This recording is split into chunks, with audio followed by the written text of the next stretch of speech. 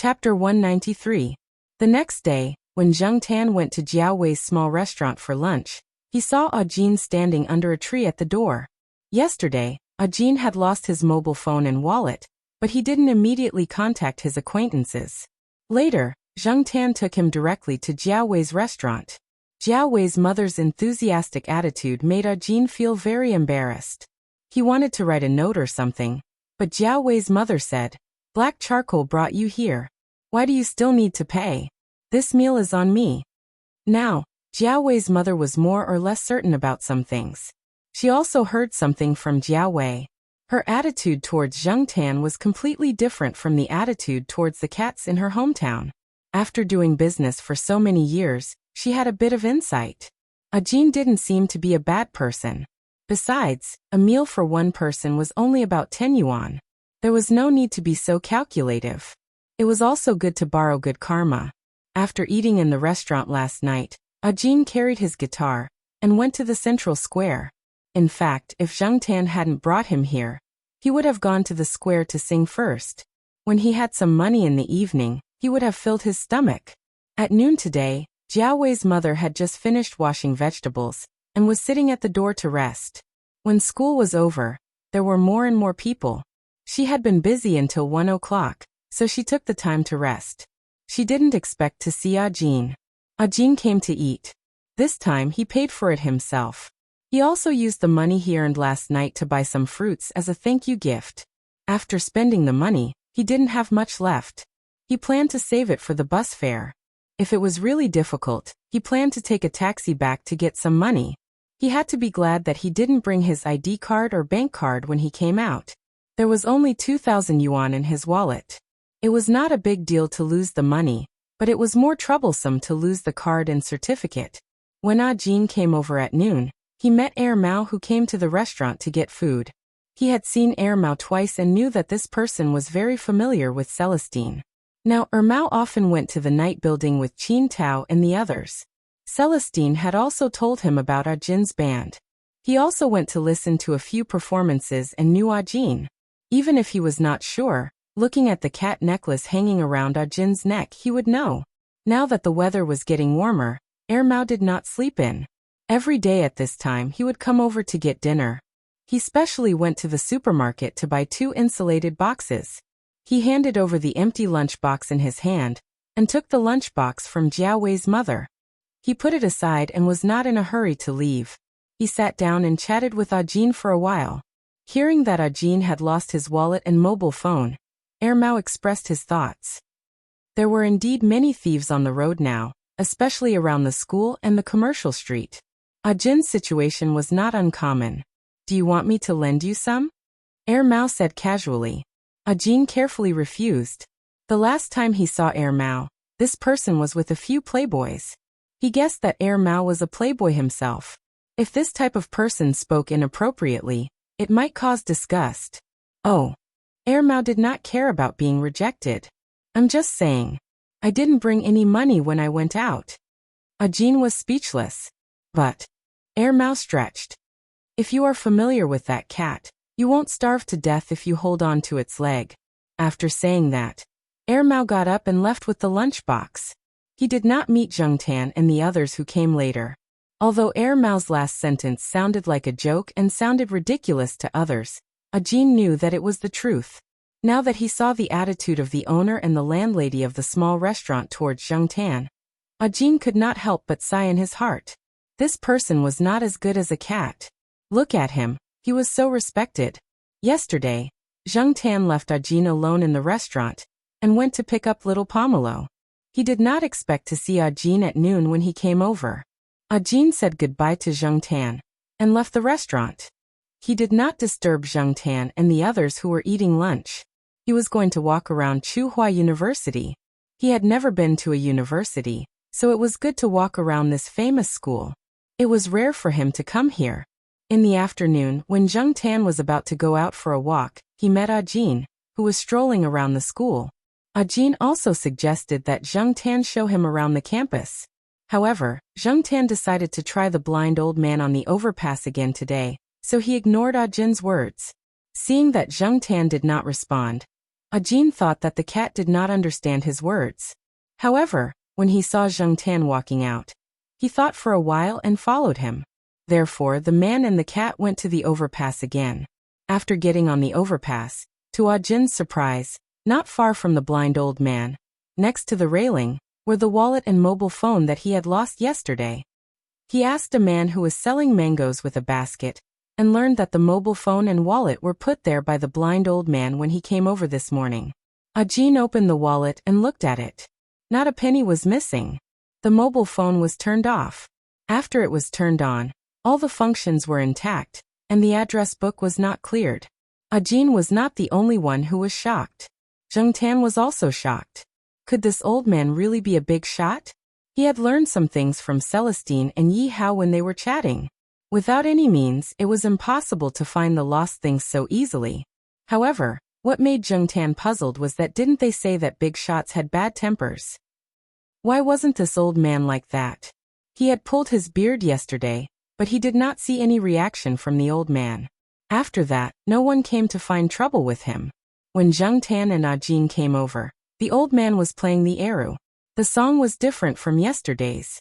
When Ajin listened to it, there was neither a sense of sadness nor the style of the song from yesterday's afternoon. Instead, it made people feel very calm and strange. At this time, the weather and environment should make people feel tired or irritated. Of course, for Zheng Tan, who did not know how to appreciate it, it was a different story. He still felt what he should feel. Ajin did not interrupt the old man. He was going to wait for the old man to finish playing the song before thanking him. He walked to the side and leaned against the railing to listen to the old man play the eru. Ajin admired this blind old man. Although Ajin thought that he had honed some skills, it was obviously not enough. If he played and sang here by himself, he would inevitably be affected by the ear-piercing beeping of the cars coming and going under the overpass. Some impatient drivers would frequently honk or press the horn for a long time. Those who did not have such a mentality would probably be blocked by the horn after singing the first line while playing and singing. To put it simply, it was just a matter of mentality. However, it was not easy to do what the blind old man did. It was very difficult to maintain one's original state of mind and calm down. Of course, even if he could withstand the noisy horns under the overpass, Ajin would not play the guitar here. Although he did not quite understand why the surrounding peddlers treated the old man specially, he would not steal business here. This time, Ajin would not play here because of the old man's return of his wallet and mobile phone. Zheng Tan did not know how to appreciate music. He walked to the old man and looked up to observe the old man's expression. It was still the same as yesterday. His eyes were closed, and there was no emotion on his face. Therefore, the long beard that swayed with the breeze was relatively conspicuous. However, after all, he had some scruples. Zheng Tan decided to wait and see first. He did not pull out the beard for the time being. He squatted next to the wooden box that was already filled with some coins and change.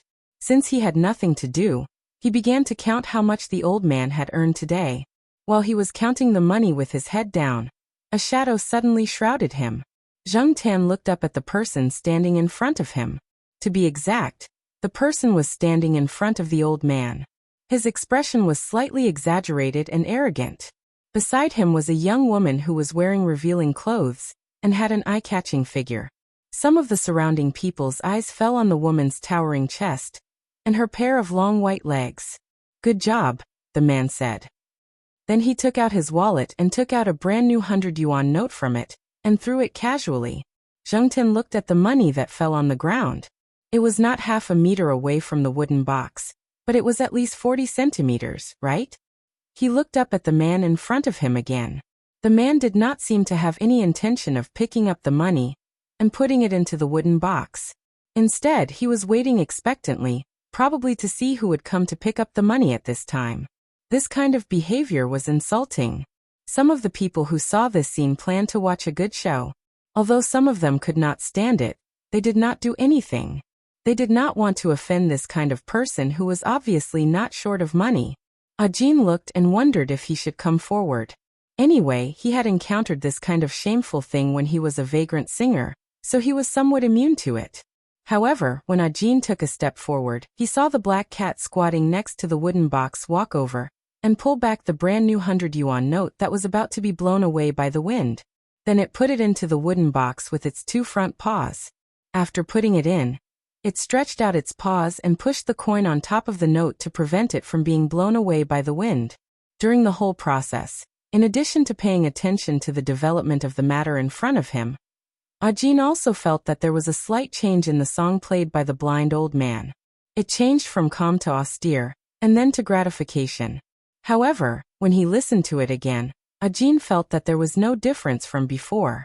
Could the same song have such a change? Ajin was doubtful. He did not know if it was an illusion. From the time the man in front of him threw the money to now, the old man did not stop playing the arrow, as if he did not know all this. The man did not expect such a scene. He took out another 100 yuan note from his wallet and threw it on the ground. Zheng Tan continued to repeat the previous action. After putting the money into the wooden box, Zheng Tan looked at the man in front of him. If you dare to throw it, I will dare to pick it up. Anyway, I am just a cat now.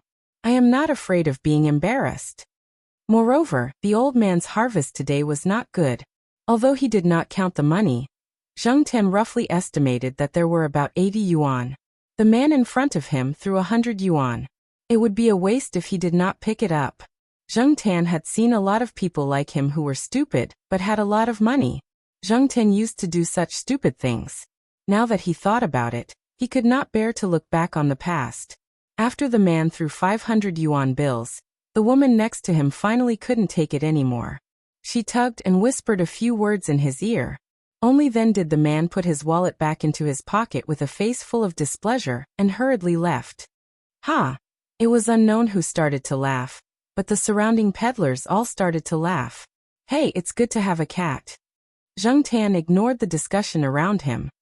He looked back at the old man, but he still did not see any change in the old man's expression. When it was almost time, Zheng Tan left the overpass. Ajin followed him. He still had his wallet today. He bought the chicken fillet that he did not buy yesterday. Moreover, he was going to walk around Tsinghua University for the next 2 days. Today, when he was wandering around, he found some inspiration. Ajin did not want to waste it. Not long after Zheng Tan left, the old man stopped what he was doing. Then he sat quietly with the arrow in his arms, waiting for the sunset to set. Hey, the old man seems to have pooped for a long time this afternoon. The mango seller whispered to the toy seller next to him. He is probably in a good mood. He earned more than 500 yuan in one afternoon, the toy seller said enviously. Chapter 194. He felt that it was not easy for Ajin to find inspiration while carrying a guitar. When Zheng Tan met Ajin on campus again, he took Ajin to the arched doorway formed by the bamboo. However, when they arrived, there was already someone sitting there playing a guitar. Zheng Tan looked at the person. The person was slightly plump, and there was an eggplant printed on his t-shirt. His face looked quite tender, and he was probably a freshman. Seeing Ajin carrying a guitar, the person called Ajin over to talk. When his gaze fell on Zheng Tan, the person's face stiffened, but he did not say anything. Zheng Tan, who was about to walk away, thought for a moment, then walked to the side and jumped onto a tree to listen to the conversation between the two.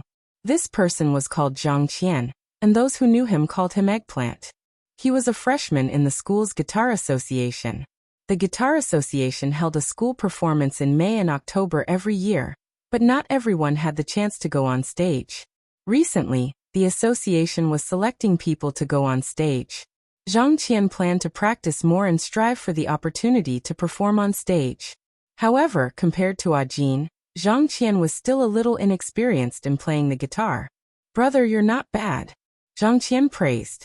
He was a little regretful when he heard that Ajin was not from his school. Otherwise, he could have joined the association.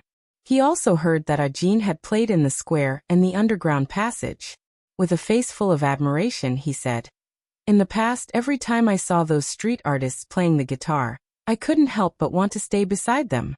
My classmates even thought that I was embarrassing. Speaking of which, most of those people played quite well, and the sound in the underground passage was especially good." After sighing with emotion, Zhang Qian talked about his guitar history. At first, I couldn't hold the strings, but after the callus, it was much better. The process was still a little painful, but men can't be afraid of pain. Be more ruthless to yourself. If you don't practice like this, you won't be able to play the guitar. Zhang Qian raised his hand to show off the callus he had painstakingly practiced. Zhang Tan glanced over. This little fatty was really easy to satisfy. After a while, Zhang Qian and Ajin exchanged phone numbers and asked Ajin to come to Tsinghua University next week when he was free. When the time came, he would take Ajin to see the Guitar Association's performance. After taking Ajin around the campus, Zhang Tan left him alone and went out to have fun. 3 days later, when Zhang Tan thought that Ajin had left Tsinghua University, he saw him again. Zhang Tan did not go out for a walk that day because the sheriff and Huang were rarely let out. De Peng was also chased out by his grandmother, so that it could exercise more. Thus, the 4 cats walked and stopped until they reached the old tile-roofed housing area. Zhang Tan thought that he could find a quiet place with some shade and take a nap on the roof. He didn't expect to hear the sound of an electric guitar before he even got close. The sheriff's ears twitched. He wanted to turn around and leave, but he saw that Zhang Tan was still walking in that direction. The other 2 didn't leave either, so he followed. Zhang Tan was curious as to when this noisy elemental had arrived, and wanted to see what was going on. There was a tile-roofed room that was used to store sundries. There were more than 10 students inside, and the sound came from this tile-roofed room. The other 3 stopped not far away. Only Zhang Tan approached, jumped on the windowsill, and looked inside. The window was open, and Zhang Tan was standing near a big table. There was a pot of flowers on the table, which just blocked Zhang Tan. The people inside did not notice him, nor did they have the mind to. They were all staring at the 2 people in the middle of the room. There was a guitar on the table by the window. There was no one in front of the table, so Zhang Tan could see the situation in the room. 2 young people were standing in the middle of the room, and one of them was Ajin. The other person was wearing a black vest and had dyed yellow hair. His hair was still a little long and was tied into a small braid. The 2 of them were playing the electric guitar. Zhang Tan did not know what it felt like to play the electric guitar, but seeing that the 2 of them were sweating, he guessed that it was not easy. The people around them, including Zhang Qian, whom Zhang Tan had seen before, were all excited. They were so excited that their faces were flushed red, as if they were trying their best to endure something. Some of them were even gesturing with their hands unconsciously. When the 2 of them finally stopped, the people standing at the side started to talk, and a few of them even screamed. Sure enough, outsiders could only watch the show. Although Zhang Tan felt that the 2 of them were very good at playing the guitar, he was not as excited as the others. However, the 2 of them were really F***king fast when playing the guitar. President, it's him, right? A tall girl with a ponytail said. The braided man in the vest who had played the guitar with Ajin nodded. He said a few more words to Ajin and received a call. He asked Ajin, Zhang Qian, and 2 other people to stay here and help look after things. They had to leave for a while. The original training place of the Guitar Association was being renovated by the school, so they had to move temporarily. They applied to the school for a house in the old tiled housing area as a temporary gathering place. When the time came, they would move back when the renovation was done. Listening to the 4 people who stayed in the room, Zhang Tan found out that it was about the performance of the Guitar Association next week. The opening song they had prepared was a double guitar canon. Unfortunately, the guitarist who had worked with the president of the association had injured his fingers and had to be replaced. However, the association could not find a satisfactory candidate, so they had to settle for the next best thing, which was to find external help. Zhang Qian contacted Ajin. 7 external help from other schools' guitar association, and Ajin had been selected. After a while of playing the guitar, the decision-makers of the association had finally decided on Ajin. Hearing that Ajin had been chosen, Zhang Qian was very happy. In contrast, Ajin was much calmer. He knew that this would be the result after listening to the others play. Those who could stay in the night building to perform were basically professionals, and their skills were not good.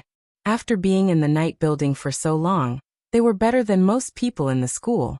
In fact, Ajin did not immediately agree to come and try.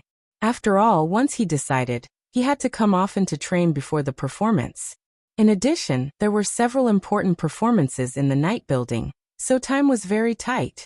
After thinking for a long time, he decided to come. Now, he did not regret agreeing to come. After stepping into this complicated society and jumping into this big dive vat, it was difficult to stay out of it. Especially during these days of working in the night building, Ajin understood the difficulties. He had seen some of the filth behind the glamour of the circle, but after getting used to it, he found that pure passion was missing. And here, he found the purity that he had lost. The four people in the room were still talking about some things related to the guitar with great interest. Zheng Tan did not understand what they were talking about. Zheng Tan had not seen the part of playing the guitar that Zhang Qian had mentioned. Therefore, Zheng Tan was really not interested in the content of these people's conversation.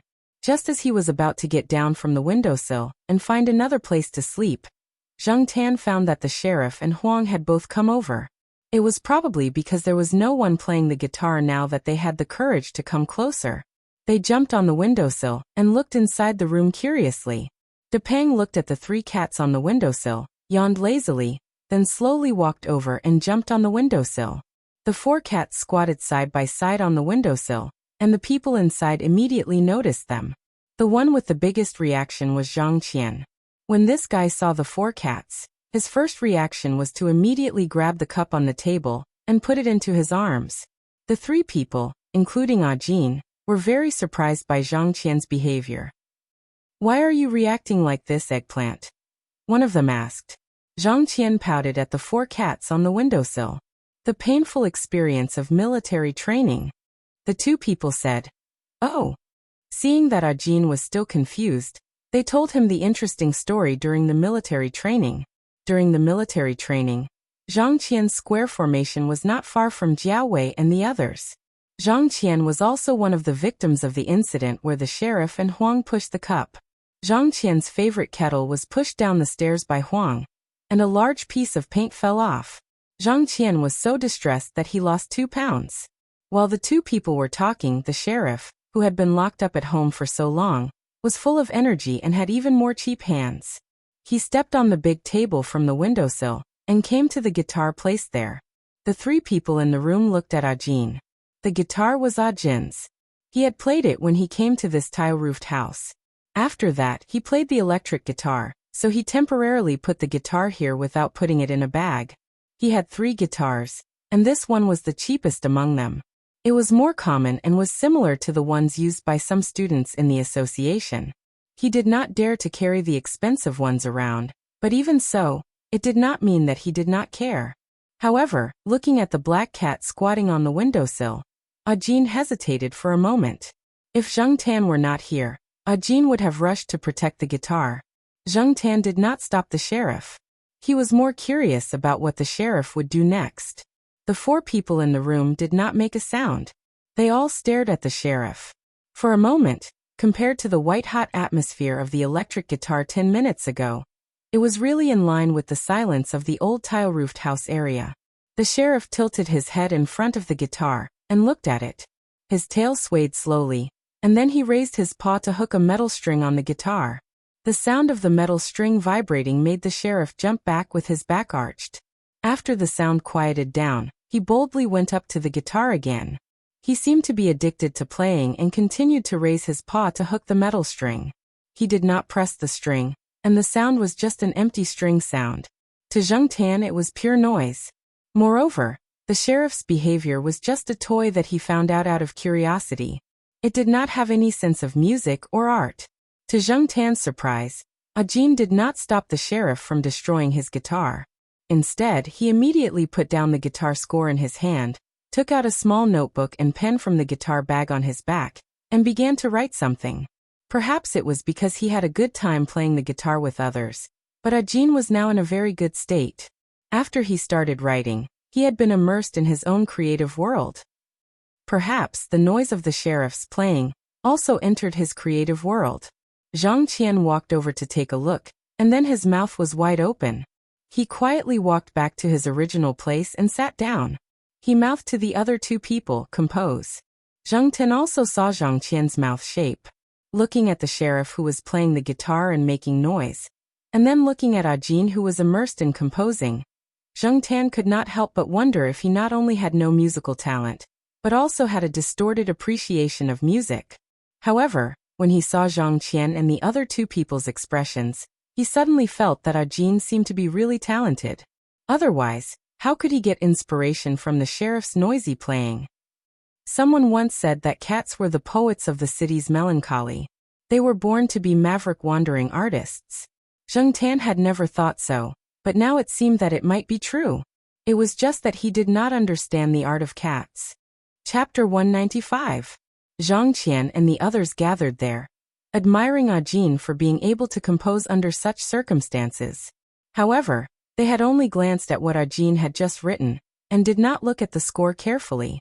Without permission, they felt that if they looked at it rashly, they would be suspected of plagiarism. Therefore, during the discussion, they mainly talked about where Ajin had gotten his inspiration from. Was it really that cat? Zheng Tan curiously went over to take a look. Seeing that it was Zheng Tan, Ajin, who was about to close the book, stopped temporarily. He even handed the book to Zheng Tan so that Zheng Tan could read it. Zhang Qian and the others saw this and did not understand Ajin's behavior. Why was he so nice to a cat? However, they could not say anything. After all, they were not familiar with each other and did not need to care about everything. Zheng Tan looked at it. Other than the name of the song, he did not understand anything else. He only knew that it was a simplified score that he had seen in a primary school music book. After looking at it, Zheng Tan lost interest and returned to the windowsill. Ajin, do you like to use simplified scores when composing? A student asked. He was used to looking at guitar hexagons and had more contact with staves. He did not know how to react when he suddenly saw simplified scores. After all, many people felt that staves were more professional and presentable. As for guitar hexagons used to record fingering, because of the association itself, they used them more often. Yes, because I did not go to university, I did not receive any professional education in the beginning. I learned guitar skills from a small, unknown band. Later on, I studied more on my own. When I was trying to compose, I used simplified scores. Later on, I learned all kinds of things, but I am still more used to simplified scores. Ajin did not hide the fact that he had not gone to university. After entering the night building, there were some classes arranged there to improve his professionalism. However, Ajin was more used to using simplified scores, which he had the most contact with. Basically, he used simplified scores when composing. Many people in the Guitar Association now knew that Ajin was not a member of the Guitar Association of other schools, but they only knew that he was in a professional band. As for the details, they did not know. Moreover, there were too many small, unknown bands in Chuhua. Seeing Ajin's age, other people thought that he was a member of a small band that was unknown and would disband at any time. Therefore, they did not investigate further. Zheng Tan did not know much about music scores. However, other than simple music scores, staff scores and guitar scores, Zheng Tan had once seen a fat old lady writing music scores. However, it was filled with words such as close, 4, 1, up, ruler, work, fan, 6, 5, be and so on. Zheng Tan still did not know how to evaluate Ajin's song about cats. There were many people in the world who evaluated cats and analyzed them.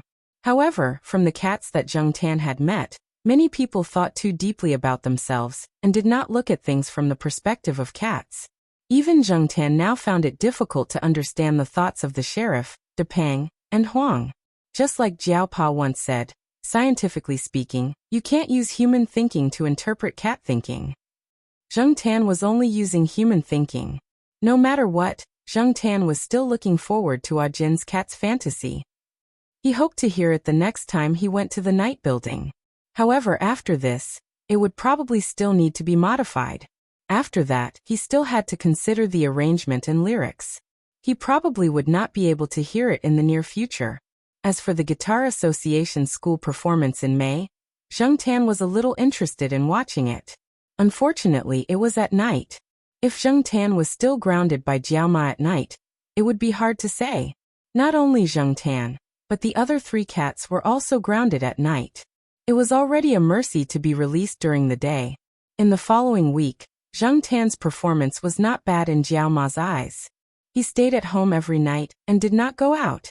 He also came back on time during the day and did not cause any trouble. Zheng Tan was really well behaved during this time.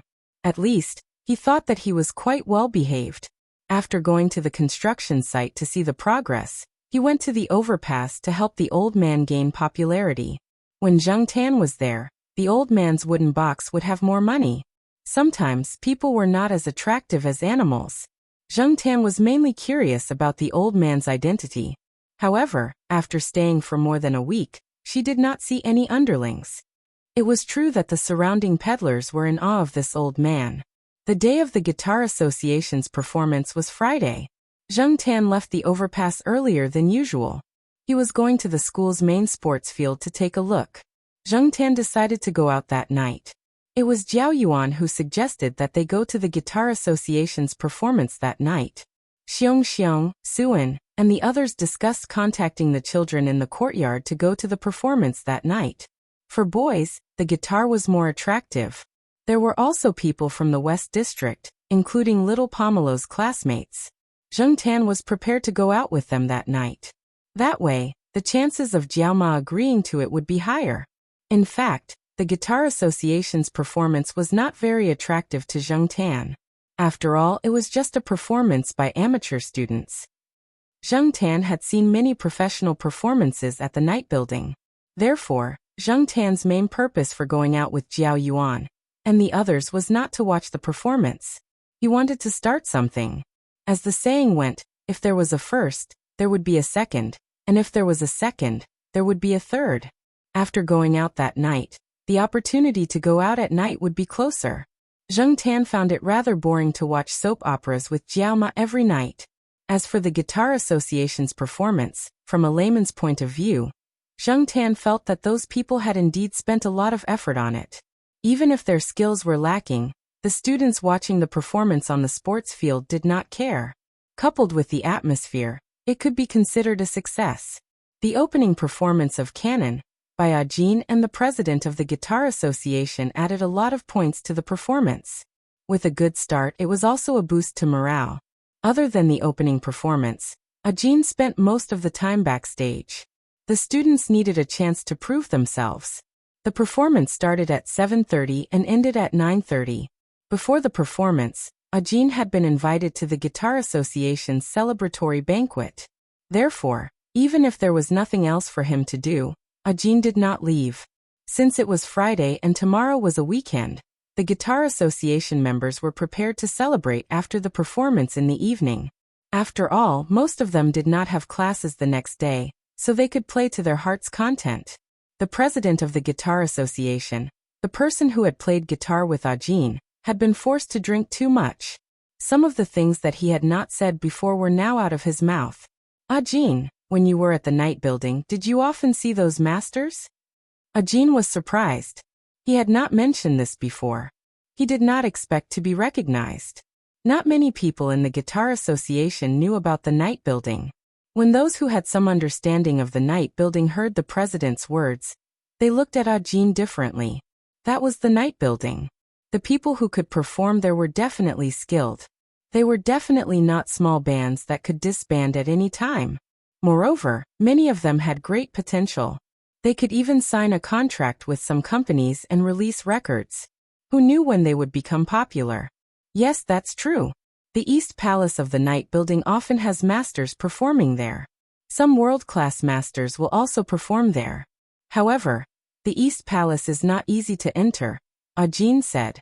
A person who had been going to the night building recently could not help but say, the night building has 4 districts, the East, West, North and South Palaces.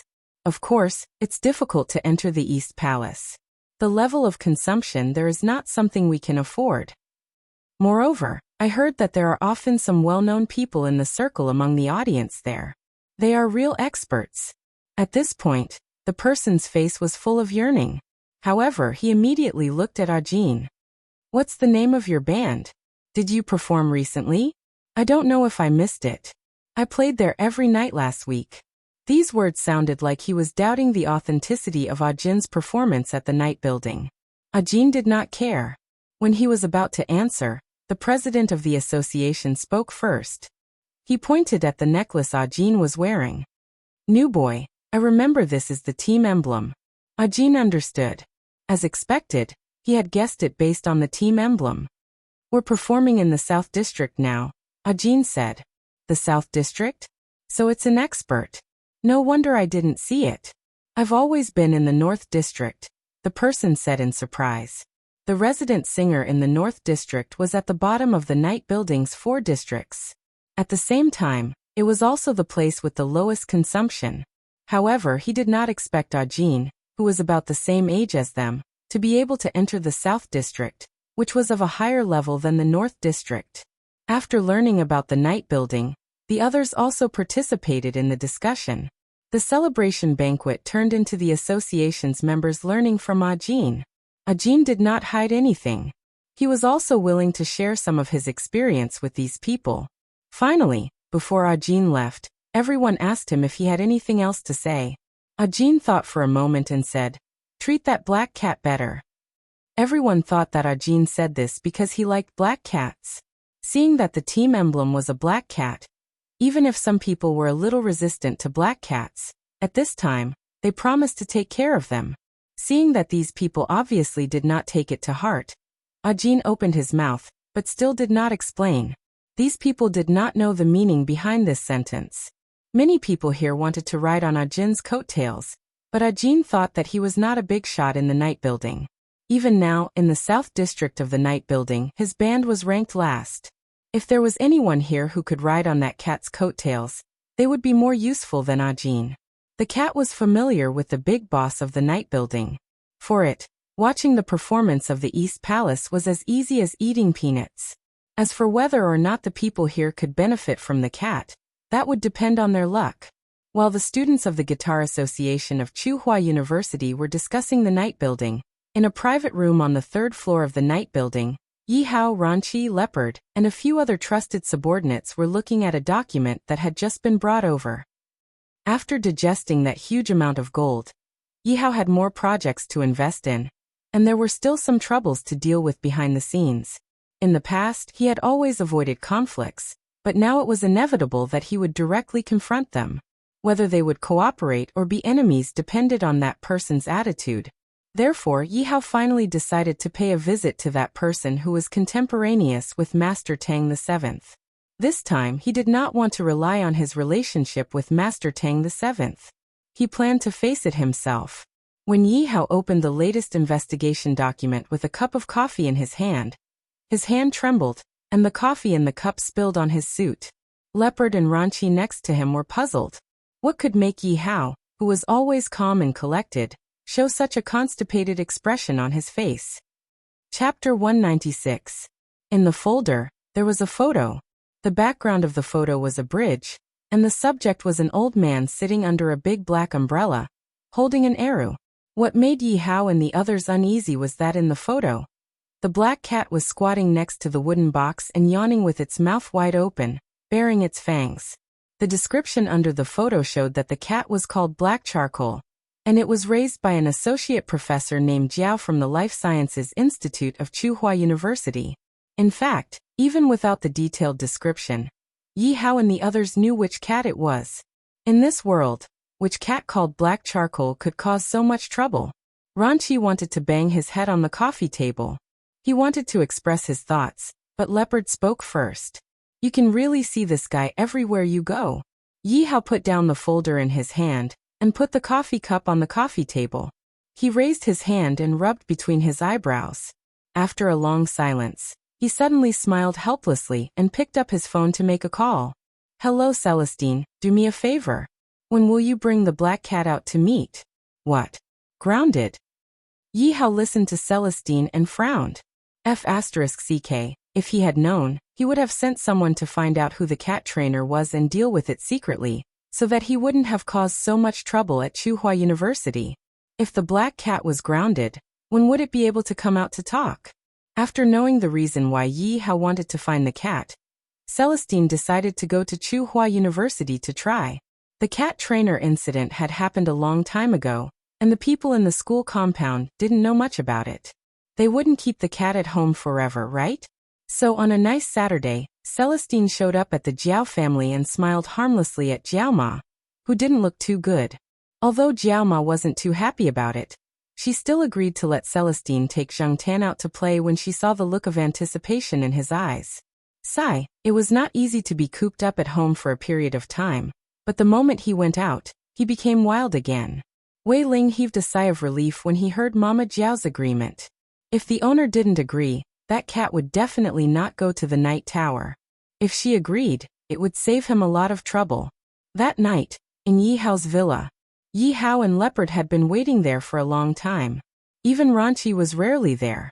He was reluctant to see the cat, but he was curious as to how the cat knew that person. It was said that a bear has the heart of a leopard, and it seemed that this cat's courage was not small either. On the way, Zhang Tan had heard Celestine mention a little about the reason why Yi Hao was looking for him this time. However, was the Lord Kuan they were talking about that blind old man? He had heard that he was a powerful person in the past, at the same time as Master Tang VII and Ye 19. However, why did Zhang Tan feel that this old man was doing much worse than the other two? Not to mention Master Tang VII, she had also heard Yi Hao and the others mention Ye 19, when they were playing in the night building.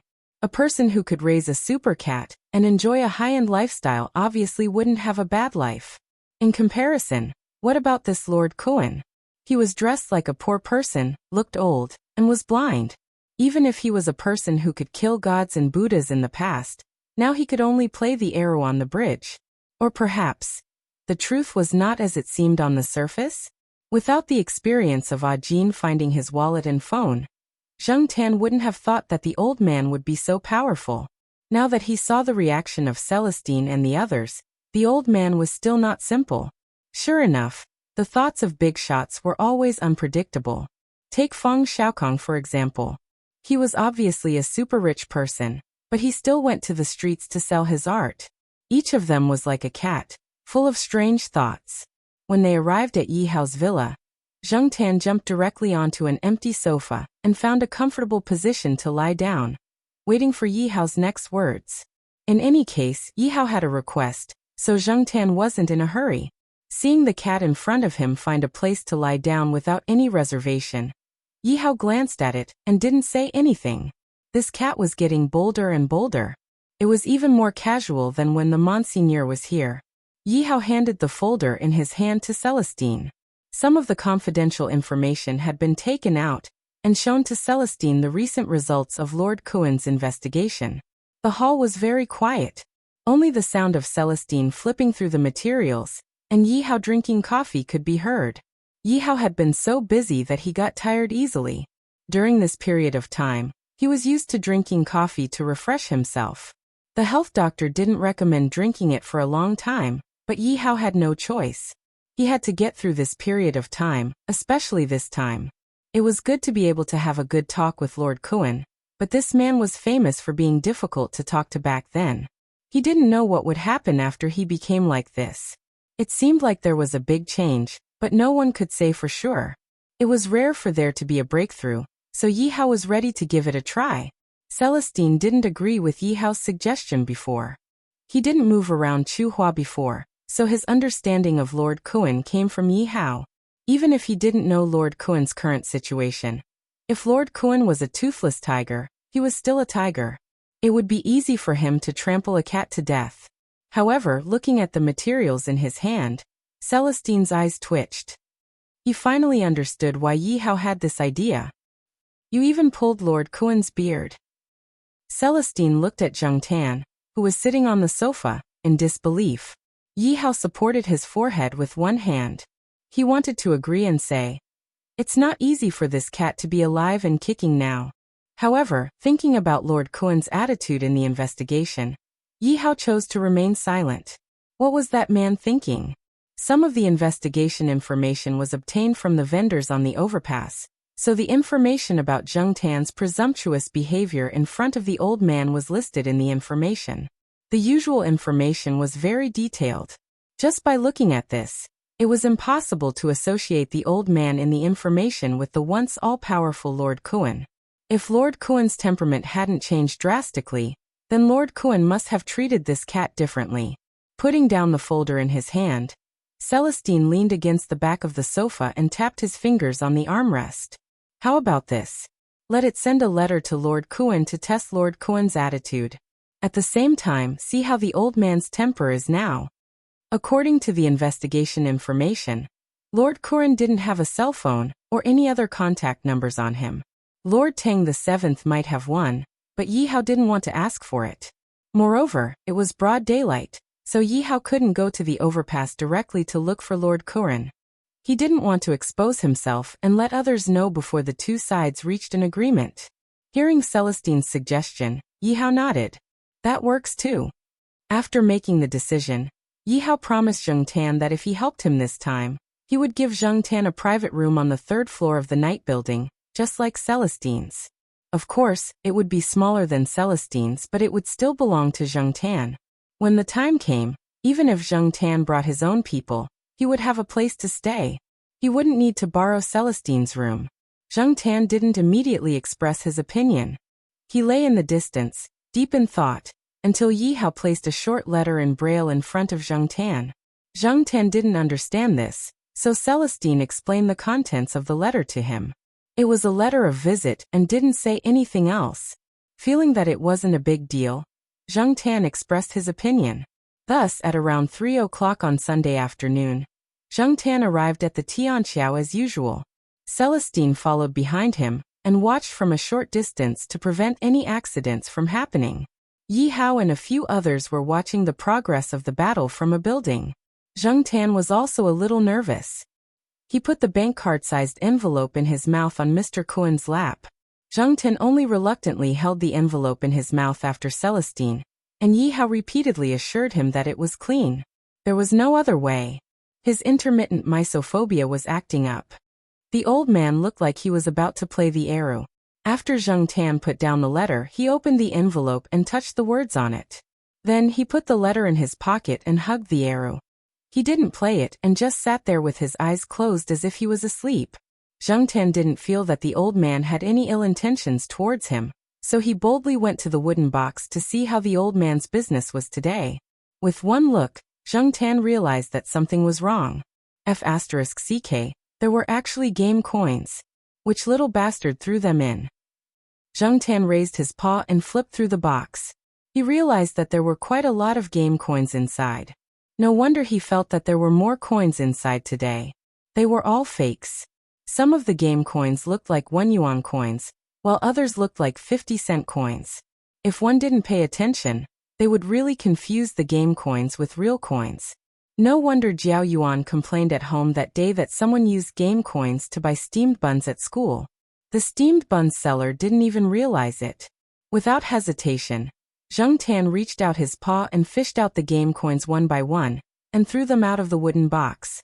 For a moment, the game coins clinked as they fell to the ground. The bridge, especially the place where the old man was sitting, was paved with anti-slip materials. The game coins that were thrown out didn't roll far. They basically landed near where Elder Kuan was sitting. The surrounding peddlers didn't dare to go over to take a look. Today's weather was too good. At this moment, the sun was shining brightly. Many people came and went in a hurry with umbrellas and sun hats. They didn't pay attention to other details and just thought that the cat was playing. Cats, after all, were all so annoying. Even if someone noticed the game coins on the ground, they would just smile and walk away. Therefore, for a moment, no one pointed out the actual situation. When the old man, who was leaning against the railing, heard the sound of the game coins falling to the ground, his ears twitched. The stiffness on his face relaxed slightly, but it was hard for others to notice.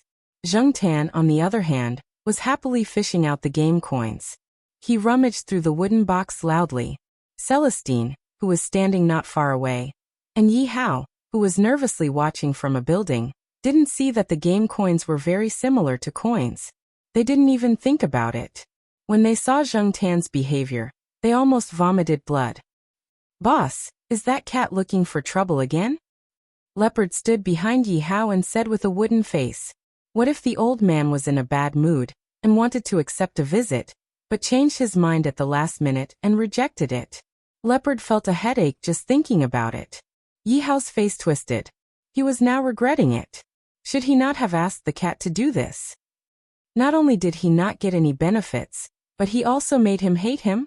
Celestine squatted at the corner of the bridge and scratched his head in distress. He looked at the cat, who was happily fishing for the coins, and felt a stomachache. There must be something wrong with the breakfast he had this morning. Young man, do you want some sponge cake? The auntie selling sponge cake looked at Celestine with a smile. The golden tooth in her mouth shone brightly under the sunlight. Celestine. His stomach hurt even more. Compared to Celestine and Yihao's conflicted feelings, Master Kuan, who was sitting there, adjusted his posture and played the eru. Chapter 197. Yihao's conflicted mood improved a little when a 10-year-old child passed by. Walking past all these people, only the child mentioned the important point of those are game coins on the ground. What really reassured Yihao was the phone call he received that night. Yihao had given a number in the braille letter. That night, when Yihao was reading a report, he received a call from a stranger. The person was probably Master Kuan's subordinate. He gave the time and place, and his tone was monotonous. Yihao couldn't tell what the other party's attitude was. However, to be able to get a reply and agree to visit was a good sign. The two parties agreed to meet in the afternoon 2 days later. Yihao cleared the time on that day and didn't go out. He discussed the meeting with a few of his confidants in the afternoon. They didn't dare to go over unprepared. What if they couldn't come back? The other party wasn't someone to be trifled with. On the second day of delivering the letter, Zhang Tan did the same as before. He strolled around the campus in the morning and ran over to the bridge in the afternoon. He was still very curious about the old man that even Yihao was afraid of. The reason Zhang Tan still had the guts to come over after knowing the old man's identity was mainly because Master Kuan didn't show any ill intentions. Sometimes, Zhang Tan couldn't help but wonder if his presence was too weak. Or maybe the other party just didn't want to be serious with him and let him do whatever he wanted. He had heard people say that when the forest was big, there would be all kinds of birds. When the girl was beautiful, there would be all kinds of suitors. When the power was big, there would be all kinds of people around you. Therefore, one of the characteristics of a big shot was that he could accommodate all kinds of people. It was hard to guess the thoughts of a big shot. After half a day, the atmosphere between the old man and the cat was still the same as before. No one threw any game coins at him. Zhang Tan lay on the side and slept for the entire afternoon. As the sun set, Zhang Tan left the bridge and returned to Tsinghua University. The old man sitting on the bridge packed up his things as usual. He carried the shabby-looking wooden box and the blind guide cane and left. Walking along the street, they passed by familiar shops. Some of the shop assistants there remembered the old man. Every day at this time, they would see the blind old man pass by. In the night, the old man walked on the sidewalk. A black car slowly drove over and approached the sidewalk. This way, the distance between the black car and the old man was only about 1 meter. The black sedan drove very slowly. Even if it overtook the old man, it would stop in front of him for a while and wait for the old man to get on before driving off. The window of the back seat was lowered, and the people inside looked at the blind old man walking on the sidewalk. They were silent, as if they were thinking about what to say. The person sitting in the back seat was also an old man. However, compared to Lord Kuran, this person looked like someone who lived a rich life. In the eyes of the bystanders, these two old men were people who lived in completely different social classes and were completely unrelated. When the old man in the car looked out of the window, there was a cat lying beside him that was obviously bigger than a normal cat. However, this cat was very well behaved. Although it looked out of the window curiously, it had no intention of jumping out, nor did it meow. This continued for 10 minutes before the old man in the car finally said, "It's time to get off work, old Huang." His tone was full of sarcasm and mockery. Lord Kuan's surname was Huang. Back then, people called him the local tyrant because of his surname. Hearing the old man in the car, Lord Kuan's expression did not change at all. It was as if he already knew that this person would say that. He did not reply and continued walking at his original speed. This was not the first time these two old men had such a conversation. The old man in the car retracted his gaze from the window. The driver sped up and quickly left Lord Kuan behind. I really don't know why he made himself like this. Wouldn't it be better if he just enjoyed his life? He doesn't know how to use the resources he has. The old man in the car sneered. Just like what Tang Chi said, there were not many people left from that era. Those who stayed in Chuhua City were only a few old men. The few old men had never stopped quarreling with each other. However, no one purposely came to find trouble with Huang Kuan. At most, they would say a few words or have some small fights to pass the time. They would not do anything serious here. Even Tang Chi was no exception. When Tang Chi retired behind the scenes, he had instructed Yi how to treat this Lord Kuan well. Master 19, not everyone can enjoy life as much as you do, the driver in front said. Nia 19 liked people to praise him for enjoying life. His style was indeed like that. Therefore, in many people's eyes, Nia 19 was always dignified and glamorous. Many people envied him because he was old but still had young women by his side. Old but vigorous. This was a phrase that people often used when talking about Nia 19. However, when Nia 19 thought about Huang Kuan's attitude of ignoring him, he became angry. That old fart was so arrogant.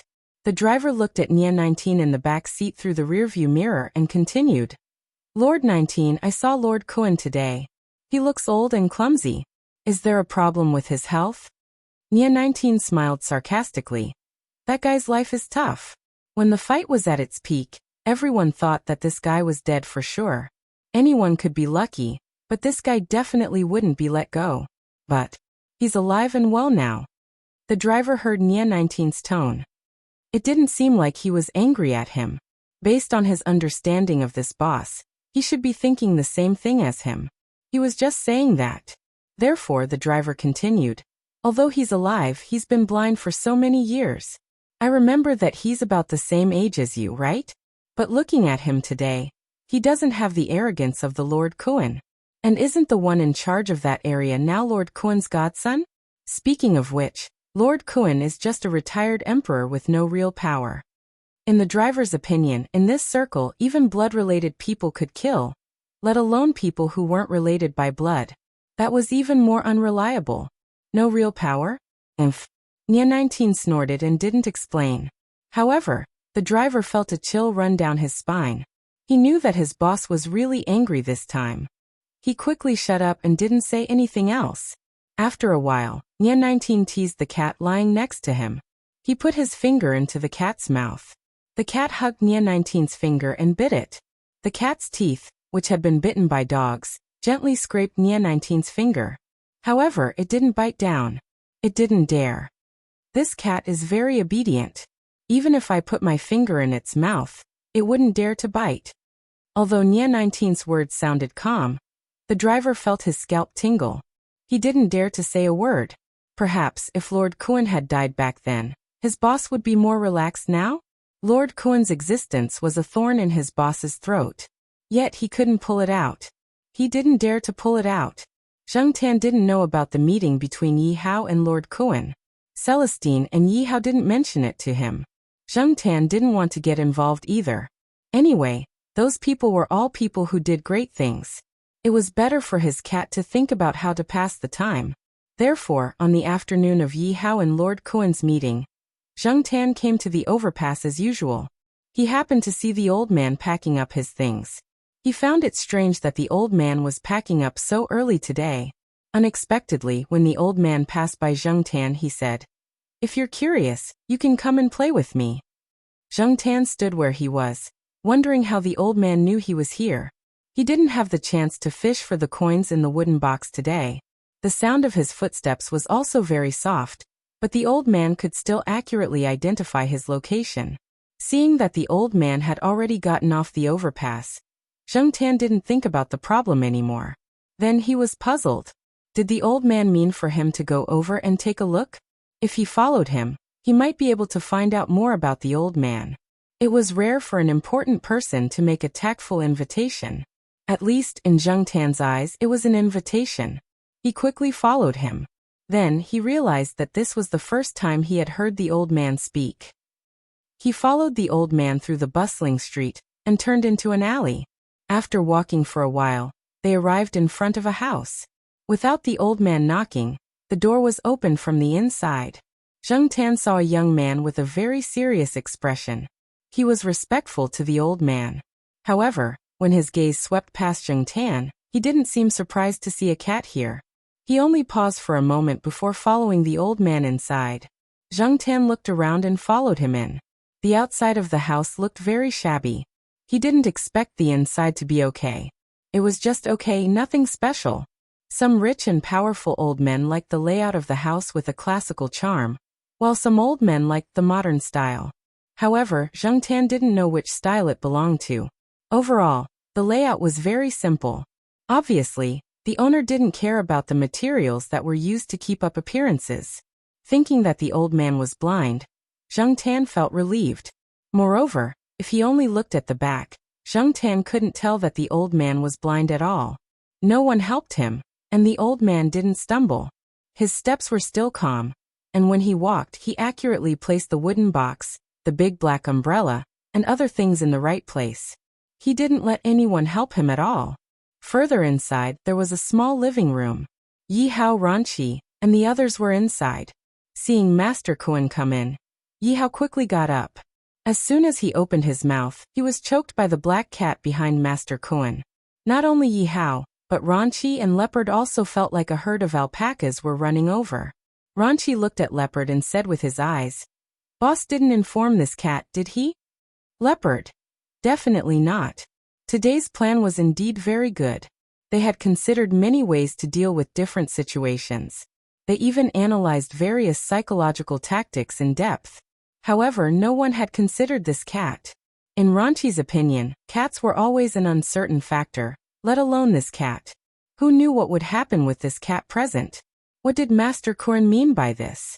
Zheng Tan looked at the expressions of Yi Hao and the others. He pulled his ears and walked to the side. "Dislike my ass? Do you think I care?" They chatted among themselves. Zheng Tan didn't want to join them. He planned to find a place to lie down. He was a little tired from walking all the way here. When he came, Zheng Tan thought of many possibilities. However, when he really came, he didn't feel the pressure he expected. He also didn't feel any malice or danger around him. Although he couldn't let his guard down, at least he was mentally more relaxed. Zheng Tan saw a wooden table by the window. It was more than 3 meters away from them. There was also a vase with rich bamboo. It was perfect for lying down and sleeping. Therefore he got up and jumped. Chapter 198. Ranqi had been using the corner of his eye to look over there, wondering why Elder Kuan had brought the cat over. The next moment, he noticed the situation over at the table. His heart also swayed along with the vase on the table. Only when the vase stabilized did he let out a sigh of relief. Yi Hao, of course, also noticed it, but he didn't show it on his face. In Yi Hao's mind, cats were not human beings after all, nor were they well-trained warriors. They would not listen to you and restrict your words and actions. Perhaps they would bark wildly when they shouldn't, or mess around with things they shouldn't do, which would cause a planned and arranged thing to collapse directly. If it were other cats, it might be a small problem, but Yi Hao knew how capable this black cat was from the day he met it. Yi Hao took a deep breath and sorted out his emotions. He continued to talk about the cooperation with Elder Kuan. It was said that the first spurt of energy, the second spurt of energy, and the third spurt of energy. It wasn't easy to be fully prepared to face Huang Kuan, who used to be a big shot, so he couldn't appear weak. He had a few projects under his control, such as the small commercial plaza near Tsinghua University that was under construction. When the time came, he would definitely come into contact with the people here. It would be better to discuss it in advance before things went wrong. That way, it would be easier for everyone to resolve any problems. Conflicts of interest were always the most important conflicts. However, how to distribute the benefits was the reason why Yi Hao was sitting there under pressure. However, just as Yi Hao was talking about the distribution of benefits, and was about to start psychological warfare, there was a shattering sound. The somewhat tense atmosphere was fiercely impacted. The veins on Yi Hao's forehead popped. He forced himself to remain calm on the surface, but he was already cursing in his heart. Can't this damn cat know its place? Zheng Tan looked at the broken vase and the mess on the table. He then looked at the expressions of the people over there. Other than Elder Kuan, the others, including Yi Hao and the people around Elder Kuan, couldn't help but have some other emotions in their eyes even if they didn't show it on their faces. He pulled his ears and jumped down from the table. It was better to find another place to lie down. The atmosphere here was not suitable. Zhang Tan really didn't do it on purpose. He was lying on the side and was about to fall asleep. Then, a green bean fly came out of nowhere and kept buzzing in his ear. When Zhang Tan raised his paw to chase it away, he used a little too much force. Plus, he was stronger than the average cat, so he didn't restrain himself and knocked the vase down. Zhang Tan tried walking around, but he didn't see anyone stopping him. Lord Kuren didn't say anything either, so he walked out of the hall. At this moment, the person standing behind Elder Kuren also walked out and followed behind Zhang Tan. Ranqi and Leopard quickly looked at each other. They couldn't help but worry. Although they didn't like the cat causing trouble here, they didn't want anything to happen to the cat. Not only was the cat familiar with Celestine Mao and Fong San, but it had also helped them a few times.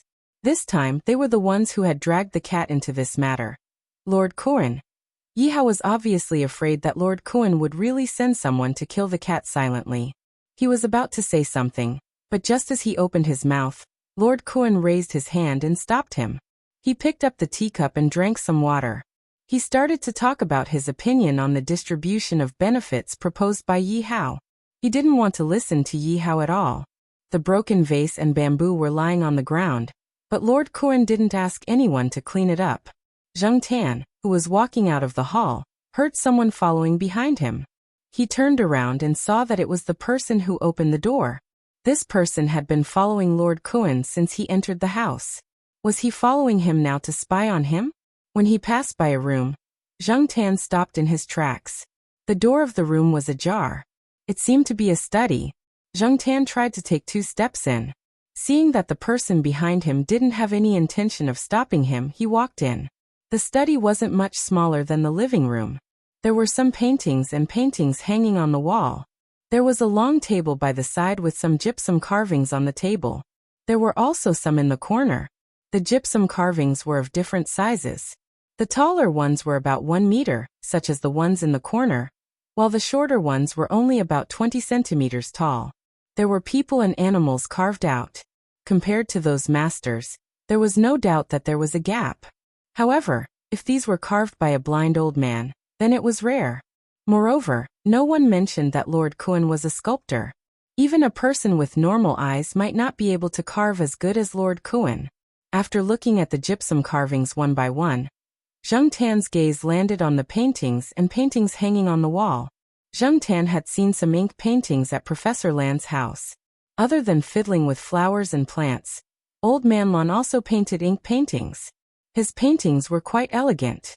Even if he didn't know much about painting, Zhang Tan could tell that Lord Kuren's painting was far from Old Man Lan's. However, he couldn't be too harsh on a blind person's painting. However, overall it looked good. Zhang Tan admired it from the bottom of his heart. There was a piece of calligraphy beside the painting. Relatively speaking, the calligraphy was much better than the painting. It was also very imposing.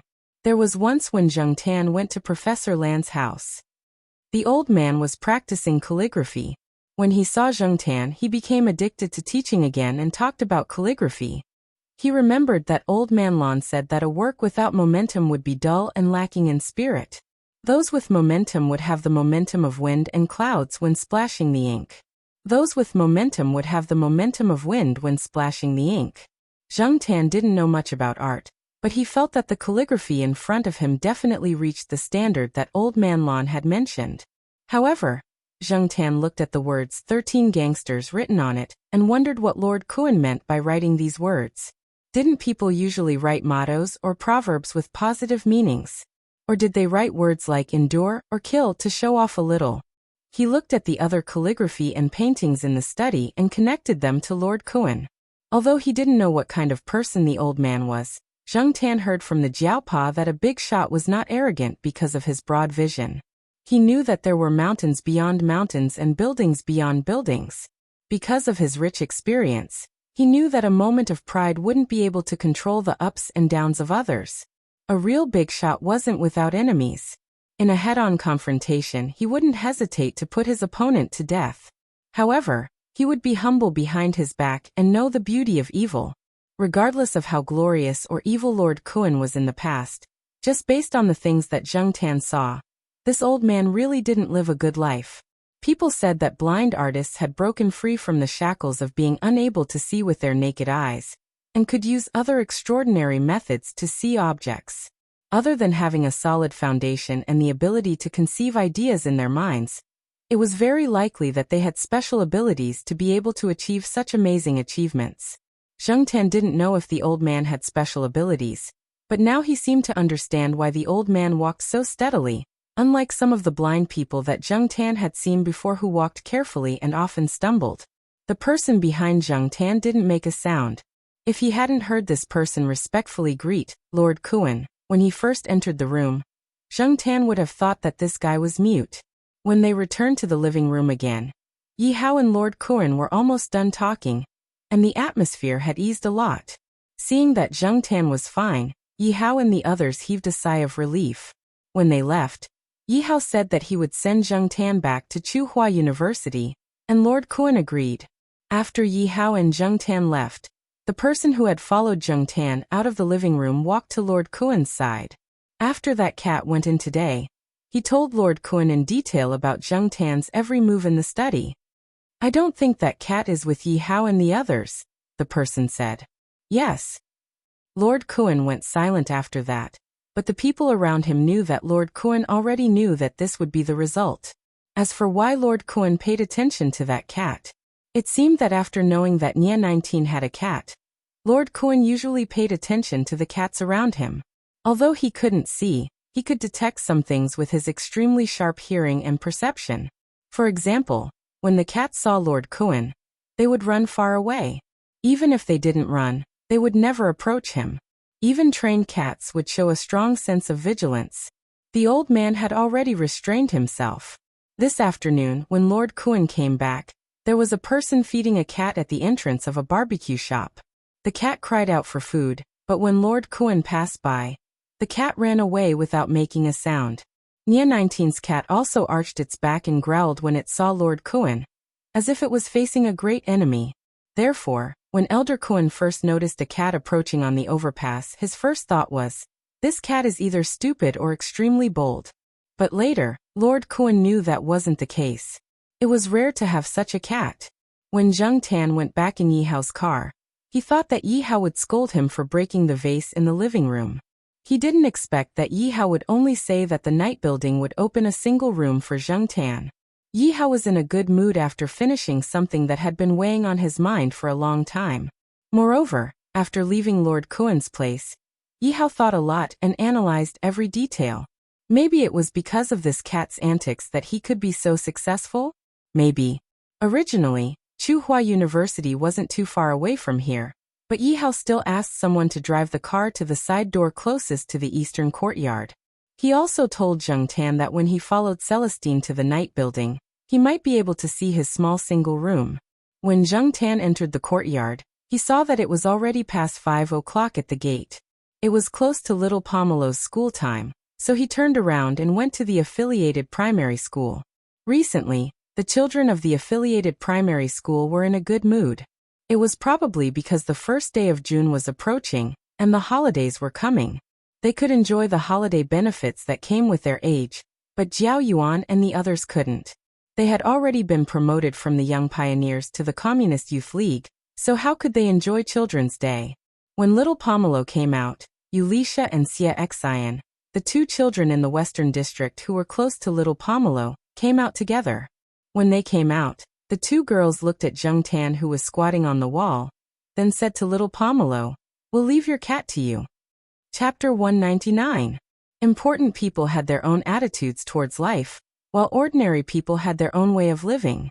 Zheng Tan felt that her cat preferred the life in the courtyard. It was relaxed and comfortable, and she didn't have to worry about breaking a vase. She didn't have to get involved in any of the major events that were going on under the surface. It could throw a tantrum and have fun, and it could eat and drink as it pleased. It was much more natural at the Jiao family's place. However, Zheng Tan's good mood was ruined after dinner. A mythical beast? Jiao Ma paused in the middle of picking up a green pepper. She then asked little Pomelo, "Why did you ask Black Charcoal to go there?" Yulisha said that it would attract more attention. She said it's called. Little Pomelo thought about the word. Yeah, she said it's called a gimmick. Jiaoma was speechless. Even this little kid knew how to make a gimmick. Little Pomelo stuffed rice into her mouth. She didn't want to let Jiaoma know that she had something to say. Yulisha, who was the vice class monitor of the 4th grade class 3, and also the organizer of the show, had said that the first part of the show was to compete for rewards. She heard that the top 3 performers would receive generous rewards, and the outstanding performers would also receive awards from the school. These awards would be recorded in the files, and they would be useful for the class committee members at the end of the semester. It would be easier for them to apply for class committee positions in middle school. The second part of the show was to show their filial piety to their parents. This way, it would be easier for them to get pocket money in the future. They might even be able to take them to the amusement park during the holidays. What's the gimmick? Jiao Yuan fully demonstrated his lack of vocabulary. The 3 members of the Jiao family were thinking about the gimmick, while Zheng Tan was thinking about the alpaca in his heart. Damn it! Why did you ask me to act as a mythical beast? For the students of Tsinghua University's affiliated primary school, June 1st meant that they could watch a cultural performance. In the past, it was basically just each class having fun on their own. That was to say, on the afternoon before the June 1st holiday, they would play in their respective classes and sing to show their talents. The school would also give out small biscuits and the like for the children to have fun. Later, one of the parents in the education department suggested that they use Tsinghua University's auditorium for a cultural performance. After all, the auditorium had nothing to do with the university students on June 1st. If it was empty, they could borrow some resources. At the same time, they could also improve the children's teamwork and aesthetic appeal. That was why they went to Tsinghua University's auditorium to perform during the Children's Day holiday. When Yulisha suggested that there should be a performance, all the students in Class 3 of the 4th grade were very supportive, because all the classes with performances could go to the auditorium to watch the performance. After all, there were limited seats in the auditorium. Many parents would also go there. If there weren't enough seats, the classes with no performances could just watch the performance in their own class. After all, every class had a television, and the school's radio station would broadcast it live. According to Little Pomelo's explanation, Class 3 of the 4th grade was prepared to go all out this time. Those who were good at crafting started to make some simple props, while those who knew how to play musical instruments started to practice. The story they were going to perform was a story written by Yulisha herself. A filial son traveled through mountains and rivers to save his bedridden mother. He went through all kinds of hardships, passed through all kinds of obstacles, and defeated all kinds of monsters. In the end, he obtained a snow lotus from a mythical beast on a snowy mountain, and went back to cure his mother. Zheng Tan felt that this story was very familiar. He felt that many TV dramas, movies, and even one of his commercials used this story. However, when it was a children's performance, the audience didn't care about the story. They just wanted to see their own children perform. The story was secondary. They just wanted to see it for the fun of it. Before they decided to let Zheng Tan play the mythical beast, Class 3 of the 4th grade had rehearsed many times. The props were almost done, and they even had a pre-show. After all, there were too many classes who signed up for the performance.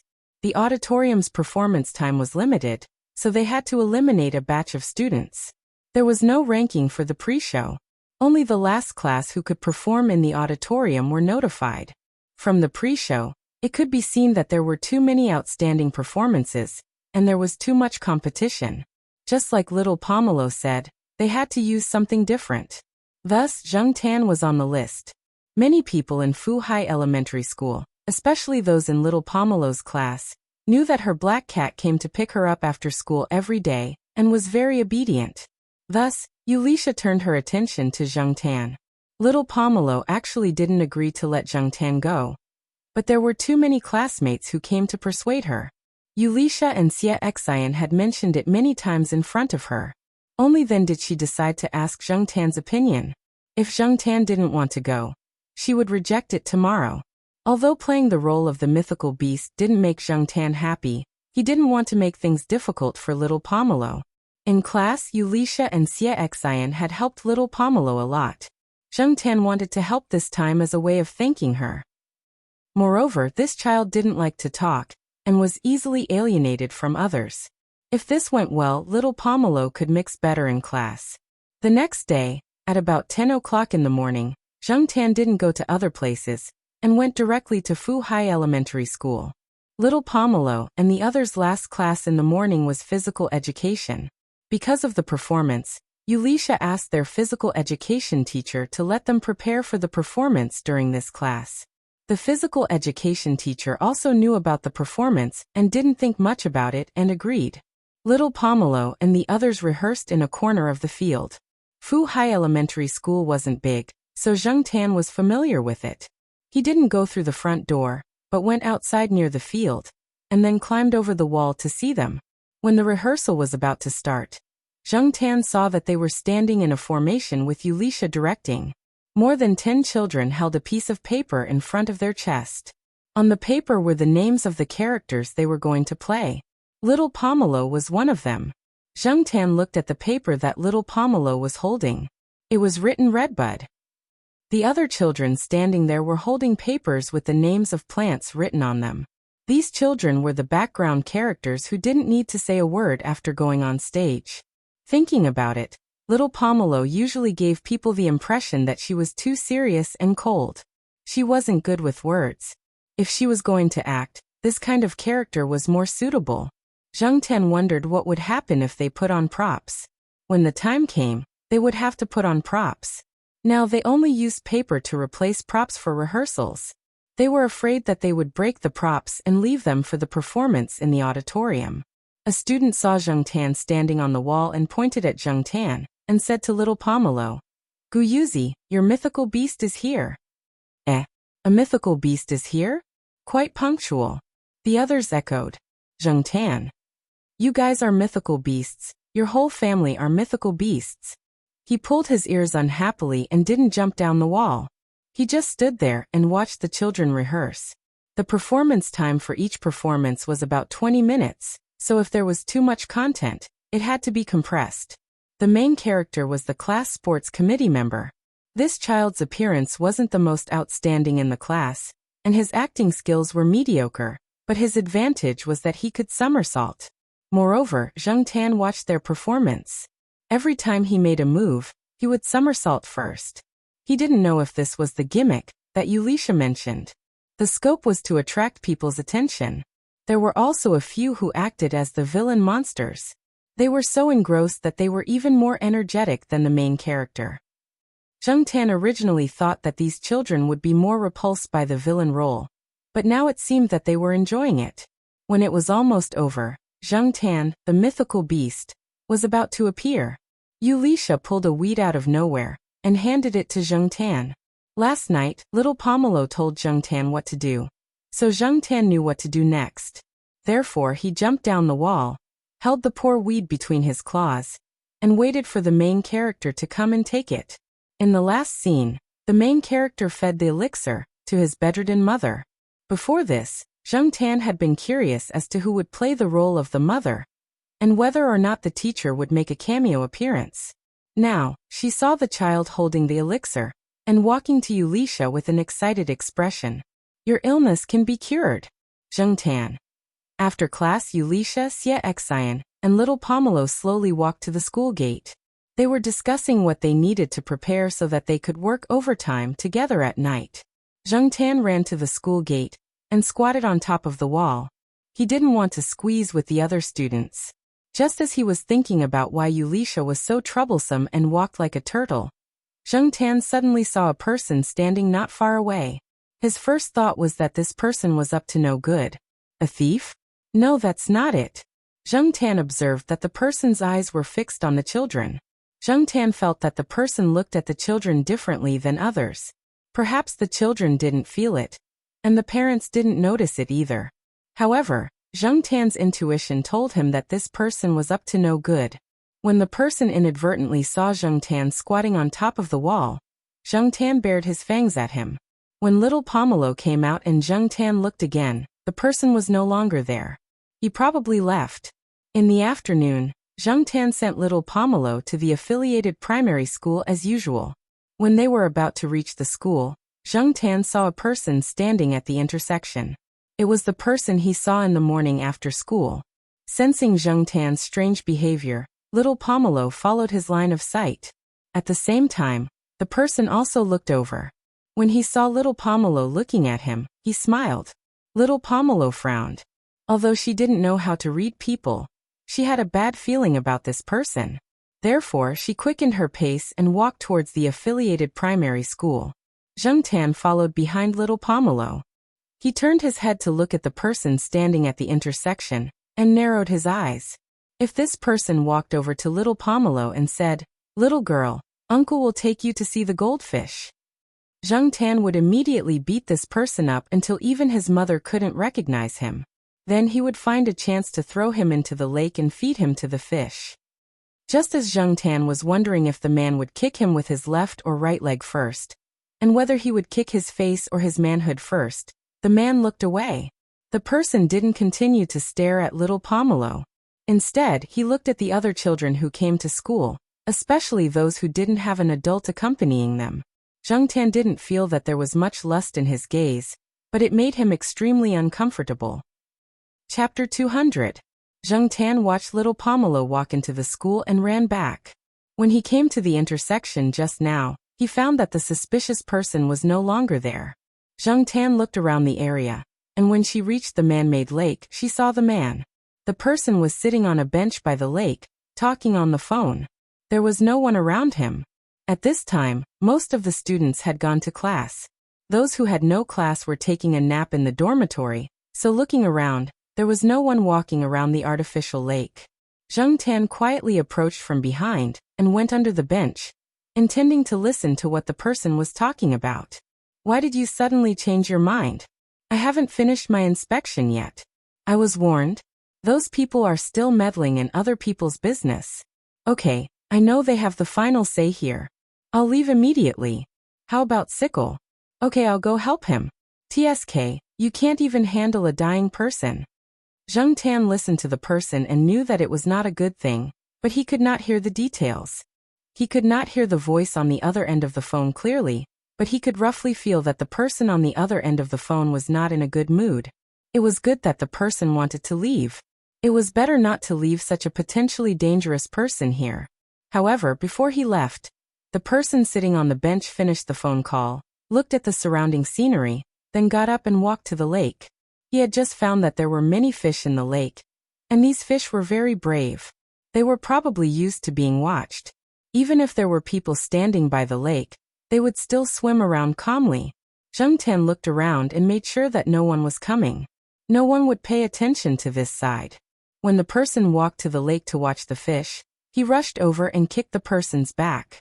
When the man walked to the lakeside, he had been paying attention to his surroundings. When he didn't notice anyone approaching, his vigilance was lowered. Just as he was leaning forward to look at a large red carp swimming towards him, he suddenly felt a force from behind and fell into the lake. Because it was the school's artificial lake for safety reasons, it was not very deep. It was just that after a long time, the silt at the bottom of the lake was thicker. After the man fell into the lake, he struggled a few times. When he stood up, the lake water only reached his waist, but his whole body was soaked.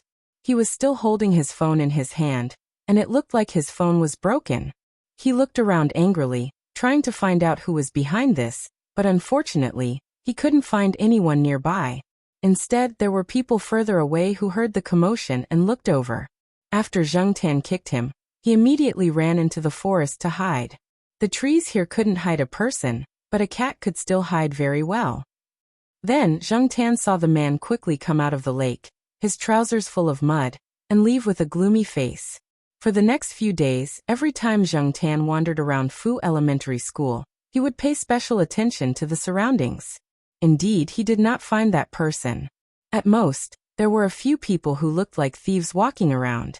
That was a common occurrence, so Zhang Tan did not pay much attention to it.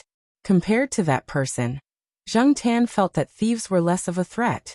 Because he had seen human traffickers before, Zhang Tan felt that the man was different from human traffickers.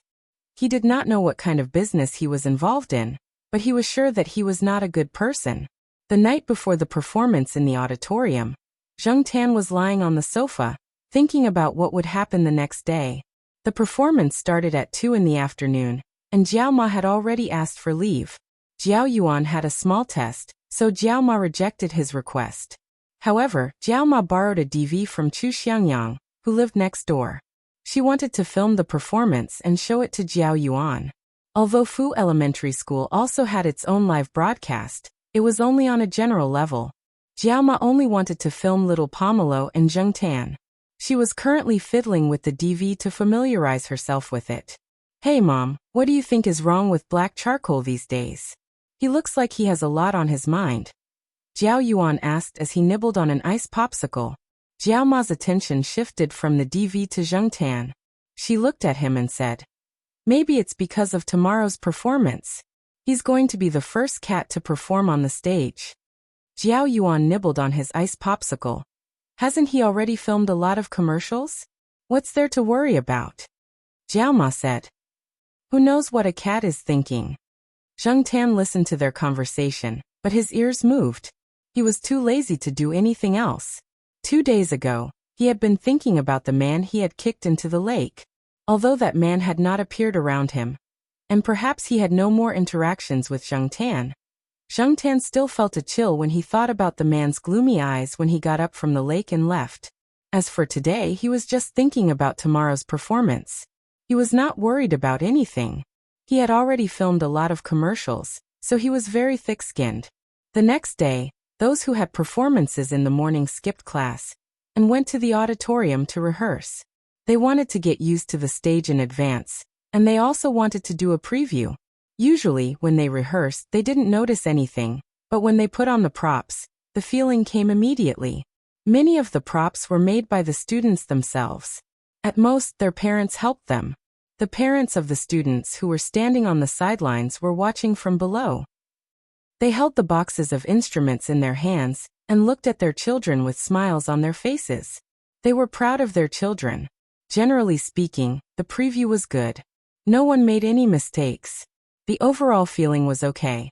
However, when Zheng Tan appeared, some people were surprised for a while.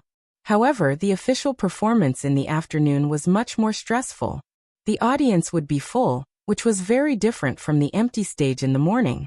Little Pomelo's class performance was the 5th. Among the first 5 performances, 4 of them were singing and dancing.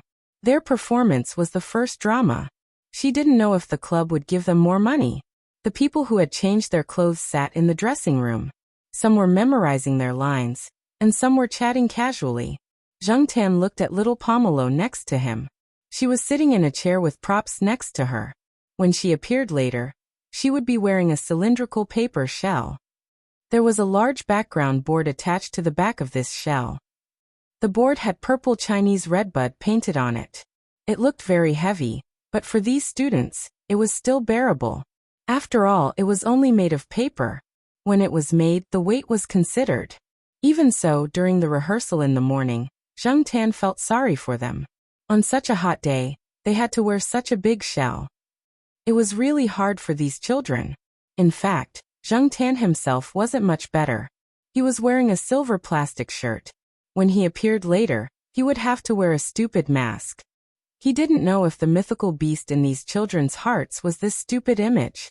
Little Pomelo, who was sitting there quietly, had a slightly serious expression. She pursed her lips and held the hem of her shirt tightly. After all, it was her first time on stage. Moreover, it was a performance in the auditorium. Even if she was just standing in the background, there was still psychological pressure. Previously, there was a first-grade child who cried before going on stage. Her makeup was ruined by crying. Later, she didn't change it and just went on stage with that face. Zheng Tan walked over and patted her hand, indicating that she didn't need to be too nervous. Little Pomelo's expression softened. She let go of the hem of her shirt and tidied up the stupid shirt on Zheng Tan's body. Feeling that little Pomelo's mentality was adjusted well, Zheng Tan looked at the other students in the room, especially the protagonist sitting in the corner, the sports committee member. The child didn't feel nervous at all. He crossed his legs and picked his nose while reading his lines. Zheng Tian looked at this guy who was digging happily. After picking his nose, he looked around. Seeing that no one was paying attention to him, he rubbed the finger he used to pick his nose on the sword, and continued to dig. Zheng Tian. This kid is actually rubbing his nose on the sword. Damn it, I can't let little Pomelo touch that sword. At this moment, the door opened.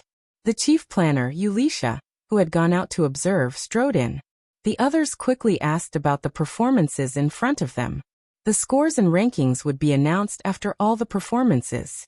Even if they didn't know the rankings now, they should be able to see the general situation. It's just SOSO. Wuxia briefly explained the first 3 performances.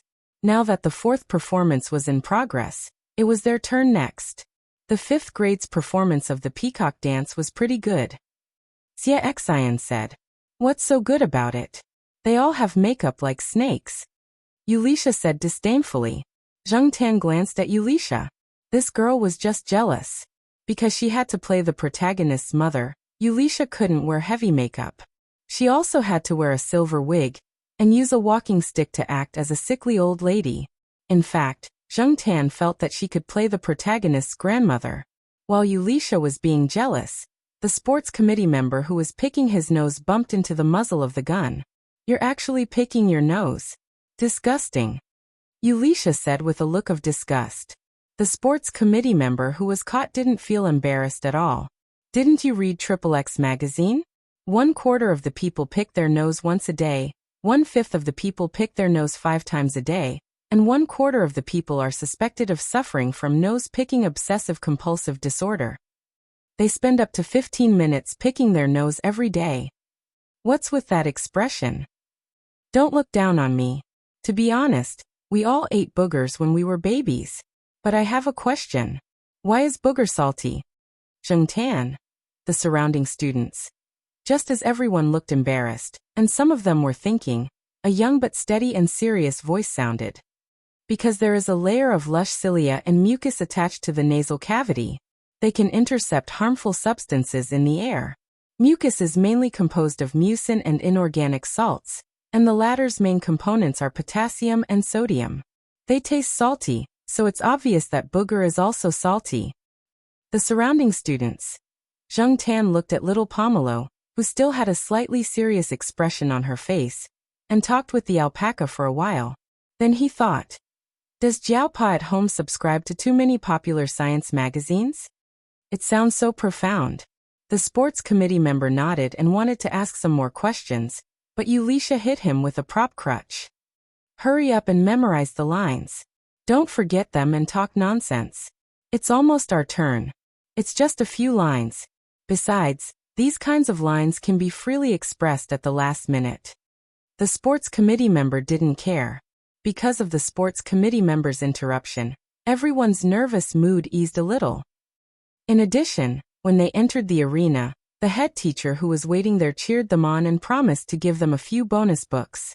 This also raised the morale of these easily satisfied children. In just 20 minutes, the applause and laughter did not stop, especially the protagonist's student. The applause from the audience made this child seem like he was injected with chicken blood. Originally, he only needed to do 1 somersault before making a move, but when he was excited, he did several somersaults in succession. There were even parents who shouted, "Good." There was also a student who played the villain monster in a dinosaur suit. Before he fell to the ground, he improvised a little and died more skillfully. It was probably because he saw Ultraman beat up the little monster. The judges sitting in the front row laughed. They are all promising talents. After Zheng Tian appeared, it also triggered a discussion. Hey, there's an animal too. Is it a monkey or a cat? I think it's a cat. Its tail is black, and it has cat ears. Jiaoma, who was sitting in the audience, was even happier. She said to a few parents who she knew, that mythical animal is also my family. Chapter 201. As expected, little Pomelo's class won first place in the program. There were 3 programs in first place: a song and dance, a skit, and little Pomelo's drama. The judges gave a very high evaluation. This program trained the students' hands-on skills and teamwork. From the props to the background music, everything was done by the students. It also fully demonstrated filial piety, bravery, and harmony between humans and animals. Such comments directly increased the program's score. Harmony between humans and animals was obviously referring to Zheng Tan's performance in the program. Zheng Tan blushed as he listened to the praises. Those people were getting more and more exaggerated. That little girl Yulisha really catered to his interests. She knew that the school wanted to use a program as a role model. In the end, her class's program really became a model representative. The awards and the school's June 1st gift pack of food made the group of children very excited. In addition, it was June 1st tomorrow, and the students of the affiliated primary school would have a day off. It would be strange if they were in a bad mood. After the afternoon performance, they returned to the courtyard. Some parents who sat further away from Jiaoma in the auditorium saw Jiaoma with little Pomelo and Zheng Tan. They asked Jiaoma, "Hey, the one who acted as the mythological beast was your family's black charcoal, right?" This kind of question never stopped. From the moment Zheng Tan left the auditorium until now, his ears were pulled like an airplane. Looking at him, one could tell that he was in a very bad mood. Zheng Tan didn't know if the people in the courtyard who were familiar with Zheng Tan would see him and say, "Look, mythological beast." Damn, just thinking about it made his mood worse. In order to avoid being called mythological beast, Zheng Tan didn't leave the building the next day, which was June 1st. It was a Wednesday. Xiao Yuan had to go to school and Jiaoma had to go to work. Yulisha rented a CD and asked Xia Xian and little Pomelo to watch an idol drama together. Only Zheng Tan was at home. Little Pomelo wanted to bring Zheng Tan along, but Zheng Tan didn't want to go out, and he felt too bored at home. Leaning on the balcony, Zheng Tan listened to the singing of the birds on the 4th floor. Suddenly his ears twitched. He listened carefully and then ran to Air Mao's door on the 3rd floor. As usual, Air Mao's door was left ajar. Zheng Tan pushed the door open and entered. In the room, Air Mao and Qin Tao were each holding a bottle of beer and talking nonsense. Qin Tao must have skipped work to come here to play. As long as there were no important matters that needed to be signed and followed procedures, he would just stay in the company and come out to play when he had nothing to do. Seeing Zheng Tan come in, Qin Tao asked Air Mao, "Why didn't this guy go out for a walk today? Don't you usually run around outside at this time? Maybe he's afraid of being called a divine beast." Mao Air laughed. "Oh, tell me about it." Qin Tao was very curious about this name. Air Mao told him what happened yesterday. Qin Tao also laughed. "Isn't it good to be called that? Why are you shy?" "Shy my ass." Zheng Tan should be glad that the term divine beast was still more proper at this time. Qin Tao sat on the chair and crossed his leg. The leg that was crossed was not wearing a shoe. Zheng Tan looked at the shoe on the ground, and then looked at the balcony 2 steps away. He raised his paw and hooked the leather shoe and threw it out. The leather shoe drew an arc in the air, and then went over the railing of the balcony and fell down. Air Mao was speechless. F***ck. Qin Tao jumped to the edge of the balcony and looked down. His leather shoe was already lying on the ground below the building. Stepping on the slippers, he ran down to pick up the shoe. Qin Tao complained, "Cats are all narrow-minded." He was a little short on funds recently. Some time ago, he was scolded by his father for not doing his job properly, and even had his pocket money deducted. Therefore, it was better not to spend money recklessly. If it was 2 weeks ago, he would not pick up the leather shoe that fell down the building. He would buy a new one directly. "Hey, I advise you not to say too many bad things about it," Mao Er said. "Why?" Qin Tao put on the shoe that he had carelessly wiped to prevent it from being thrown down again. "I heard that there is a single room for this guy in the night building. An exclusive room. When I go there to play, even if I can't find my senior, I'm counting on this one," Mao Er said. In fact, if he really wanted an exclusive room for himself, Mao Er could just mention it. For the sake of Celestine and Mao Er's background, Yihao would not have any objections. But Mao Er thought it was troublesome and also cost money. As for Qin Tao, he was short on money recently. Even if he went there to play, he would not spend money on a single room, let alone an exclusive room. That's it. Qin Tao's face was full of disbelief. Was the head of the night building's boss eaten by a cat? The two of them complained about how cats were treated better than humans. Then Qin Tao mentioned black rice. Why does your black rice feel so quiet? Is it sick? You're not a good father, Qin Tao said. Zheng Tan thought about it and walked to the balcony to take a look. There was a winter cushion on the balcony. Black rice was lying on its side and sleeping with its eyes closed. It did not curl up into a ball like before and looked lazy. Mao Er did not care much. My black rice is doing well. I even took a few pictures for people to see. They said that it got fat. This proves that I feed the cat well. Although black rice has been quiet recently, it has a good appetite. Other than cat food, I also ask people to help it steam fish for a change of taste. When the weather is good, black rice will lie outside and sleep in the sun. During this period of time, when Mao went to Jiao Wei's family's small restaurant, he would ask Jiao Wei's mother to help him steam some finger-long small fish. At first, Jiao Wei's mother saw these small fish when she was selling vegetables.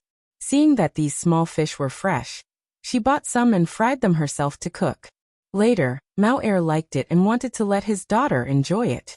So he spent more money to ask Jiao Wei's mother to cook some fresh fish for cats. Now when Mao Er went to get food, there would be another small lunch box with steamed fish for black rice to adjust its appetite. It is indeed a little fat. Qin Tao stood at the door and looked at black rice lying there. He thought about it and said in a joking tone, "Don't tell me it has kittens?" Bullshit. Mao Er was angry. It took off its shoe and threw it. How is that possible? Then, Mao remembered that black rice had not been hanging out with the other cats in the courtyard recently. He had been keeping an eye on it when it walked around the courtyard, so he said with certainty, "I've been keeping an eye on it. How could there be a kitten?" Zheng Tan stood at the door and looked at black rice. When she turned around, she saw Qin Tao and Mao staring at her suspiciously, like they were looking at a strange uncle. Zheng Tan. F***ck. I'm not a beast to the point of sleeping with a cat. Although it was a cat now, a cat had a human heart. Zheng Tan couldn't get over the psychological barrier of a cat. It wasn't bad to fantasize about big-breasted girls. Zheng Tan originally wanted to listen to the two gossip, but now he didn't have the mood to stay. He decided to come here less in the future. Otherwise, if anything happened in the future, he would be blamed for it, and it would be hard to explain. When he went out, Zheng Tan saw the automatic feeding machine in the living room. Mao Er was a lazy guy. It ate black rice whenever it wanted. It wasn't strange that it got fat. However, Zheng Tan still felt that something was wrong. 2 days later, after dinner, Zheng Tan was lying on the sofa with Jiao Ma watching a melodramatic soap opera. Mao Er came over. After a simple conversation with Jiao Ma, it found an excuse to drag Zheng Tan away. Zheng Tan was still a little confused. When he went downstairs, he felt that Mao Er, who was walking in front of him, was emitting a dark and oppressive aura. When they reached the 3rd floor and entered the house, Mao Er squatted down facing Zheng Tan. It gritted its teeth and said, "Tell me the truth, you really didn't." Mao Er scratched its head. "Black rice has kittens. Are they yours?" Zheng Tan. F***ck. She really did have them. If yes, waggle your tail. If no, waggle your tail sideways. Zheng Tan decisively wagged his tail sideways. He wagged his tail sideways a few times. F***ck, this water can't be poured on me. It's not you. Mao Er frowned and stared at Zheng Tan. It seemed to be trying to determine if Zheng Tan's denial was true. If it's not you, then who is it? Mao Er sat on the floor and scratched its head, trying to figure out which bastard cat it was. It turned out that Mao Er had nothing to do today. It remembered that Qin Tao said that black rice had gotten fatter recently. It felt uneasy and decided to bring it to the pet center for a checkup and a bath. Mao Er had been lazy recently. Even black rice hadn't been bathed for a few weeks. At most, Mao Er would wash its paws. When it was brought to the pet center for a checkup, the vet told Mao Er that the cat was about 4 weeks pregnant. To Mao Er, this was a bolt out of the blue. Then the vet told Mao Er some things to pay attention to. He told Mao Er that the kitten would be born in a month, and to be prepared in advance. Another bolt out of the blue. A month? So fast. Don't they say 3 cats and 4 dogs? How can it be born in 2 months? Mao Er asked. The vet calmly put a booklet on the care of pregnant cats into Mao Er's hands. You misunderstood. Cats and dogs give birth in about 2 months. As for 3 cats and 4 dogs, some say that cats give birth 3 times a year, while dogs give birth 4 times a year. Some say that cats and dogs have different timings. But these are not important. What's important is that you know that your cat will give birth in a month. You have to be more careful. At that time, Mauer was only focused on listening to the vet's advice. Its mind was still thinking about how to make trouble for the cats in the courtyard. Its mood was really a mess. After buying several types of cat food recommended by the veterinarian, Mao brought the cats back. It sat on the sofa with the book the veterinarian gave it, and struggled for the whole afternoon. In the end, it couldn't help but go upstairs and call Zheng Tan down. From Mao Er's point of view, Zheng Tan was the biggest suspect. As a cat's father, it always felt that its own cat was the best. Black Rice would definitely not like a cat of poor quality. Among the cats in the courtyard, Black Rice was the best. Now that the cat denied it, Mao Er believed that the cat in front of it wouldn't lie to it. But if it wasn't this cat, then which bastard cat could it be? Mao Er thought about the cats around it one by one, wondering which one its daughter would like. Huang, the eunuch, was eliminated first. Was it the sheriff? Or the fat guy on the first floor? But when it took Black Rice out, it didn't seem to be very close to those two. No matter what, no matter how hard it tried, it still couldn't prevent it. Zheng Tan looked at Mao Er's confused face, and then looked around. Black Rice was lying in its cat bed, still lying on its side. There was a book on taking care of pregnant cats and kittens on the sofa. It seemed that Mao Er would be very busy in the future. Leaving Mao Er there confused, Zheng Tan quickly ran away. He didn't want to get into trouble. After all, he didn't do it, so no one could blame him. Chapter 202. Ever since Zheng Tan was called over by Mao for questioning, Zheng Tan didn't go there again. In order to make the people in the villa complex forget about the mythical animal, Zheng Tan didn't go out much for the next few days. Jiao Ma sent the recorded video to Jiao Pa so that he could watch it and have some fun. Later, during the international video call, Jiao Pa mentioned it, saying that their cat was originally a mythical animal, and that Maneki Nico was also a mythical animal. During the international video call, Jiao Ma also mentioned that she was going to take the 2 children and a cat to the countryside to play during the summer vacation. Jiao Ma's father, Old Master Gu, had mentioned it many times that he missed the children. It was good to go and play. Zheng Tan was lying on the balcony, thinking about what to do at Old Master Gu's place when he suddenly heard a cat meowing downstairs. Meow. Meow. Zheng Tan knew who it was as soon as he heard the sound. However, this guy hadn't come over for a long time. Where was he going to pick a fight today? Peanut Candy was now an adult, and was obviously one size bigger than Zheng Tan. It was usually the king of the pet center. Other than its mother, this guy wasn't afraid of anyone. However, in front of Zheng Tan, Peanut Candy still retained some of its childhood habits. From a human's point of view, Peanut Candy treated Zheng Tan as an elder. As for other cats, this guy didn't give them any face at all. Zheng Tan was about to go downstairs to see who this guy was going to pick a fight with when he heard a cat meowing from the balcony on the 3rd floor. The 2 cats were meowing at each other. Zheng Tan felt that something was wrong. He stuck his head out from the balcony and looked down.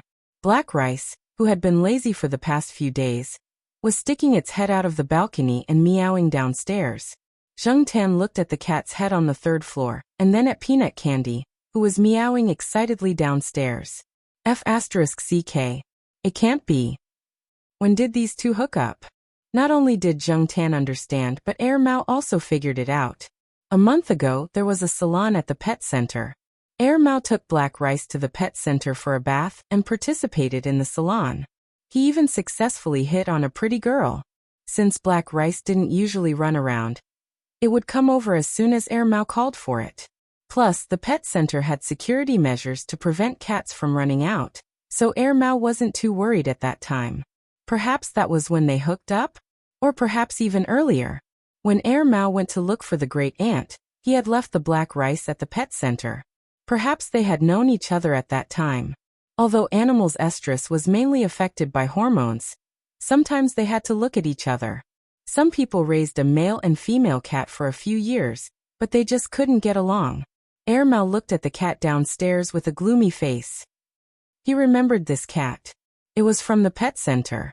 It was called Candy Peanut. He heard that it had replaced its mother as the overlord there. He couldn't just let the cat keep meowing. It wouldn't be good to disturb the people around. Air Mau went downstairs and unlocked the door. Zheng Tan watched Candy Peanut go downstairs. He hesitated if he should go up to the third floor to see what was going on. However, when he thought about how he almost got caught, Zheng Tan got angry. It was rare to catch Candy Peanut, so he had to teach it a lesson. Translator, Endless Fantasy Translation Editor. Endless Fantasy Translation. On the third floor, when Peanut Candy climbed upstairs, Black Rice was already pacing back and forth in front of her house. The moment the two met, they were very affectionate, rubbing against each other. Seeing this, Air Mau felt even more depressed, and because of this, it found Peanut Candy even more unpleasant. It took out the fishing rod that it usually used to play with the cat, and waved it threateningly at Peanut Candy. Candy Peanut saw this and bared its teeth at Air Mau. Its fur stood up and it growled aggressively. "I'm telling you, get out of here after you're done watching. Don't ever come here again, or I'll beat you to death." Air Mau waved the plastic rod in its hand and pretended to hit it.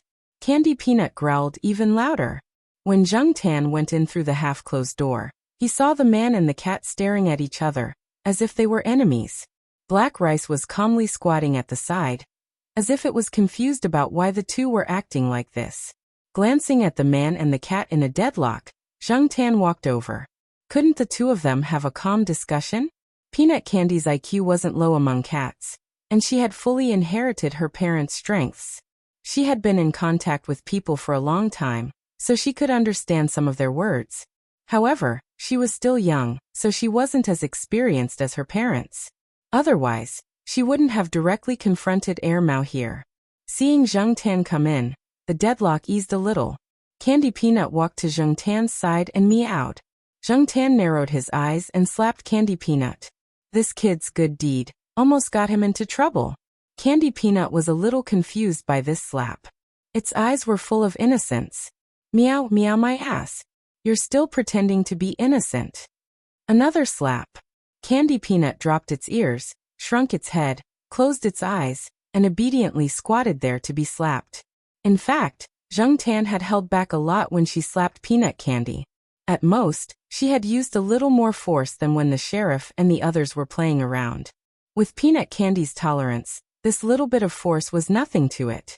Perhaps it also knew that the black cat in front of it, who had watched it grow up, wouldn't really hurt it. Seeing the situation in front of it, Air Mau was even more depressed. He didn't close the door just now because he wanted to threaten and scare this naughty cat to test its courage. It would be best if it could back off and never come back again. He didn't expect this guy to be so fierce. It wasn't afraid of him at all, and even looked like it wanted to fight. At first, Air Mau sighed in its heart. No wonder its daughter liked this guy. He was brave and manly enough. But, in the blink of an eye, this guy seemed to have changed. It didn't even dare to fart after being slapped by Black Coal upstairs. Even its claws were retracted. Was this a F***king illegitimate child? Black Coal, is this guy your son? Air Mau sat on the sofa in the living room, twirling the plastic stick in its hand as it asked. Zheng Tan glanced at Air Mau angrily. T. Why are you blaming me for everything? Before Zheng Tan could protest, Air Mau muttered to itself. It doesn't look like it. You can't make it like this. This cat is so much bigger than you, and it has long hair. Its father must be a big long-haired cat. Zheng Tan retracted the foot that was about to kick Air Mau in the face. He thought that Air Mau probably hadn't connected Candy Peanut to Yi Hao's Monseigneur. However, Monseigneur often followed Master Tang VII. Had Air Mau ever seen him? Many female cats ignored male cats during pregnancy, and might even attack them. However, Black Rice's attitude towards Candy Peanut was quite good. Candy Peanut stayed there with Black Rice for a while before leaving. When it left, Air Mau threatened it with the plastic stick. "Don't you dare come here again. Otherwise, I'll beat you up every time I see you." Candy Peanut bared its teeth and looked like it couldn't be bothered. Air Mau was so angry that it almost fainted. He didn't know if Candy Peanut understood Air Mau's words, but Zheng Tan didn't see it in the courtyard for the next week. Mao didn't let Xiaoguo and the others know about this at all. It was probably afraid that Xiaoguo would come and snatch the cat. Now, Xiaoguo and Li Yuanba's cat mother, Li Yan, were getting closer and closer. They were already discussing marriage and becoming a family. Candy Peanut and Li Yuanba had already lived in the pet center and treated it as their home. Therefore, Candy Peanut was also Xiaoguo's. Mao was afraid that Xiaoguo wouldn't snatch the big cat, but the small cat. In addition, Mao was still angry at Candy Peanut and Xiaoguo, so it kept the matter a secret. During this time, it took Black Rice to another pet hospital for a checkup. Because Black Rice had been pregnant for more than 6 weeks, in order to better understand Black Rice's condition and see if there was a possibility of a difficult birth and a cesarean section, it performed abdominal palpation, B-mode ultrasound, X-ray, and other analysis. It was confirmed that everything was fine. It also checked the number of kittens. There were only 2. It was said that when a cat was pregnant, it should be avoided to take it to other places. Even if it was in an animal hospital, the virus that might exist there could be very dangerous for it. Mao decided not to take Black Rice out for a while. The veterinarian saw Mao's hesitation and comforted it. It was just a cat giving birth, not a human. There was no need to make it so complicated. Most female cats could solve the birth problem by themselves. At most, they could help by the side. After asking about some things to pay attention to, Mao decided to behave before the kittens were born and not run out often. Mao also called Celestine, Qin Tao, and his brother Wang Bin, one by one to inform them. Don't come to my place if there's nothing important. If there's anything, just call me directly. According to the recommendation in the brochure, Mao bought a nest with a roof. This kind of nest could block out the light and make the cat feel safe in a dark environment. But Black Rice didn't like it and still wanted to stay in its original nest. Mao moved Black Rice's nest to the study room. The study room in the house was not used much anyway. The second bedroom was full of the landlord's things, and the door of the second bedroom was basically never opened. Mao usually used the study room to store food. Now it simply cleaned it up. When the curtains were closed, it was still dark. Black Rice looked at it and didn't object. One day, when Zheng Tan was walking outside, he met Mao, who went to Jiao Wei's restaurant to get food. Mao mentioned it to him. Black Cole, you see, there are only 2 kittens. I thought there would be more. I used to know a person whose cat gave birth to 6 kittens. Mao sighed and felt lucky at the same time. It was better to have fewer kittens. Hearing this, Zheng Tan couldn't help but remember that Li Yuanba only gave birth to 1 kitten, Peanut Candy. Was it because of the Monseigneur's special genes that he couldn't give birth to too many kittens? However, quality was more important than quantity. Zheng Tan believed that with the special genes of the Monseigneur, even if it had been diluted for 2 generations, it wouldn't be too bad. Besides, Li Yuanba was so strong, and Black Rice was not simple either. This family of 3 generations of cats, were they going to dominate Chuhua City in the future? Hey Black Cole, what do you think the 2 kittens should be named after they come out?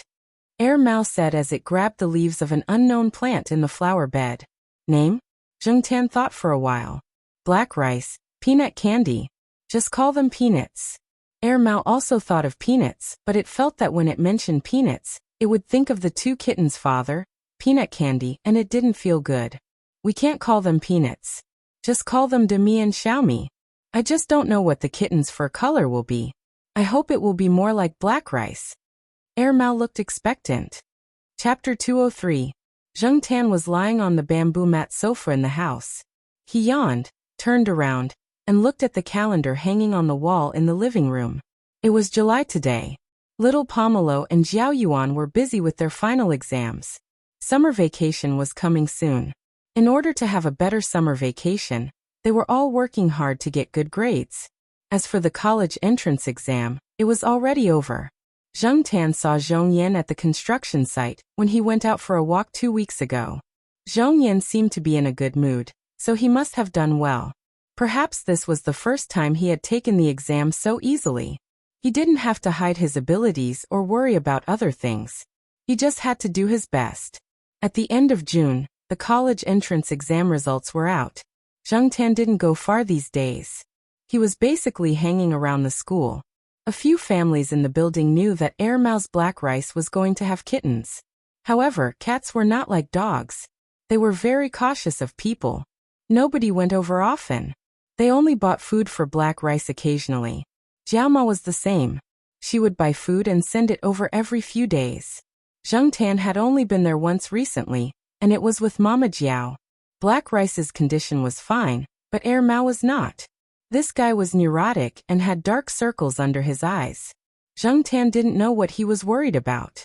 If his wife gave birth in the future, would he be worried for 10 months? Celestine and Qin Tao came a few times, but they didn't enter the house. Mao didn't let them in. If they came, they would find a place to eat and talk so that they wouldn't disturb black rice. Tan was thinking about when black rice would give birth to kittens when his ears twitched. He looked at the door. Black Coal, go out and eat. It was Mao. Although Celestine didn't go to Mao's place when he came, he would call Mao and Tan to chat in the woods not far from the eastern courtyard. Every time he came, he would bring some food. There were stone tables and stone stools in the woods. Aside from the bird poop, it was quite comfortable to sit there. Tan and Mao went out of the building. Celestine was already waiting in front of the building. Just like the previous few times, he was carrying a bag with some food and cold beer. They came to the forest and wiped off the bird droppings on the stone bench. Then 2 people and a cat sat down. Celestine placed a disposable paper bowl on top of the cold dishes and the sliced duck he bought from a shop near the school gate. He was finally engaged and was planning to hold the wedding in October of this year. It's decided? When I have time, I'll prepare a big gift. Oh, I'll also buy a pair of mandarin ducks for you. Mao said. Don't send mandarin ducks. I saw a report a while ago that mandarin ducks change partners. It's not as beautiful as people say, Celestine replied. Then I'll just give you 2 figurines. Not bad. Oh, by the way, your black rice hasn't been born yet? Celestine looked at Mao's sleepy face and asked. I've been annoyed recently. Didn't they say it would be born in 2 months? It's been 2 months and there's still no news. I called the vet at the veterinary hospital, and he said that some cats do indeed have a late birth. It's also common for cats to give birth after more than a week.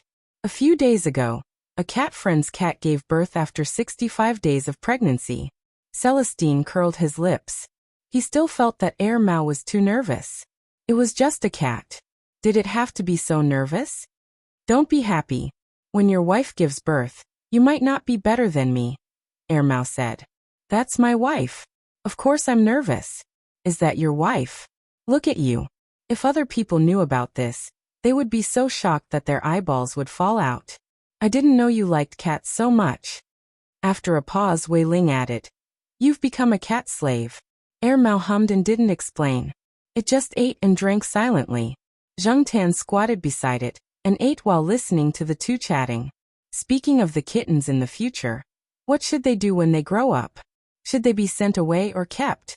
Mao hadn't decided yet, but it definitely wouldn't sell it or give it to the people at the pet center. It would wait and see. If Black Rice wants to kick the kittens out of the house when they grow up, then we'll see. If she doesn't, then I'll keep them all. Tisk, in your small place you want to keep 3 cats? Don't you think it's troublesome? Celestine didn't think that was a good idea. Besides, not every cat was like the black cat in front of him. If the 3 cats quarreled, it would be troublesome for Mao. After eating and drinking, the afternoon sun was still hot. Celestine went back to the company. He had something to do in the neighborhood today, so he dropped by to have a chat. Knowing that Black Rice's due date was approaching, the Jiao family's most anxious person was Jiao Ma. She asked about Black Rice every day. Tan also listened to the movements on the 3rd floor when he was at home. If it was the same as usual, then it probably wasn't due yet. As the days passed, Mao became more and more nervous. Every once in a while, it would go to the study to check. It didn't even have the mood to surf the internet. It called the veterinarian several times a day to ask about Black Rice. It even asked a veterinarian to come over to check on Black Rice. However, when the veterinarian stood at the door, Mao immediately pushed him out of the house. However, the veterinarian was also a real doctor. Although he didn't observe Black Rice for long, he could tell that there was nothing serious. It didn't matter if it was a few days late, as long as the cat was healthy. A few days later, Airmao woke up in the morning to pee. It wasn't very awake yet. It watched horror movies until late last night to distract itself, so it couldn't get up this morning. It was because it had to pee that it woke up. After it wobbled to the toilet and peed, it habitually walked to the study. Every morning after peeing, it would take a look at the study. Otherwise, Airmao wouldn't be able to fall asleep even if it continued to lie on the bed. However, when it took a look, Airmao's half-opened eyes widened. With the dim light coming in through the curtains, Airmao saw the extra little lump in the cat bed. It was different in color from the cat bed and black rice's. F***ck. Airmao was completely awake. It carefully approached the cat bed. Just as it took a step, it thought of something and retreated quietly. It ran back to the room to take out a pair of gloves it had prepared in advance, and came to the study again. Black Rice was probably tired, and was lying there sleeping. When it noticed Airmao approaching, its ears twitched and its eyes opened a little. It looked at Airmao and went back to sleep. It wasn't like other cats that were unusually vigilant towards their owners. This made Airmao very happy. It was indeed its daughter. Airmao reached out its hand to touch the kitten. Seeing that Black Rice didn't have any other reaction, it boldly picked up the kitten and carefully looked at it. It didn't have any missing arms or legs and looked very healthy. Its two soft, fluffy little ears didn't stand up either. It was said that it would only stand up after 3 weeks. Its eyes didn't open either. It had to wait for a week. This was a tricolored cat. The black and yellow fur on its back covered a little more area, but its belly was more white. Airmao didn't know how to tell the gender of a cat, let alone a kitten like this. However, it was said that tricolored cats were mostly female. Well, Black Rice had a daughter. After carefully observing the small lump in its palm, Airmao remembered that there should be another one. It gently put the kitten down. He read in a book that if a kitten had a human scent, the big cat would feel unfamiliar and wouldn't feed it. It might even bite the kitten to death. Therefore, Airmao prepared gloves in advance. One was to prevent his scent from leaving on the kitten, and the other was to prevent his germs from spreading to the kitten. After all, he didn't pay much attention to personal hygiene, so Airmao felt that it was better to be careful. When it put the kitten down, Airmao gently rubbed the kitten against Black Rice. Even if there was a scent, it would be fine as long as it had the scent of the mother cat. After putting down the tricolored kitten, Airmao looked at the nest. He didn't notice it earlier, but now he realized that the second kitten's fur was similar to Black Rice's. They were both black and white, but there was a slight difference in the black and white patches. Airmao gently picked up the kitten. This one was also very healthy, but looking at the kitten's face in front of him, Airmao's mood suddenly worsened. This black and white kitten had a black mole on the side of its mouth. Peanut also had a yellow mole on the side of his mouth. The only difference was the color. However, when Airmao looked at this little kitten, he would think of this little kitten's bastard father. Although he didn't want to see the mole beside the kitten's mouth, Airmao still carefully put the kitten back beside Black Rice. After stroking Black Rice for a while, Airmao prepared to leave. When he got up, he remembered that he wasn't there when Black Rice gave birth last night. He didn't know which one was born first, then which one was Rice. Looking at it, Airmao felt that the two were about the same size. He couldn't judge them based on size. Thinking about the mole beside the black and white kitten's mouth, Airmao decided that this one was Little Me, and the tricolored one was Rice. After making up his mind, Airmao looked at the black and white kitten that was drinking milk. He thought to himself, why do you have an extra mole? It would be great if you didn't have a mole. Why don't you learn from your father? After leaving the study, Airmao was still excited. He looked back at the study. He heard that kittens were more afraid of light when they were born. The curtains in the study were drawn, so it should be fine.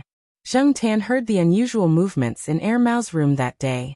Usually, Airmao would still be sleeping at this time and wouldn't be as diligent as it was today. He guessed that the kitten was born. However, he only went downstairs with Jiaoma the next day to take a look. Jiaoma didn't go into the study either. She just looked at the door. Black Rice was still very wary of anyone other than Airmao. Even Zheng Tan couldn't get close to the cat's nest. Whenever he did, Black Rice would growl. For a short period of time, Black Rice wouldn't let the two kittens out of its sight. They basically only moved around the cat's nest. Mao moved the kitten's bowl to the study, so that Black Rice wouldn't walk around. At most, Black Rice would poop or take a walk. Black Rice would only leave for a short period of time, but it wouldn't go too far. When he saw the mole on the black and white kitten's mouth, Zheng Tan was overjoyed. The mole was so accurate. It was just like its father. Little Pomelo and Jiao Yuan also wanted to see the kittens, but Jiao Ma said that they should wait for a while. It was better not to disturb them now. When Zheng Tan followed Jiao Ma to see the kittens again, a week had passed. The two kittens looked much stronger than when they were born. Their fur was also thicker. Their eyes were open a little, but not completely. Chapter 204. Mao was on the phone in the bedroom. Ever since Little Rice and Little Rice were born, Black Rice had taken good care of the two kittens. Everything was going well. Mao was relieved, and its anxiousness gradually disappeared. It returned to its original state, and it was probably going out with someone recently. Zheng Tan went in through the half-closed door and stood at the door of the study to look at the kitten's nest. Black Rice was eating outside the nest. After noticing Zheng Tan at the door, it just glanced at him and ignored him. However, if Zheng Tan walked into the study, Black Rice would definitely roar. So every time Zheng Tan came, he just looked at the door out of curiosity and never went in. The kittens had been born for 2 weeks, and they had recently started to grow teeth. They had also become stronger and more coordinated. When Black Rice wasn't around, they would crawl around in the nest and sometimes out of the nest. Mao had asked someone to check. The black and white kitten with a mole at the corner of its mouth was male. Mao had even proudly posted in the pet forum that its daughter had given birth to a pair of twins. There was a layer of carpet outside the cat's nest, which was specially prepared by Mao so that the kittens wouldn't be cold when they crawled out. Mao felt that it should be careful even on a hot day. After all, they were kittens, not big cats. Zheng Tan had seen some kittens a few weeks old when he was filming an advertisement at the pet center. In comparison, the special genes of Monseigneur were probably too strong. These two kittens were about the same size as a 3-week-old kitten, and their fur was longer and thicker than 3-week-old short-haired domestic kittens. They were about the same size as their father, Peanut Candy. It was said that short-haired cats open their eyes earlier than long-haired cats. Not only did these two kittens open their eyes earlier than other cats, but they were also bigger. They often crawled out of the cat's nest energetically and searched everywhere. However, they still couldn't stand straight, and their limbs trembled when they crawled. When Zheng Tan was looking at the two kittens, they had just woken up and realized that Black Rice wasn't there. They started to make a fuss again, and when they saw that no one was paying attention, they leaned on the edge of the cat's nest and looked out. Then, with a push, they flipped out of the cat's nest and rolled on the carpet. Black Rice looked over and continued eating. He was probably used to these two messing around. When the two kittens were crawling on the carpet, Zheng Tan looked at them. Their ears were not fully erect, but they would still move because of the sounds outside. After Black Rice brought the two kittens back to their nest, Zheng Tan left and went upstairs. Tomorrow, Jiao Ma would leave Chuhua City with Little Pomelo, Jiao Yuan, and Zheng Tan to spend the summer vacation in Jiao Ma's hometown. Before he left, Zheng Tan came over to check on the two kittens. When he came back, the two kittens would probably be throwing a tantrum in the house. He just didn't know if they would be like their father. If these two kittens were to stay in the compound in the future, it would be difficult for the compound to be peaceful. However, he heard that once the kittens grew up, the mother cat would chase them away. When he heard Celestine and Mao's conversation that day, Zheng Tan thought that Candy Peanut would often patrol this area. If it wasn't for Zheng Tan's mediation, Candy Peanut would probably fight with the sheriff and Depang every time she came to the compound. Then, when the two kittens grew up, would the father and daughter start a war? Cats were very territorial. Monseigneur and Candy Peanut were very territorial. Kittens that inherited Monseigneur's bloodline were very likely to not be kind cats. It was said that there was no father-son relationship on the battlefield. He didn't know if the rule of wild cats in nature would be played out here. Maybe when the time came, Mao would have to send these two out. After summer vacation, Little Pomelo and Jiao Yuan stayed at home all day to do their homework. The sooner they finished, the sooner they could go out to play. They didn't want to bring their homework with them. That way, they wouldn't be able to have fun. For little Pomelo, at most, she would leave some space in her homework for writing essays and diaries. She would make up for it when the time came. Right now, they were almost done with their homework. Jiao Ma didn't have much to do. So she called old Master Gu and told him that she would be coming over. The next morning, when the sun wasn't that strong, the 3 Jiao family members carried their packed luggage downstairs. Jiao Ma had already driven the car for maintenance. She didn't want anything to happen to the 2 children because of the car. The air conditioner in the car was turned on. Zheng Tan sat in the front passenger seat. Little Pomelo and Jiao Yuan sat in the back, preparing for a game of chess. Zheng Tan took a nap. When he looked out of the window again, he saw that they had already exited the highway. There were many aquaculture ponds outside. There were many aquaculture businesses in this area. It was said that there were almost 4,000 fishermen here. The total area of the fish farm was huge. In addition to the 4 main types of fish, there were also mandarin fish, eels, turtles, shrimps, crabs, and so on. Anyway, Zheng Tan didn't have to worry about not being able to eat fish here. In addition to the famous fish ponds, there were also some experimental fields here. Sometimes new varieties of fruits that were about to hit the market could be eaten here in advance. Many people here made a fortune from aquaculture. Many roads in the village were well repaired. That was why Zheng Tan was able to sleep until now. He didn't have to wake up because of the bad roads. Look, someone is fishing. Jiao Yuan had stopped playing chess. He pointed outside and shouted. He liked to come here because he could fish and catch shrimps here. It was fun. Zheng Tan saw that someone was fishing in a pond. He guessed that they were going to transport the fish there. There was also a truck parked next to it. Sit properly. Jiao Ma scolded from the front. Jiao Yuan didn't move. He just leaned against the car window and looked outside. There were some children in the village helping around. Jiao Yuan didn't know what they were doing. Little Pomelo was also very curious. Although she didn't say anything, it was obvious from the look in her eyes. Old Master Gu and Old Madam Gu had been waiting at the door for a long time. When they saw the car, they smiled so widely that their eyes narrowed. Zheng Tan looked around. There was a dog with a tail wagging happily beside the 2 elders. Its back was black, and there were some white spots on its chest and legs. The funniest thing was that there were 2 white spots on the dog's eyebrows. During the Lunar New Year, when Zheng Tan came, he didn't see this dog. It must have been caught after the Lunar New Year. It didn't look like it had reached adulthood. The half-grown dog looked quite energetic. When it saw the car approaching, it retreated behind Old Master Gu. However, it wasn't afraid and looked curiously in their direction.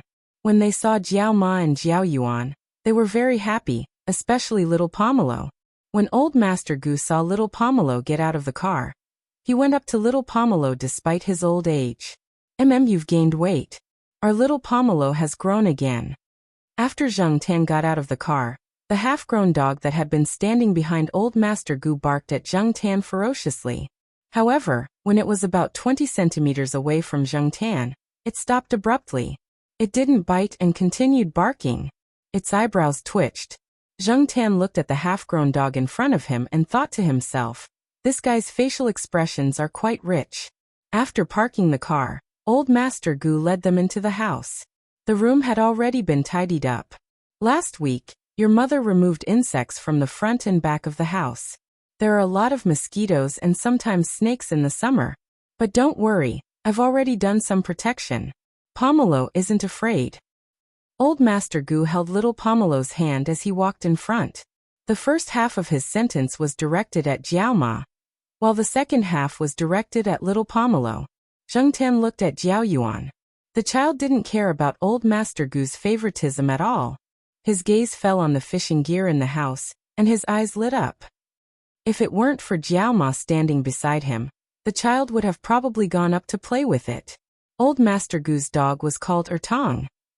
Old Madam Gu said that she had thought that the dog's eyebrows were very interesting, just like Ertong in Mahjong, so she named it that way. Hearing the name Ertong, Zheng Tan couldn't help but wonder if it wasn't a combination of Ertong and rice bucket. At this time, Ertong wasn't just staring at Zheng Tan. 3 strangers had come. It was also very smart. After barking twice at the beginning and being scolded by Old Master Gu, it stopped barking. It probably knew that the three people weren't bad people and should be treated with friendliness. Then it followed them around, wagging its curled tail happily. Old Madame Gu washed some grapes and brought them over. Someone had sent them over 2 days ago. The two elders couldn't bear to eat them, so they left them for Jiao Ma and the others today. There were also some fruits from the experimental field that had just entered the market this year. They washed them and put them in the fruit basket. Old Master Gu used to be a cadre in the village. After retirement, he still had some prestige in the village and was quite popular. Old Master Gu often said, "What's the use of bank cards these days? Sometimes you still have to show your face." Therefore, Old Master Gu valued his reputation and often boasted in front of his daughter. He had 2 daughters, but he didn't have the face to talk about what his younger daughter had done in the village. The villagers only knew that Old Master Gu's younger daughter was earning a lot of money overseas.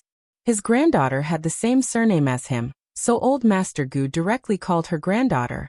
He kept asking little Pomelo to call him grandfather. People who didn't know the truth would think that Old Master Gu had married a son-in-law who had moved in with his family. After arriving here and resting for a day, Jiao Yuan couldn't wait any longer and wanted to go out to play. Old Master Gu gave them 2 small shovels and a small plastic bucket to dig for earthworms in the backyard. Zheng Tan stayed by the side and watched them dig for earthworms. Little Pomelo was a little scared at first, but gradually she let go. After a few shovels, she directly grabbed the earthworms with her hands and threw them into the small plastic bucket. When the earthworms were almost done, Old Master Gu gave the 2 children a straw hat each and found a few wooden poles of suitable length.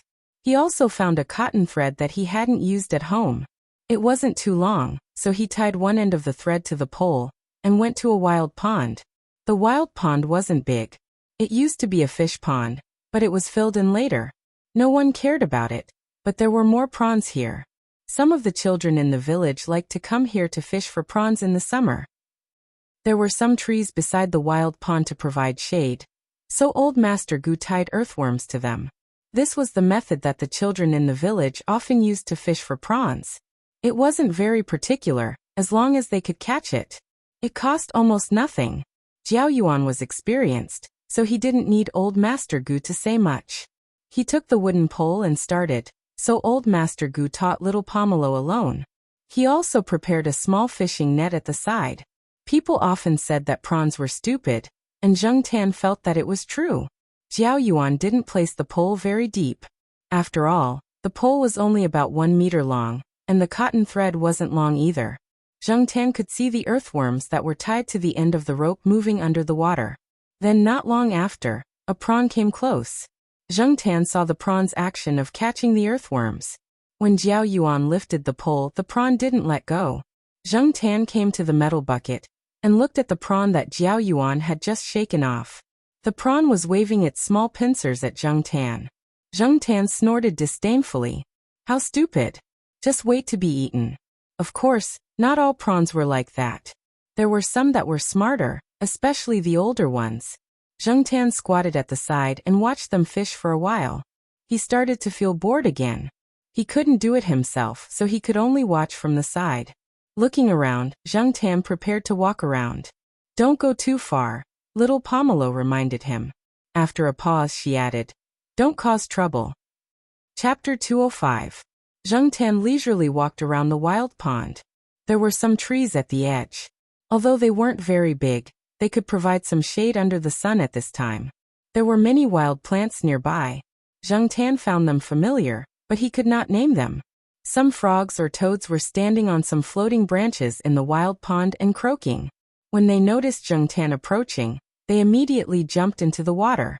Sometimes, some small fish could be seen swimming under the water. It was indeed a place of aquaculture. Fish could be seen everywhere. It was not necessarily someone who had deliberately thrown them here. It could also be that they had encountered some coincidental situations during the flood season.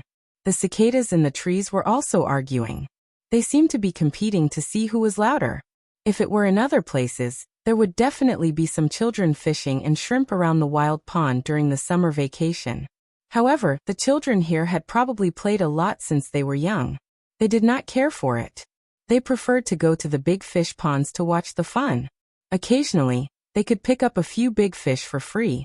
It was said that recently, some college students with related majors had come to a nearby aquaculture base for internships. Some of them were doing scientific research and experiments.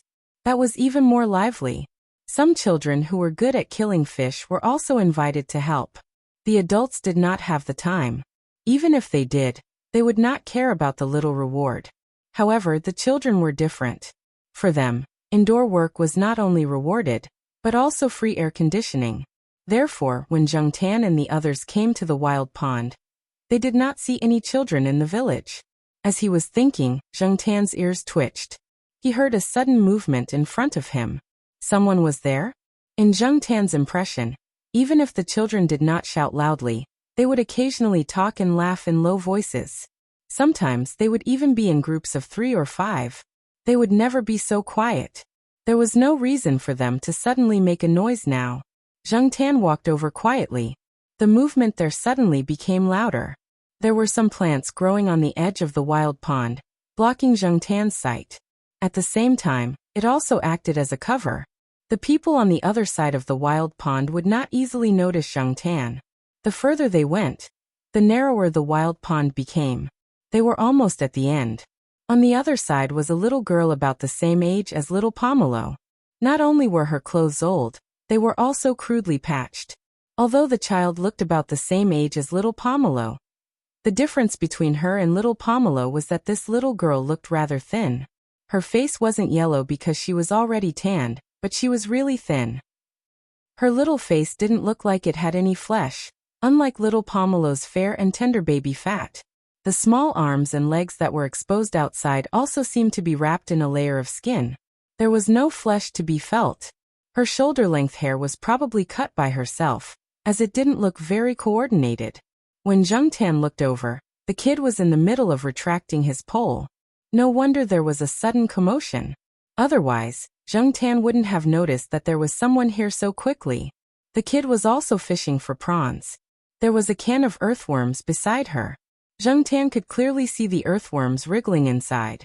She was probably experienced. The child set up 3 poles at 3 places not far from each other. One of the earthworms on the pole probably couldn't take it anymore. After catching a prawn, the little girl grabbed a few more from the canned food bottle and replaced them with new ones. Earthworms weren't the most ideal bait for prawns, but the advantage was that they were easy to catch. It was just that they had to be replaced with live earthworms every now and then. Otherwise, if the earthworms died or were soaked for too long, the effect would be reduced, and they wouldn't be able to fool those old prawns. After replacing the earthworms with fresh ones, the little girl sat on the side and rested for 2 minutes. She got up and walked between the 3 poles lightly to see which one had the most movement. Zheng Tan walked over to take a look. There was a cracked plastic bucket fixed with a rope. There were already some crayfish in the bucket. It seemed that the kid had a good harvest. There were also some green prawns. There were many farmers in this place, and there were also green prawns. It wasn't strange to see green prawns here. As for the crayfish, this thing was originally an invasive species. It had strong adaptability and was widely distributed. Otherwise, why would it be called an invasive species? There was also a broken sickle beside the bucket. This kind of sickle was very common among farmers. However, Zheng Tan felt that it was strange for such a little girl to use a sickle. Just as he was thinking about something, Zheng Tan looked up and met the little girl's eyes. Zheng Tan rarely saw such a fierce look in a child's eyes. Even some gloomy children wouldn't be like this. This was because there was a strong killing intent in this child's eyes. Zheng Tan had no doubt that if the child was holding a sickle in her hand, she would definitely slash at him. However, this child didn't have a sickle now. Zheng Tan was really not afraid of this child. Instead, he had some thoughts of teasing her. Afraid that he would cause trouble? Not good for these prawns. I still want to cause trouble. Zheng Tan extended his claws and quickly patted the few bearing prawns in the bucket. It had to be said that Zheng Tan was sometimes so bored that his balls hurt. He wouldn't feel good if he didn't court death. A clod was thrown over. Zheng Tan reacted quickly and dodged. However, the clod of soil brushed past the edge of the bucket containing the prawns. The bucket was originally placed on an uneven surface, so after brushing past it, it fell over after a few swings. The little girl couldn't care less about Jung Tan. She quickly ran over and caught the prawns before they escaped and threw them back into the bucket. When she looked up again, she saw the black cat half hidden in the bushes. It poked its head out and looked over. When she got up, the black cat was already hiding in the bushes. There were a few rustling sounds in the bushes. When it stopped, the cat had already disappeared. The little girl standing in the same spot looked at the grass and frowned. She had a feeling that the cat was playing with her. However, when the cat was half hidden in the grass and looking over here, there was something wrong with its gaze. Many elders in the village said that black cats were more evil. Some said that they were spiritual creatures, while others said that they were evil. She didn't agree before. Wasn't it just a cat? It was purely to scare her. However, after what happened just now, she believed it a little. Jung Tan walked in the grass, feeling uneasy. It wasn't because the little girl threw the clod at him, but because of what he saw just now. When the little girl bent down to catch the prawns and threw them back into the plastic bucket, her clothes, which were already short, were lifted up, revealing part of her back. Jung Tan saw clearly that the girl's back was covered in scars, which seemed to be caused by a bamboo pole or other things. Originally, the girl's arms and legs also had some scars, but the scars were fainter. Jung Tan didn't care. He heard from old Master Gu that it was common for some children in the village to fight. When they fought, they didn't differentiate between men and women. It wasn't strange for them to be injured. However, looking at it now, it wasn't strange. The scars on the girl's back were new.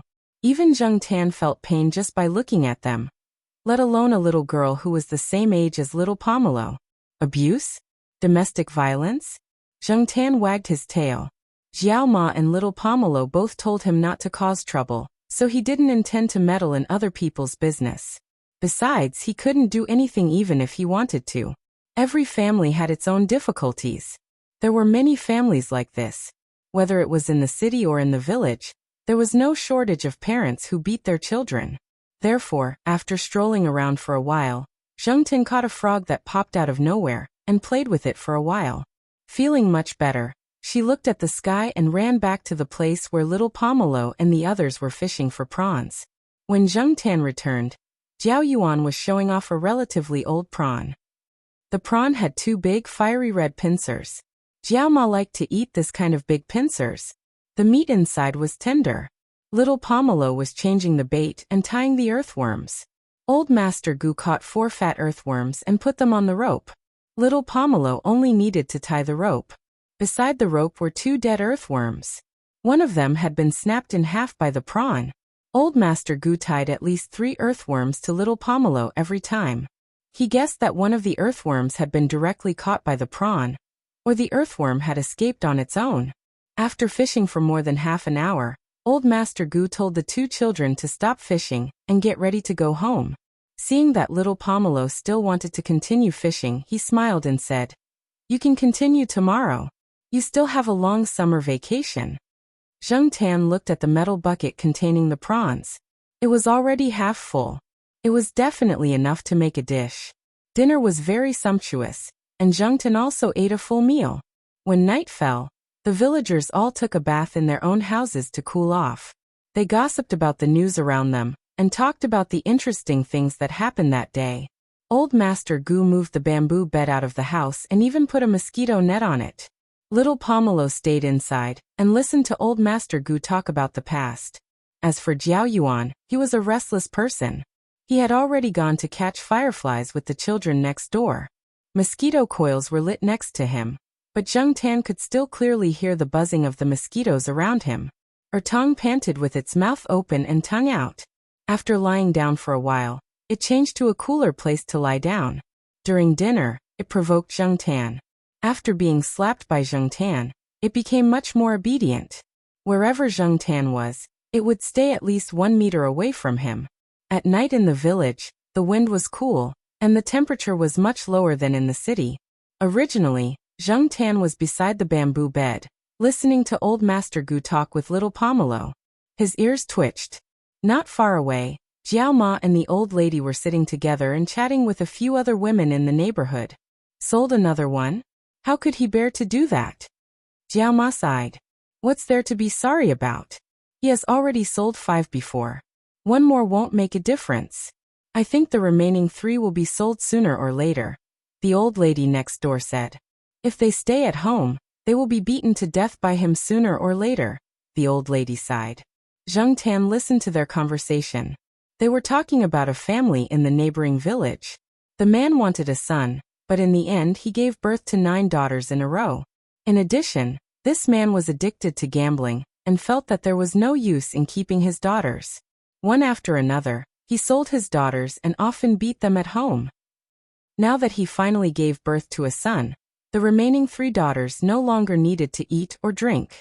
Although birth control was the same for boys and girls, thousands of years of thinking could not be changed in a short 20 to 30 years. Moreover, many people were scoundrels. It was useless to talk to them about the law. The people around them did not have the heart to care about this kind of thing. They had probably seen too much and were numb to it. Listening to these women chatting, Zheng Tan suddenly thought of the little girl he saw today. He wondered if that child was one of them. Zheng Tan sighed in his heart. He lay on a bamboo chair and looked at the road not far away. There were some vegetable gardens on the other side of the road, and further away were the fields. Originally, he was watching the Jiao Yuan and the others catch fireflies on the other side of the road. Suddenly, Zheng Tan noticed a few people passing by. One of them sounded very familiar. Chapter 206. Zheng Tan stared at them nervously until they were far away. What were they doing here? Zheng Tan still remembered the phone call that person made at Tsinghua University. It didn't sound like anything good. Other people couldn't hear what they were talking about, but Zheng Tan could. However, they were only talking about unimportant things, and Zheng Tan couldn't make any meaningful conclusions from their conversation. Well, if it was really important, they wouldn't be talking about it here. There were so many people around. Regardless, Zheng Tan's nerves were tense again. Even if those people were far away, Zheng Tan was still worried. He decided to follow little Pomelo and the others closely for the next few days. Even if those people's target wasn't little Pomelo, Zheng Tan didn't dare to let his guard down. There were many perverts in this world, and it was always better to be on guard. Who knew if these people would suddenly come up with some perverted idea? Thus, Zheng Tan couldn't sleep that night. Even if Jiao Yuan caught some fireflies, they couldn't divert Zheng Tan's attention. Looking at the ignorant children, Zheng Tan felt depressed. It wasn't good to know too much. Early the next morning, Jiao Yuan and little Pomelo were still sleeping in. Jiao Ma didn't disturb them. It wasn't easy to get a good night's sleep in summer. Zheng Tan jumped onto the roof and looked into the distance. Most of the people in the village woke up early to do more work before the temperature rose. The Gu family's house was still a tiled house with a pointed roof, but the residents next door had built a 3-story building. It looked pretty good. There was a kitten on the 2nd-floor balcony next door. It was about 2 months old, and was happily playing with a walnut. Zheng Tan jumped onto the railing of the 2nd-floor balcony next door. The kitten was startled, but soon began to play with itself again. The window of the room on the 2nd floor near the balcony was open. Zheng Tan could see the situation in the room from the railing. It seemed to be a boy's room. There were some toys like robots and artillery. There was also a 5th-grade language homework on the table. Big sister, what do you slap on your face every day? A boy's voice came from another room in the house. It was the boy who caught fireflies with Jiao Yuan yesterday. Country bumpkin, this is called toner, the female voice said. At the same time, there were also slapping sounds. After a while, the boy walked into the room with a conflicted expression. He didn't have much of a reaction when he saw the black cat standing on the railing. He sat in front of his desk and flipped open his summer homework. He had homework assignments every day, and he was not allowed to go out to play until he finished them. Therefore, every morning after breakfast, he would immediately stay in his room to do his homework. In less than 5 minutes, the boy farted and ran out of the room holding his stomach. He probably went to the toilet.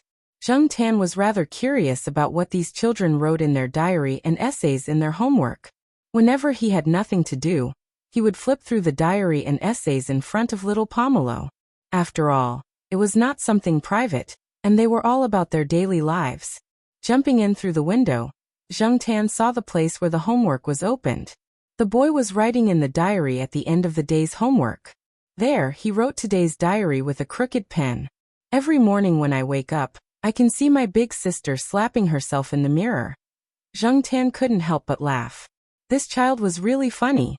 He raised his paw and flipped through the diary in front of him. If he hadn't flipped through it, he wouldn't have known that this naughty boy was quite diligent in writing his diary. He even recorded some of his past misdeeds.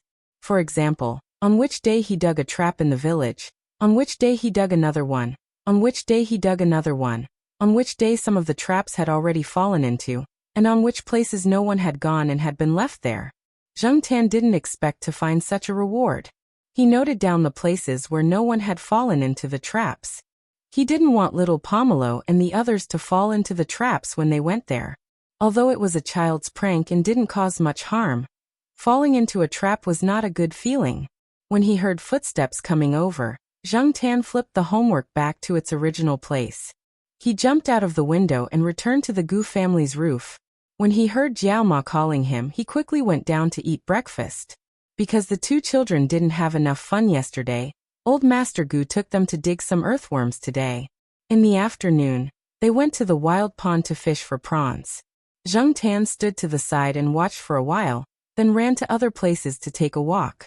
Since Zheng Tan's performance yesterday was not bad, little Pomelo and the others didn't say anything.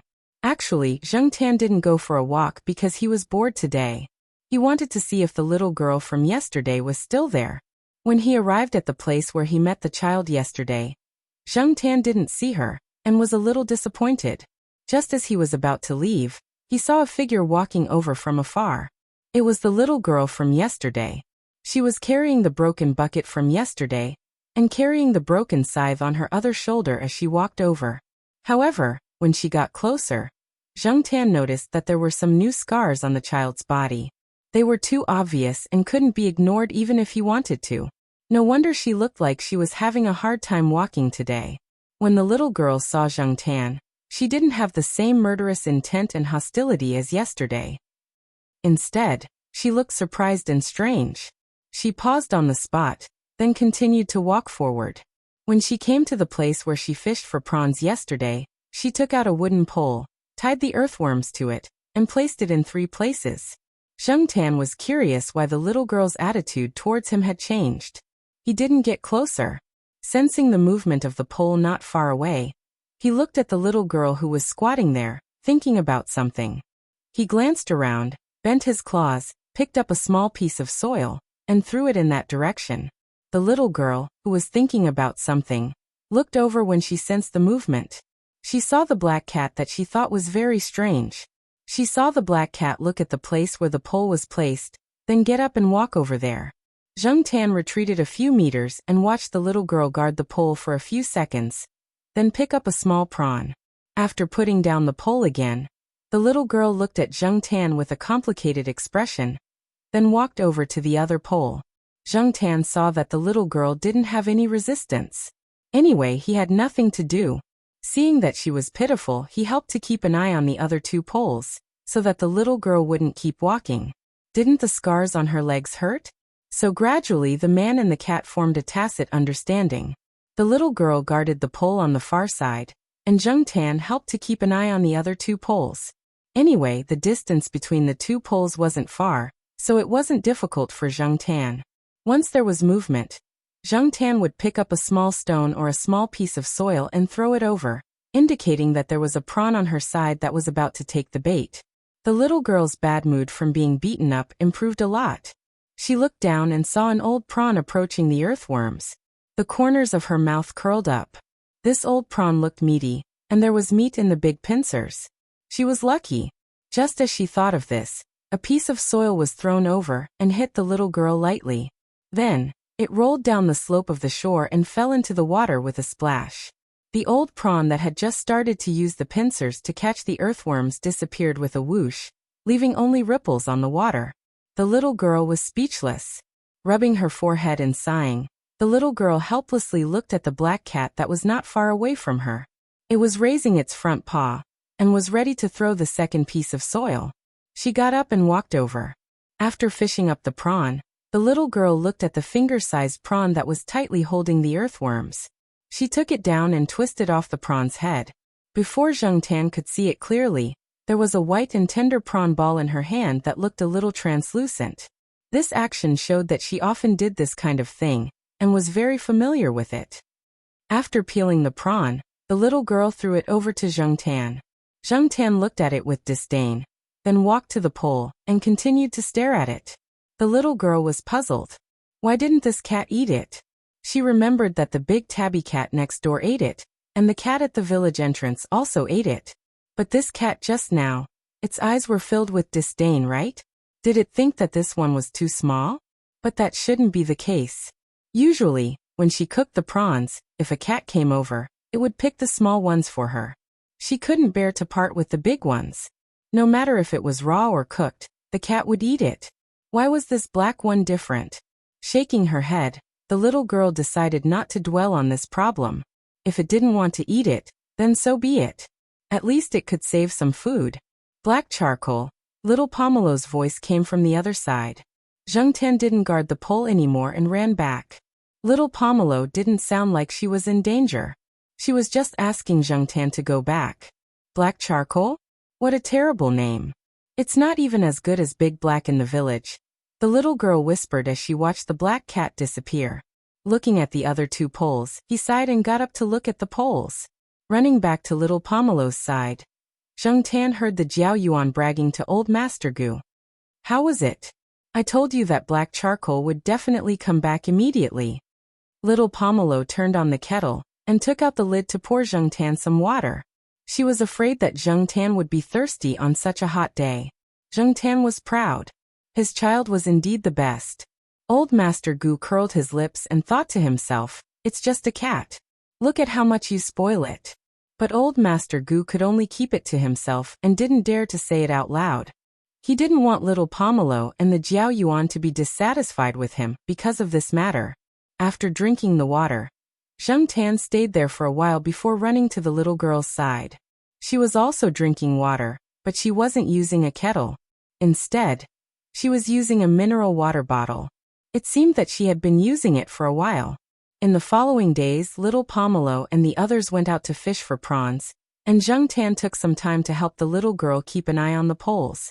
The little girl seemed to go to the wild pond to fish for prawns every day. However, when little Pomelo and the others didn't go out, Zhengtan also stayed in the house. One day, old Master Gu took little Pomelo and the Jiao Yuan to watch others fish. On the way back from the fish pond, they passed by a fork in the road and Zhengtan saw the little girl. They hadn't seen each other for a few days. The child's old injuries hadn't healed, and now she had new ones. Even if her bones couldn't be healed, this kind of physical pain was too much for a 10-year-old child. Little Pomelo saw that Zhengtan seemed to be familiar with the little girl. She looked at the little girl's clothes and the injuries on her body. She took out a few milk candies from her pocket and gave them to him. Because of Zhao Lu, the Jiao family never lacked snacks. They didn't even need Jiao Ma to buy them. Every once in a while, Zhao Lu would have someone send food over. They couldn't even finish eating. Before the summer break, Zhao Lu had sent over a few big boxes of milk candies, and they were all high-end goods. The Jiao Yuan had already brought them over. Because the weather was too hot, they only brought a few with them when they went out. Little Pomelo only ate one today and gave the rest to the little girl. She felt that the person Zhengtan knew should be a good person. The little girl looked at little Pomelo, and the black cat standing next to little Pomelo with a complicated expression. She said, "Thank you," and left. Zhengtan looked at old Master Gu's expression, and knew that he probably knew something. However, when little Pomelo and the Jiao Yuan asked about it, old Master Gu didn't say anything. He was afraid that it would affect the two children negatively. That night, when Zhengtan was outside enjoying the cool breeze, he overheard old Master Gu and old Madame Gu talking about the little girl in low voices. He knew that the child was indeed born in the family of the person they were talking about. She was the 9th child and the youngest of the 9 girls. It was their misfortune to have a father who favored boys over girls and would hit and scold them whenever he was unhappy. Zhengtin also heard from old Master Gu that the child would be sold by her father sooner or later. Luckily, she had two older sisters. Once the two older sisters were sold, it would probably be her turn. Chapter 207. Although it was hot in August, there were also times when it rained. Zhengtan squatted in front of the window and looked at the scenery outside. A toad the size of a fist calmly crawled from one side of the cement road to the other side of the road not far from the door. The croaking of frogs could be heard everywhere outside. Little Pomelo was lying on the table drawing. The electric fan had also stopped. The wind outside the window was humid and cool. Zhengtan looked in the direction of the wild pond. He didn't know where the little girl would go today. Recently, little Pomelo and the others only went there to fish for prawns every few days. They didn't run to the wild pond every day. However, Zhengtan went there to help the little girl when he had time. On sunny days, the little girl would fish for prawns at the wild pond. On rainy days, she might be catching frogs. The little girl looked thin and weak. 2 days ago, Zhengtan saw her use a broken part of her sickle to kill a snake as thick as a finger. At that time, the child didn't show any fear. Her expression didn't even change much during the whole process. To be honest, there was a little excitement in her eyes. Snakes were also meat. Zhengtan looked at her. The little girl was probably used to it. Who knew how many snakes she had killed with that sickle? She was brave enough to be stronger than the average child. After the rain stopped, Zhengtan went to the wild pond the next day. After waiting for a while, he saw the little girl walking over with the equipment. Seeing Zhengtan waiting there, the little girl's frown eased and she quickly walked over. Although it had just rained yesterday, the temperature quickly rose once the rain stopped. In addition to the sun in the morning, many places were not so wet. In another day or two, some of the dirt roads that people often walked on would be as dry as they were a few days ago. They tied the earthworms, set the rod, and then divided the work. After 2 or 3 hours, they could still catch some.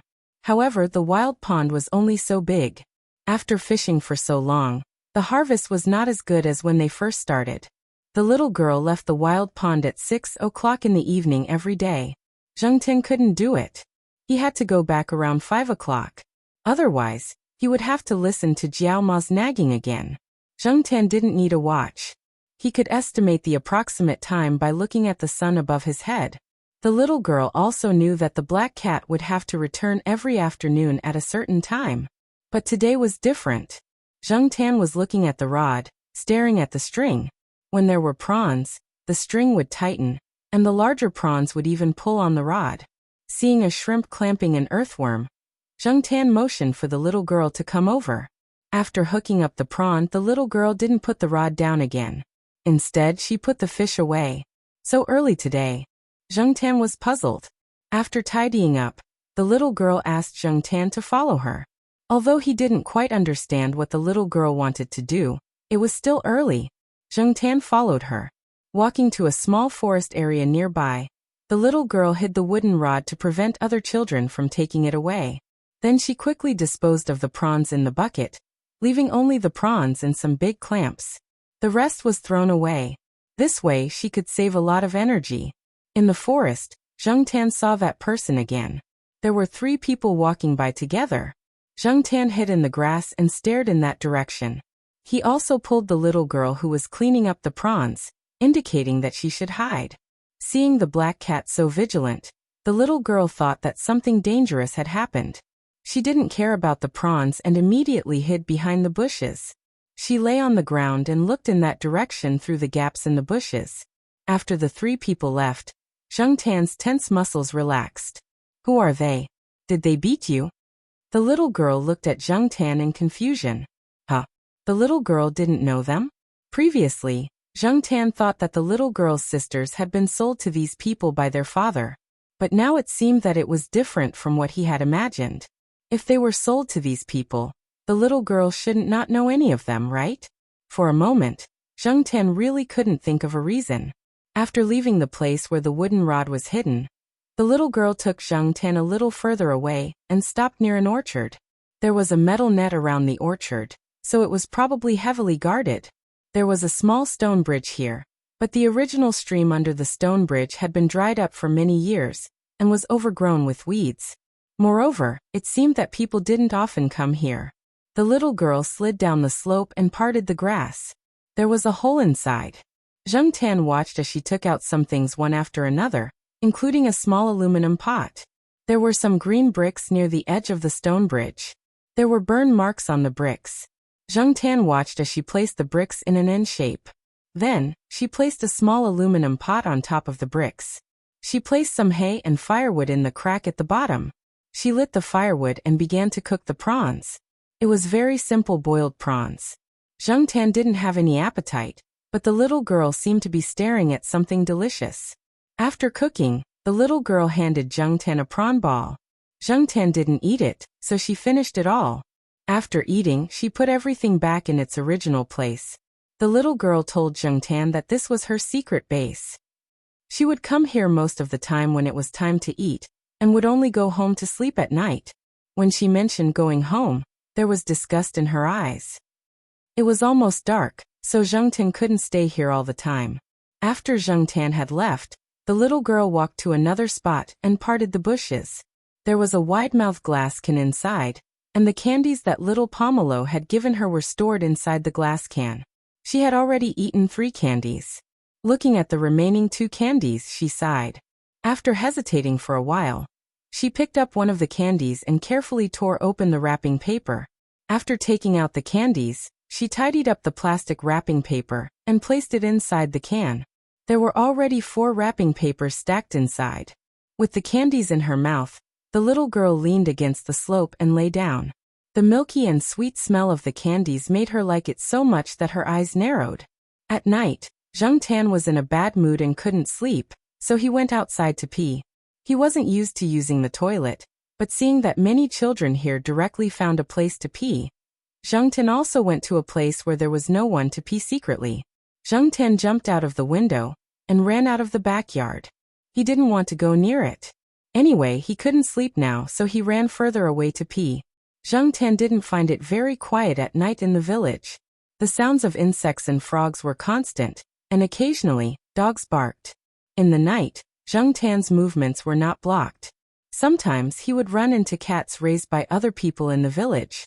Some of them provoked him, but Zheng Tan wasn't in the mood to pay attention to them.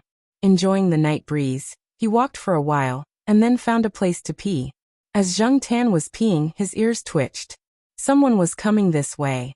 Originally, he didn't want to pay attention to it and go back after peeing, but the sound made Zheng Tan stop in his tracks. It was really fate. He met this guy once during the day, and now he met this guy again at night. Zheng Tan hid in a corner and waited for the people to come closer. Only 2 people came over. One was the person Zheng Tan knew who he had pushed into the artificial lake, and the other was probably a villager here, with an accent. The 2 people reeked of alcohol, and their conversation was all about the gossip in the village, with some dirty jokes. However, Zheng Tan noticed that the villager called the person next to him Snakehead. Zheng Tan didn't hear them talk about some of the core issues, and he was a little disappointed. However, it was rare to run into someone who was drunk. Zheng Tan was in the right place at the right time at the right time. If he didn't teach Zheng Tan a lesson, he wouldn't be able to feel at ease. Thinking about it, Zheng Tan suddenly remembered something written in the diary of the guy who lived next door. According to the description, there should be a trap around here. Zheng Tan quietly ran in front of them from the side. Following the dirt road, there was a fork in the road. According to the guy's diary, behind the house of the 4th last house, there was a hole in the backyard between the fence and the dirt road. They didn't dare to blatantly dig a hole on this dirt road. They would be beaten. Digging not far from the roadside, some villagers turned a blind eye. Anyway, they only walked on the dirt road. As for the side, it was obvious that there was a hole there, and even weeds didn't grow. However, in the middle of the night, especially after drinking, their consciousness was not so clear, and they couldn't see or remember the obvious trap. Zheng Tan easily found the trap. It was about 3 or 4 meters away from the dirt road, and there were a lot of weeds around. It could be seen that very few people came here. The trap dug by the children was very simple. They dug a square pit about half a meter long, and then put a few thin wooden sticks on it, and covered it with some grass. Zheng Tan also smelled the stench coming from inside. He guessed that the children would pee here from time to time. Otherwise, if it was just a hole, it would be too simple, and they would have dug it in vain. Zheng Tan tested the carrying capacity of the thin wooden stick. If he stood on it, he would definitely fall, let alone an adult. The two people were getting closer and closer. Zheng Tan hit on the other side of the dirt road, which was different from the trap. Although he had drunk, Snakehead still had his vigilance. He kept feeling that someone was watching him. He held the flashlight and shone it around. Other than a few jumping insects, there was nothing else. Could it be that he drank too much? What's wrong? The villager who was talking excitedly saw Snakehead stop and asked. Nothing. Snakehead shook his head and continued to walk forward. The villager didn't mind and continued with what he was about to say. However, Snakehead still had a strange feeling. Ka. A soft sound came from the side. Who? Snakehead looked in the direction of the sound. However, when he shone his flashlight over, he only saw the wooden fence of the vegetable garden in the backyard of the family. The villager was about to say something when Snakehead raised his hand to stop him. The hand that wasn't holding the flashlight pulled out a dagger from his waist. He first looked in the direction opposite the wooden fence to make sure that no one would sneak an attack from behind. There was no place to hide. Only then did he turn around and walk towards the vegetable garden. There were many places to hide there, such as the outhouse and a simple wooden shed. Zheng Tan hid in the grass. The grass at this height indeed couldn't hide a person, but it was just enough to hide a cat. At the same time, Zheng Tan sighed in his heart. This person's vigilance was indeed very high. Last time, he had been able to push him into the lake mostly because of luck. However, this was just right. He had only thrown a piece of dirt in that direction, and he had gone over. At the same time, from another perspective, did this mean that this guy had done something wrong, so he had to be more careful? When the villager saw this, he swallowed his saliva and looked around. It was pitch black. He couldn't even see a meter away from him. Only the area illuminated by the flashlight could be seen more clearly. He didn't bring a flashlight. He followed Snakehead, but he didn't dare get too close to him. What if he hurt himself? Zheng Tan watched as Snakehead approached the trap. However, Snakehead's path was slightly off from where the trap was. If he walked straight, he would probably be able to walk right past the edge of the trap. Snakehead felt that there was definitely someone hiding around. The feeling of being watched wasn't an illusion. No matter what, it was better to be vigilant. Pooh! There was a slight sound from the wooden shed. Snakehead tightened his grip on the dagger in his hand and walked a few steps in that direction. He deviated from his original path and said to the wooden shed, "Come out. I see you." Before he could finish the word "you," Snakehead felt a strong force coming from the back of his waist. This time, Snakehead wasn't directly pushed down. He only moved 2 steps to the side to dodge out of reflex. Under normal circumstances, he would have been able to stand firm. Unfortunately, the place where his feet landed made a few cracking sounds. His feet sank, and his entire body fell to the side. Snakehead knew that the villager was standing not far behind him. He had also confirmed that there was no one else in the area behind him. So Snakehead didn't pay too much attention to his back. However, such a situation still happened. When he fell, Snakehead was still cursing in his heart. F***ck, this is the second time. Other than that time when he was pushed into the lake for no reason at Tsinghua University, this is the second time he's been hit for no reason at all. What the hell is going on? Chapter 208. Snakehead had sprained his ankle. Because it was summer, he was wearing cropped underwear. When his foot sank in, it was cut by a few broken tree branches. The trap was not deep. Snakehead had only sunk up to his knees, but there were all kinds of filth inside. There was rotten melon pulp, other household trash, and the smell of urine. Snakehead's anger soared, but now was not the time to flip out. He did not care about the injury on his foot. He held the flashlight steady and held the dagger, trying to find out who was going against him. The villager standing not far behind Snakehead felt that something had brushed past him. Goosebumps rose on his body, especially when he heard Snakehead say that he was possessed. He felt a chill run down his back. I really didn't see anything just now. I just felt a little cold. The villager shivered. He actually believed in ghosts and gods, and he had done some bad things for Snakehead. Now that he thought about it, he felt guilty. He felt that he had been targeted by some dirty thing. Snakehead had made a lot of noise when he stepped into the trap. This family had a dog at home, and it was barking. Zheng Tan decided to add fuel to the fire. After he pushed Snakehead, he quickly ran into the vegetable garden. The distance between the fence was just enough for him to cross, so he did not need to jump. He found a stone from the surroundings, and before Snakehead noticed him, he threw it fiercely at the family's window. Pa! The sound of glass shattering rang out. The dog inside barked even louder, and the lights in the house lit up. The back door creaked open, and a big, sturdy dog rushed out. It easily jumped over the fence and bit at Snakehead. It bit the arm that was holding the knife. The dagger fell to the ground. Ah! A scream disturbed the silence of the night. Zheng Tan was hiding beside the wooden shed. He wagged his tail. It was painful to listen to. Damn it. The dog must have had similar experience in catching thieves. It was too fast when it charged over. There was no hesitation when it jumped over the fence to bite the man.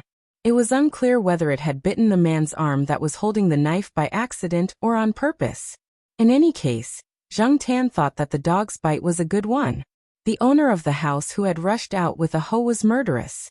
He thought that a thief had come, but after taking a closer look, he recognized the villager with Snakehead. After listening to him explain for a long time, he realized that it was a misunderstanding. However, the dog had bitten. As for the trap, it was dug by the children in the village. Many people knew that it had nothing to do with him. The owner of the house was also a tough character. After seeing Snakehead's dagger on the ground, his expression became worse. How could he take responsibility? In the end, Snakehead could only blame himself for being unlucky. Zheng Tan took the opportunity to slip away while they were arguing. The dog barked at Snakehead, and did not look anywhere else. With the cover of the night, no one noticed Zheng Tan, so it was easy to slip away. The next day, Old Master Gu took the two children to a friend's place to see turtles. He planned to buy a few turtles for the children to play with. When the time came, they could bring them back to Chuhua City to raise. Anyway, these little turtles did not take up much space. Before leaving, someone came to look for Old Master Gu. Thus, the plan to go out in the morning was pushed to the afternoon. There was nothing to do in the morning, so little Pomelo was drawing. Zheng Tan looked at it. It was a drawing of the little girl carrying a broken bucket and a sickle. I heard that she is often beaten. She is so thin. Will she get sick? Little Pomelo said to Zheng Tan, who was lying on the table, as she drew. After drawing, little Pomelo thought of something and asked Zheng Tan, "Do you know where she is?" Zheng Tan thought for a moment and nodded. Although he did not know where the girl was now, it was enough to know where she would go. Zheng Tan rarely played dumb when he was alone with little Pomelo. Anyway, little Pomelo would not talk nonsense outside, so sometimes he had to express his meaning more directly. Little Pomelo got down from the chair, rummaged through her bag, and took out a bag of candy. It was unopened, and there were about 20 pieces in each bag. "Give this to her. I still have a lot." Little Pomelo looked at Zheng Tan expectantly. Zheng Tan nodded again. He quite agreed with little Pomelo's way of doing things. That girl's life was really distressing. And a bag of candy was not something important to little Pomelo. Little Pomelo wiped the edges of the bag of candy with water and handed it to Zheng Tan. She knew that the black cat in front of her was sometimes a little misophobic and did not like to take things randomly. Zheng Tan ran out with the bag of candy in his mouth. He did not go to the wild pond. That girl was usually not at the wild pond in the morning, so Zheng Tan went directly to the secret base that the girl had taken him to last time. Not seeing the girl, Zheng Tan directly put the bag of candy in the place where she had hidden things and went back. Not long after Zheng Tan left, the little girl, who was tanned from the sun, came over. She glanced at the place where she had hidden things and knew that it had been rummaged through. Her eyes narrowed, thinking that someone had stolen something, so she quickly ran over and pushed aside the grass. What entered her eyes was a bag of candy, and the packaging was very familiar. She had just finished the candy last time. Last night when she went to sleep, she regretted that there was another bag of candy in her dream. She did not expect that there was really another bag of candy. She carefully tore open the bag, peeled a candy and put it in her mouth. Then she hid the rest of the candy and looked around carefully. Finally, she found a place where the cat's footprints were shallow. After a while, when the wind blew the dust away, the footprints would not be seen. In a good mood, the little girl decided to go home to see if there were any leftovers. At this time, the family should have finished eating. Then in the afternoon, she would go to the wild pond to fish for prawns. Just as she stepped into the house, the little girl found that there were guests in the house. She had seen these 3 guests before in the forest. The black cat was wary of these people, so they were definitely not good people. This is my family's little Gio. Sitting on a chair and smoking a cigarette with a flattering smile, the man said as he pointed at the little girl who had just entered the house. He was the head of the household. Sensing that something was wrong, the little girl turned and prepared to run away. But before she could run out of the door, she was firmly held in place. On the other side, Old Master Goo took the 2 children to see the turtles. This farmer mainly raised turtles and turtles. Seeing that the 2 children liked them, the man planned to give a few Brazilian turtle seedlings to little Pomelo and the others. Old Master Goo waved his hand. He only wanted 2. He could not raise more. After all, they were children. The man also gave them a glass fish tank. Old Master Goo did not like to owe people. The 2 of them pushed back and forth. In the end, Old Master Goo stuffed 20 yuan to the man. Hey Uncle Goo, I really don't need 20. The man was about to continue, but after being glared at by Old Master Goo, he stopped talking. He shook his head and went into the house with a smile. When he came out, he took 2 bags of turtle feed and stuffed them into the glass fish tank. Without waiting for Old Master Goo to say anything, he left. On the way back, the 2 children played with the turtles as they walked, so they slowed down a lot. Zheng Tan stopped to wait for them. A toad jumped out of the grass.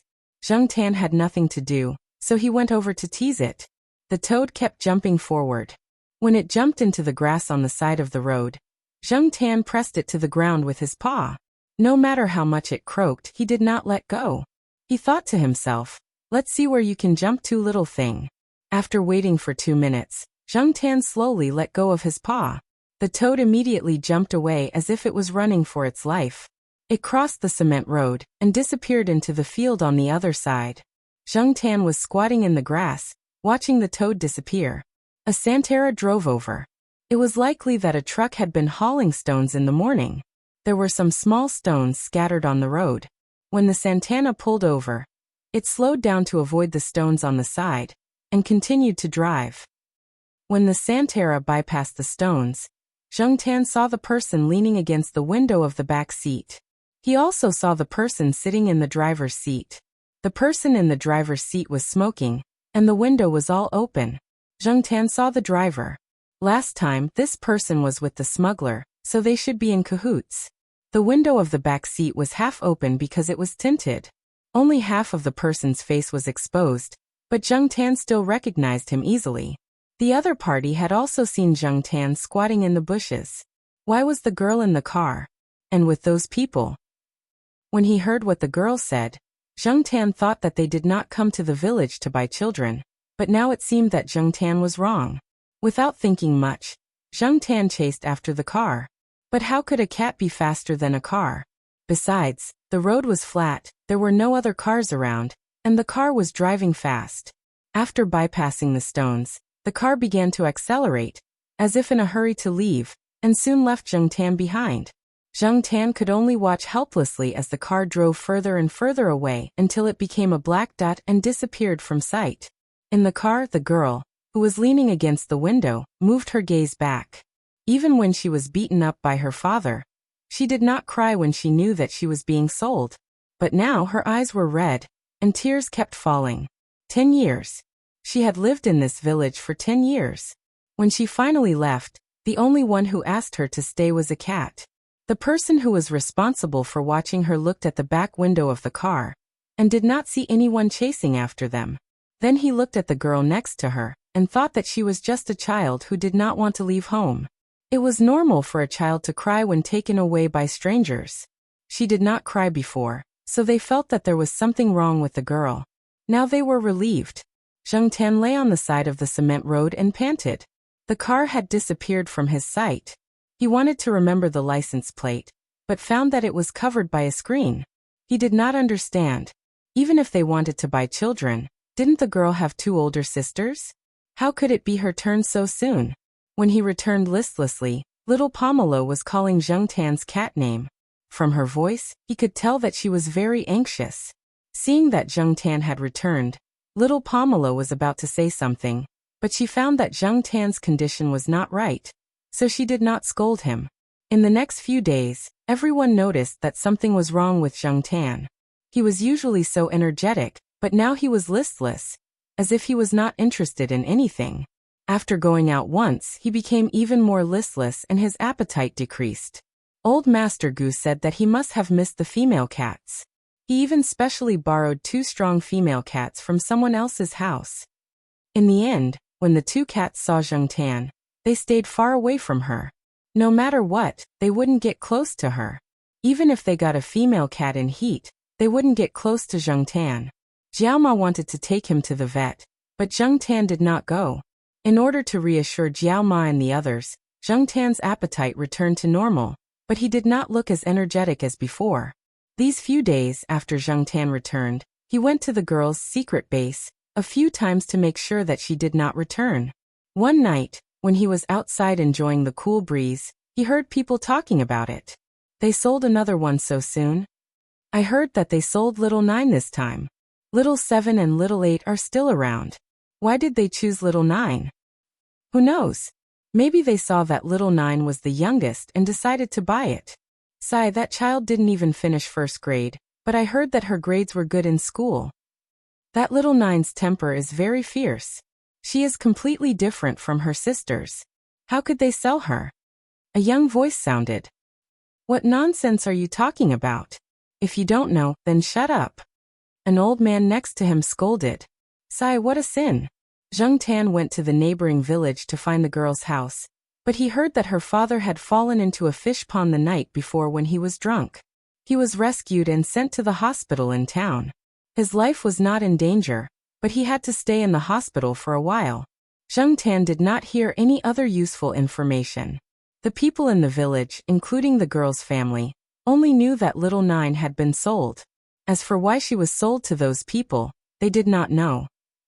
Chapter 209.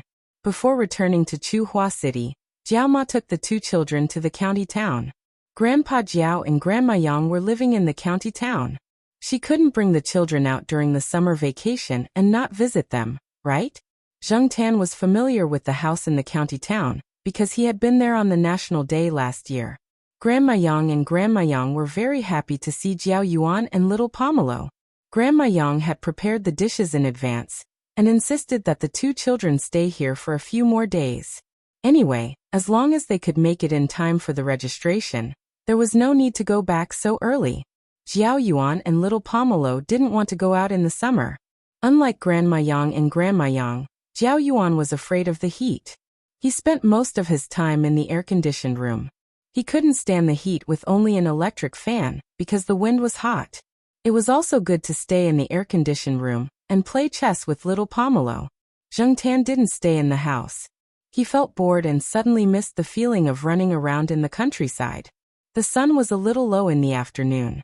Zheng Tan went out along the shady side of the road for a walk.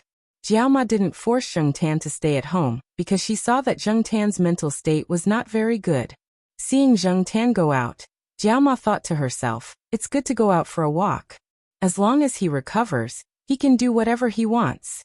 Zheng Tan looked at the scenery and buildings on the side of the road. He remembered this place. He had been here once last year, but he didn't walk too far. There was a small stall selling cold dishes on the side of the road. There were quite a lot of people here.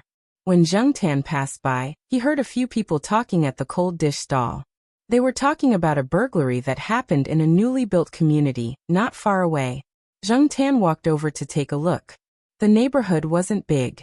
It was newly built, and the greenery wasn't particularly good. However, there were quite a lot of onlookers on this hot day. Some people who couldn't squeeze into the shade were holding umbrellas, or using fans to cover their heads as they gathered there to discuss something. However, Zheng Tan did not plan to go in. There were two men in police uniforms squatting in the shade beside the guardhouse. Zheng Tan could hear their conversation. We finally caught this guy. We didn't waste our time coming here under the sun. Brother Huang, do you think thieves nowadays can commit crimes in broad daylight? They are really bold. One of the young men who looked to be in his early 20s said, "The weather is hot, and no one goes out during the day. Everyone stays at home. This is a newly built neighborhood, and the neighbors are not familiar with each other. As long as there is no one in the house, a thief can just break in. No one will say anything if he moves a big color TV out." But I didn't expect that family to bring back a dog last night. Another middle-aged man in a police uniform took a sip from a mineral water bottle and replied, "I didn't expect such a small puppy to be so lethal. When I entered the living room and saw so much blood on the floor, I was shocked. I heard that the owner's friend asked them to take care of the dog. Now the family treats the dog as a hero and sent it to the pet hospital. If it weren't for the fact that they couldn't leave here, they would have followed the dog to the pet hospital." Listening to the two policemen, Zheng Tan could roughly guess what happened. When there was a thief in the courtyard, Niu Zhuangzhuang was also fierce. But today the hero dog that caught the thief was a Pekingese. Compared to the delicate Pekingese in the courtyard, this one was simply domineering. The topic of the two policemen gradually changed. Zheng Tan didn't plan to continue listening. He was ready to leave and continue walking, but he didn't expect them to talk about the Jiaoma's town. When he heard the words "selling daughter," Zheng Tan stopped and pricked up his ears. "Hey, Brother Huang, didn't you work there before you transferred here? Do you know about this? The family that gave birth to 9 daughters in a row and then sold them one after another? Of course I know." Zheng Tan inched closer to her. "Really? No one cares?" The young man's face was full of disbelief. "Care?" The middle-aged policeman wiped the sweat on his forehead. "Yes, but it's a pity that one of them is willing to be beaten, and the other is willing to be beaten. If you insist on taking care of it, you will be beaten back. Who is willing to be sold?" The young man didn't believe it. Being sold is actually better. Why wouldn't they want to be free from the cage? For them, even if they were sold to other people as wives, they would be starved and beaten at home. They might even have a good life. The man sighed and shook his head. Beating children is very common in the village, but selling children is different. I was also a hot-blooded person. After listening to the gossip of the villagers, I went to take care of it. At that time, I thought that as long as the child admitted that she was sold, I would go all out and investigate to the end. Unfortunately, they didn't say anything. Even at the trial, they would still have the same story. Instead, I would be accused of something bad. Didn't you see that the villagers didn't care? Do you really think that it's just a threat from a hooligan like their father? Many people in the village don't care about hooligans at all. It's purely out of helplessness. What about the last one? I heard that the child has a stubborn temper. I heard from my uncle that the child will not be sold obediently. Then it's probably because the buyer is different. The man thought of something and his face turned serious. He said to the young policeman, "Don't ask about it in the future." Seeing that the young man obviously didn't take it seriously, the middle-aged man said, "I don't want to hear the news that you have been dragged to be fed to the shrimps." The young man's face changed, then he smiled and said, "Don't worry, I don't have that much free time." They had previously handled a murder case. The victim was thrown into a wild pond. When he was found, he was already eaten by shrimps. There was no progress in the investigation until now. In the end, it became a case with no leads. The topic of the two men quickly changed. Zheng Tan didn't need to continue listening. The middle-aged policeman obviously didn't work for nothing all these years. He probably knew some things. However, seeing that they didn't want to talk about it at all, Zheng Tan couldn't hear what he wanted to hear. He was even more suspicious. He had felt that it was strange before. Why did those people choose Little Nine? If it was really like what the villagers said, Little Nine's age and personality were not suitable to be sold as wives or other special jobs. However, they skipped over the two older sisters and went straight to her. This question remained unanswered until Zheng Tan returned to Chuhua City. Once home, the Jiao Yuan and little Pomelo went to work on the two turtles. Zheng Tan followed the Jiao Ma to the 3rd floor to see the kittens. They were more than a month old, and were much stronger than normal kittens. They were obviously bigger too. Peanut candy was the same. The two kittens' destructive power was directly proven by the cloth sofa in Air Mao's living room. It was completely covered in a layer of fur. There were also many scratches on the tables and chairs. There were only 2 of them, but they were already in such a state. When Zheng Tan entered the door, the 2 were jumping up and down. When they saw the Jiao Ma, they growled and didn't seem afraid at all. However, when they saw Zheng Tan, the 2 seemed to be close. As for Black Rice, it was probably annoyed by the 2. It was sleeping on Air Mao's bed in the bedroom. It didn't even bother to open its eyes. Only its ears moved, indicating that it was paying attention to its surroundings. The 2 were now eating some meat with Air Mao. They had a big appetite and strong stomachs. Perhaps it was because the Monseigneur gene was too powerful. According to Air Mao, Black Rice was starting to dislike them. I don't think these 2 will stay for long. Black Rice has been going crazy more and more recently. Air Mao sighed and pointed to their respective nests for the Jiao Ma to see. They didn't even stay in the same nest. During the day, they would play around and sometimes lick each other's fur. It seemed like they had a good relationship. However, if they stayed in the same nest, they would easily fight. This phenomenon wasn't obvious when they couldn't run. Now that they could run and jump, the more they grew, the more obvious it was. Zheng Tan was silent. It seemed that it was because of the Monseigneur gene. Where do you plan to send these 2? The Jiao Ma asked. I think I'll send them somewhere far away. Air Mao was a little reluctant. After all, it had seen them grow so big day by day. It didn't feel good to suddenly send them away. Air Mao had thought of sending them to Celestine or Walnut or some other familiar people. But who knew that these 2 would directly reject it? Being able to get along with cats didn't mean that they were willing to raise them. The Jiao Ma and Air Mao sat on the sofa and chatted. Zheng Tan watched the 2 kittens play around in front of him. Although they still looked young, when they were playing around, they looked quite fierce. Moreover, when Zheng Tan listened to their low growls, he found that these 2's growls were different from the ones in the pet center. Zheng Tan had worked with many kittens in the advertisement and knew their growls. Although different breeds of cats might have different growls, it wouldn't be like these 2. Zheng Tan couldn't quite remember what Peanut Candy's growls were when he was young. After all, Peanut Candy was educated by Li Yuanba all day long at the pet center. Zheng Tan didn't have much contact with him. When he had more contact with him, that guy had already grown up. During these few days at home, Zheng Tan didn't go out too far. At most, he walked around the campus. When school started, Zheng Tan's life would return to the rhythm before the summer vacation. On this day, Zheng Tan decided to go to the construction site and take a look at the blind old man. Was the old man still sticking to his post on such a hot day? When he passed by Zhong Yan's neighborhood, Zheng Tan glanced at it. It seemed that Zhong Yan's house was empty. Zhong Yan, that guy, had directly soared to the sky in the college entrance examination this time. He was in the top 3 of the school and entered the capital university. This made the other members of his family very angry. After running around the construction site, Zheng Tan didn't see Zhong Yan. He guessed that he had already registered in the capital. It seemed that in the future, there would be one less acquaintance here. When he was about to leave, Zheng Tan heard someone calling his name. The voice sounded familiar. Zheng Tan turned his head and looked. A man in a blue vest and a hard hat ran over. It was the man called Brother Ning, who had helped Zhong Yan. Hey, you are finally here again. Brother Ning took out 50 yuan from his trouser pocket and said to Zheng Tan, let's go. I'll buy you something to eat. Before Zhong Yan left, he specially told me that he would treat you to a good meal when you come over. He even gave me the money. Brother Ning said several words in a row. Then he suddenly remembered that he was just facing a cat. Didn't understand what he was saying.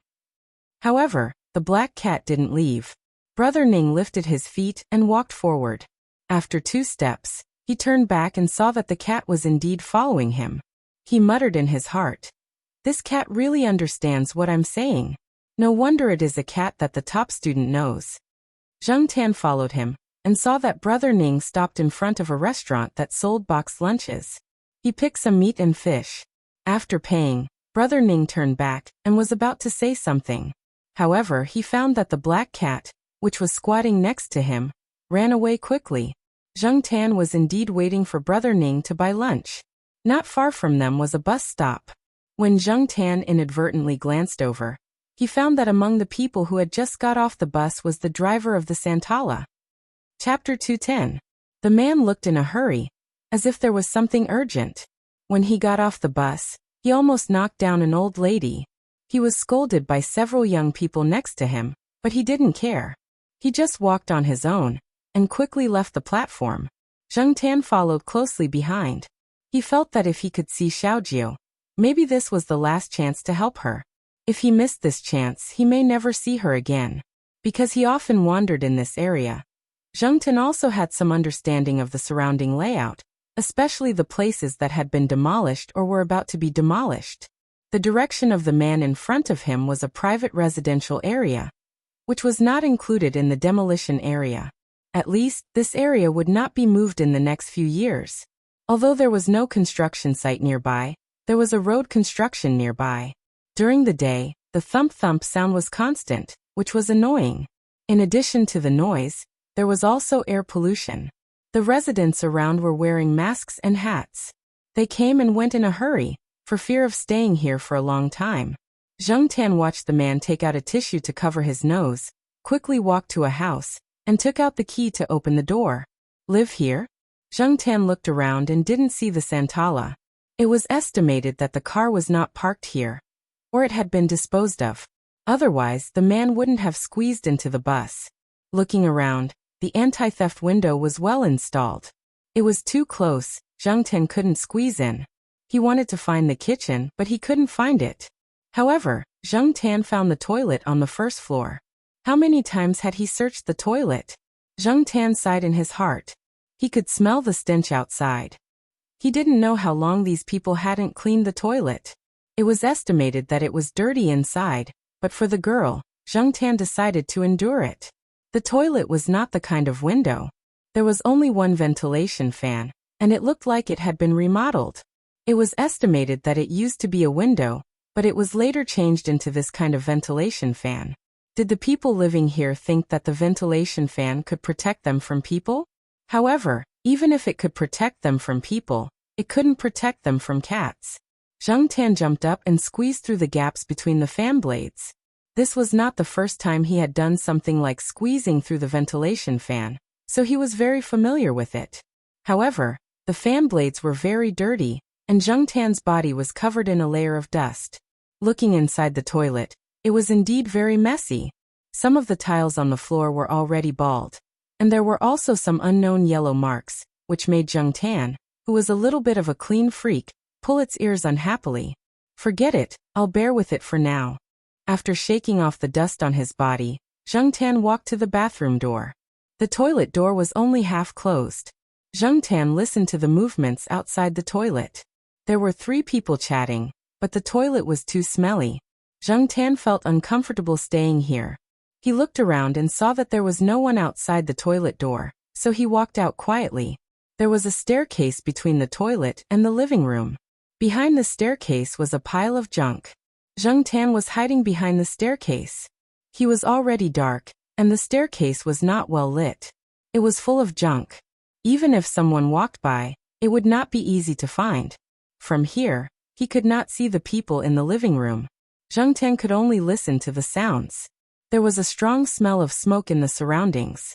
The living room was filled with smoke. Listening to the sounds, Zheng Tan knew that one of them was Snakehead.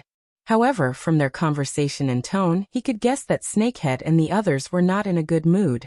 The reason for their mood was that recently, someone had reported a group of people who were selling human organs. This had implicated Snakehead and the others. Although Snakehead had nothing to do with that group of people, the commotion this time was a little too much. It had hindered some of Snakehead and the others' transactions. Organ trafficking. These people were actually in the organ trafficking business. Zheng Tan was shocked. No wonder he felt that Snakehead and the others had a strange look in their eyes. From the 3 people's conversation, Zheng Tan could deduce some things. Snakehead and the others were donor intermediaries. They would purchase the kidneys of people who met the buyer's blood type through some channels. After receiving some orders, they would contact the donor and promise a certain amount of money. After arranging for the donor to do a physical examination and match, They would prepare for the operation. Whether or not they had money was one thing. Even if they had money, whether or not they could find a matching organ in time was another big problem. Therefore, more and more people were contacting intermediaries like Snakehead. As long as they could get a matching organ, they did not care how many tricks and dirty deals there were. Zheng Tan had heard of people who sold organs. He had even seen people who sold their livers and kidneys on the news. Listening to the way Smuggler Head and the others spoke and used some sort of slang, Zheng Tan felt that this group of people would most likely use some kind of forceful method for money. This time, what Snakehead and the others were worried about was that a certain organ trafficking gang had cheated the donor of a sum of money. They had even cut a little more during the resection operation. After the donor had found out, he had started to make a fuss. No one had expected him to be so daring. Not only had he attracted the police, he had also attracted a lot of media. Therefore, to Snakehead and the others, the situation had become even more tense. Later on, they also talked about Little Geo. They were not looking for Little Geo for organs, but for a certain order they had accepted. Someone had offered 2 million to find 5 people with ABRH negative blood types. It would be best if they were children. When the time came, they would buy them back and raise them to set up a private blood bank. Last year's blood contamination accident had made this buyer worried. In comparison, he believed in the blood he had raised more. At least it was safe. They did not lack the money anyway. 5 people for 2 million. Even if they could only find one that met the conditions, they could get 400,000. This was very tempting to Snakehead and the others. However, the buyer had raised a lot of requirements. In the end, he even added that the blood type must be completely compatible and absolutely healthy. Otherwise, the buyer would not buy. These days, many people only had one child at home. They treasured it a lot. They could not even bear to donate their child's blood, much less sell it. Therefore, Snakehead and the others went to some towns and villages, or even more remote places to search. There were more families with several children there. After completing a few organ transactions in Chuhua City, they went to the surrounding counties and cities. Through some channels and connections, after a week of searching, the only one that barely met the conditions was Little Geo. As for Little Geo's 2 sisters who had not been sold, one's blood type was not completely compatible, and the other's body was a little sick. Their only younger brother would definitely not be sold. Therefore, they could only choose Little Geo. And Little Geo's shortcomings were that this child was too skinny. His appearance was not good. Therefore, these people had originally planned to raise Little Geo well for a period of time. When his appearance was better, they would send him to the buyer. Say, do you guys think we should develop the blood business in the future? Snakehead asked. In the past, they had also done things like human trafficking. However, later on, a nationwide arrest operation made them stop for a period of time. Later on, they heard that there was money to be made from selling organs, so they started this business. And this time, the order they received made them realize that there were quite a few business opportunities in it. Taking advantage of the fact that more people had not paid attention to these aspects and that the blood donation center did not have much rare blood type blood in reserve, they could make a few more profits. Even if the price was far less than this order, they could still make a few more profits. They would not complain about having more money. Zheng Tan was listening to these people's conversation from behind the stairs. He was so angry that he wanted to kick something. However, he was eavesdropping right now, so he could not make any noise. He could only suppress his anger. If Little Geo was really sold by these people, even if he did not have to worry about food and drink, once he lost his freedom, he would have to draw blood regularly. He would become a human-shaped blood bag. Who knew if this would affect his lifespan? As they chatted, they received a phone call. It was probably someone informing them of the development of the situation. Just in case, let's leave early. We'll leave today. Snakehead made a prompt decision. Don't forget whose territory we're in. They know that we've been warned once. If we still dare to do business here. Yes, Snakehead is right. We'll leave tonight. I'll go get a car, another person said. Then I'll go to the clinic to change my medicine first. I'll also buy some food on the way. Snakehead extinguished his cigarette in the ashtray. He stood up and took a deep breath. He said to the person who went out to get a car, "Be careful. I keep having a bad feeling." The person who walked to the door glared at him. You should take care of yourself. Don't get bitten by a dog again. If your arm gets bitten like that again, it'll probably be crippled. Snakehead frowned. Talking about dogs annoyed him. Furthermore, he did not like things that were out of his control. The two encounters with evil had always been a thorn in Snakehead's heart, but he had never been able to find a convincing explanation. Sickle, you keep an eye on it, Snakehead said to the person who had just returned. I know. What can that kid do? The surroundings are all tightly sealed. No one knows that we're here, Sickle said. I'll take a shower and relax. I'm so tired from running around all day. Today, there was someone at the hospital who almost ruined everything. Because the donor side was also willing, they did not want to be discovered. When they saw that there was a commotion at the hospital, they were afraid. During the examination, the doctor asked a few questions. That person was too nervous. Sickle told him the correct answers in a stuttering manner. Fortunately, the doctor did not look into it in detail. Thinking about it now, Sickle felt angry. After Snakehead and that person left, the person nicknamed Sickle prepared to take a shower and relax. Then he would sleep. He still had to drive through the night. Zheng Tan hid behind the stairs and watched as Sickle walked to the kitchen. The kitchen had been converted into a bathroom. No wonder he could not find the kitchen outside. There was no smoke or smoke from the windows. They were all sealed up. After that person went in, Zheng Tan looked around the floor. He did not see any room that could be locked up, so he ran upstairs. There were 3 rooms on the second floor. 2 of them were open. Zheng Tan sniffed at the door of the tightly shut room. The girl should be locked inside. He tried to break the lock. There was no reaction. It was locked. Those people would not let little Nine move around freely. The crack under the door was too small. Even a cat's paw could not reach in. Zheng Tan could not greet the person inside even if he wanted to. Moreover, the door looked very sturdy. With Zheng Tan's ability, he would not be able to kick it open even if he broke his leg. If only Air Mao was here. It would be able to pry it open in less than half a minute. Zheng Tan looked around the few rooms. He did not see it. Then he ran downstairs. These people should be carrying things like keys with them. When Sickle went in to take a shower, he left his jacket in the room. Zheng Tan searched Sickle's suit that looked worth some money and found a bunch of keys. Clearly, Sickle did not think that anyone would come in to steal the keys. If it was Snakehead, with his caution, he would probably take the keys directly into the bathroom. Suddenly thinking of something, he looked around. He did not see anything like a camera. Then Zheng Tan used his 2 front paws to hold the keys, so that they would not make a sound when he ran. Then, Zheng Tan ran upstairs on his 2 legs. Chapter 211. Zheng Tan felt that it must have been because he had been in low spirits recently. Climbing the stairs made him feel tired. After using both legs to jump up the stairs, the muscles on his legs still hurt. It was probably because he used too much strength. Fortunately, there were no cramps or else he would have rolled down the stairs. Without any time to rest, Zheng Tan ran to the door where little Nine was locked. She looked at the keyhole of the door lock, and then looked at the key. Fortunately, there was only one key that seemed to match the keyhole.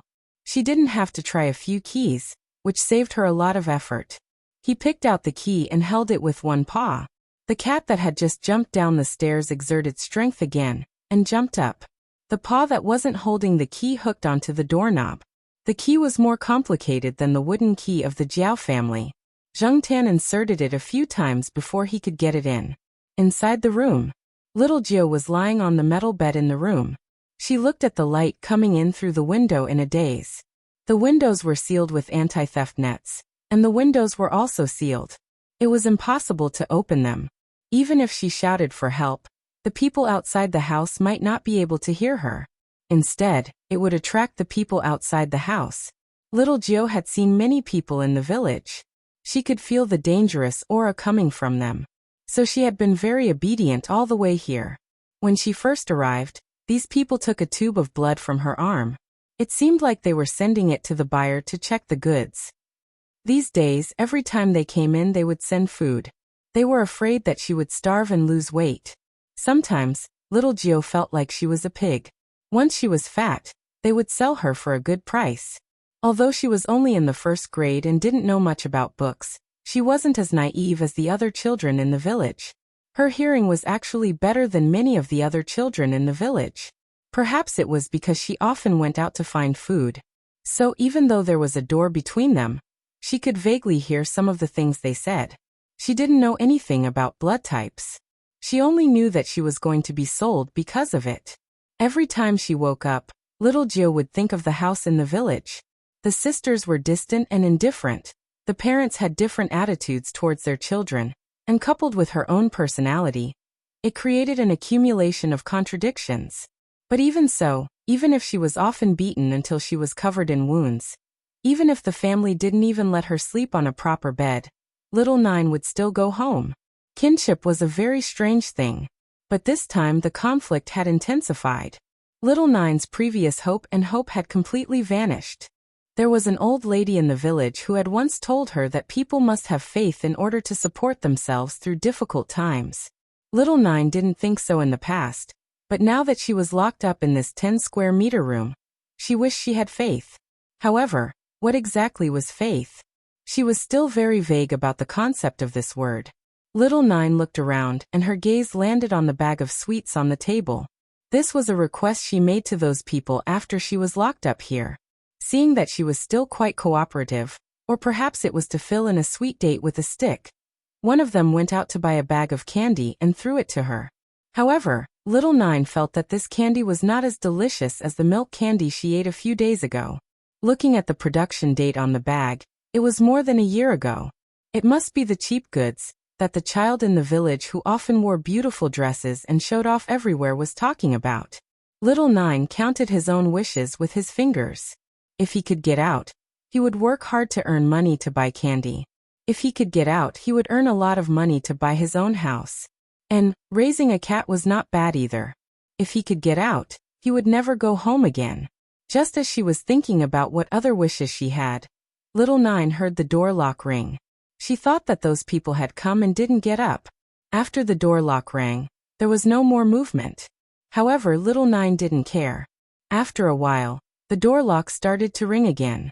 This time, it was the sound of the key opening the door. Creak. The subtle sound of the door opening was very clear in the quiet room. Little Nine frowned and turned to look at the door, ready to see what these people were up to. At the door, there was no one. As if sensing something, he looked down. A black cat.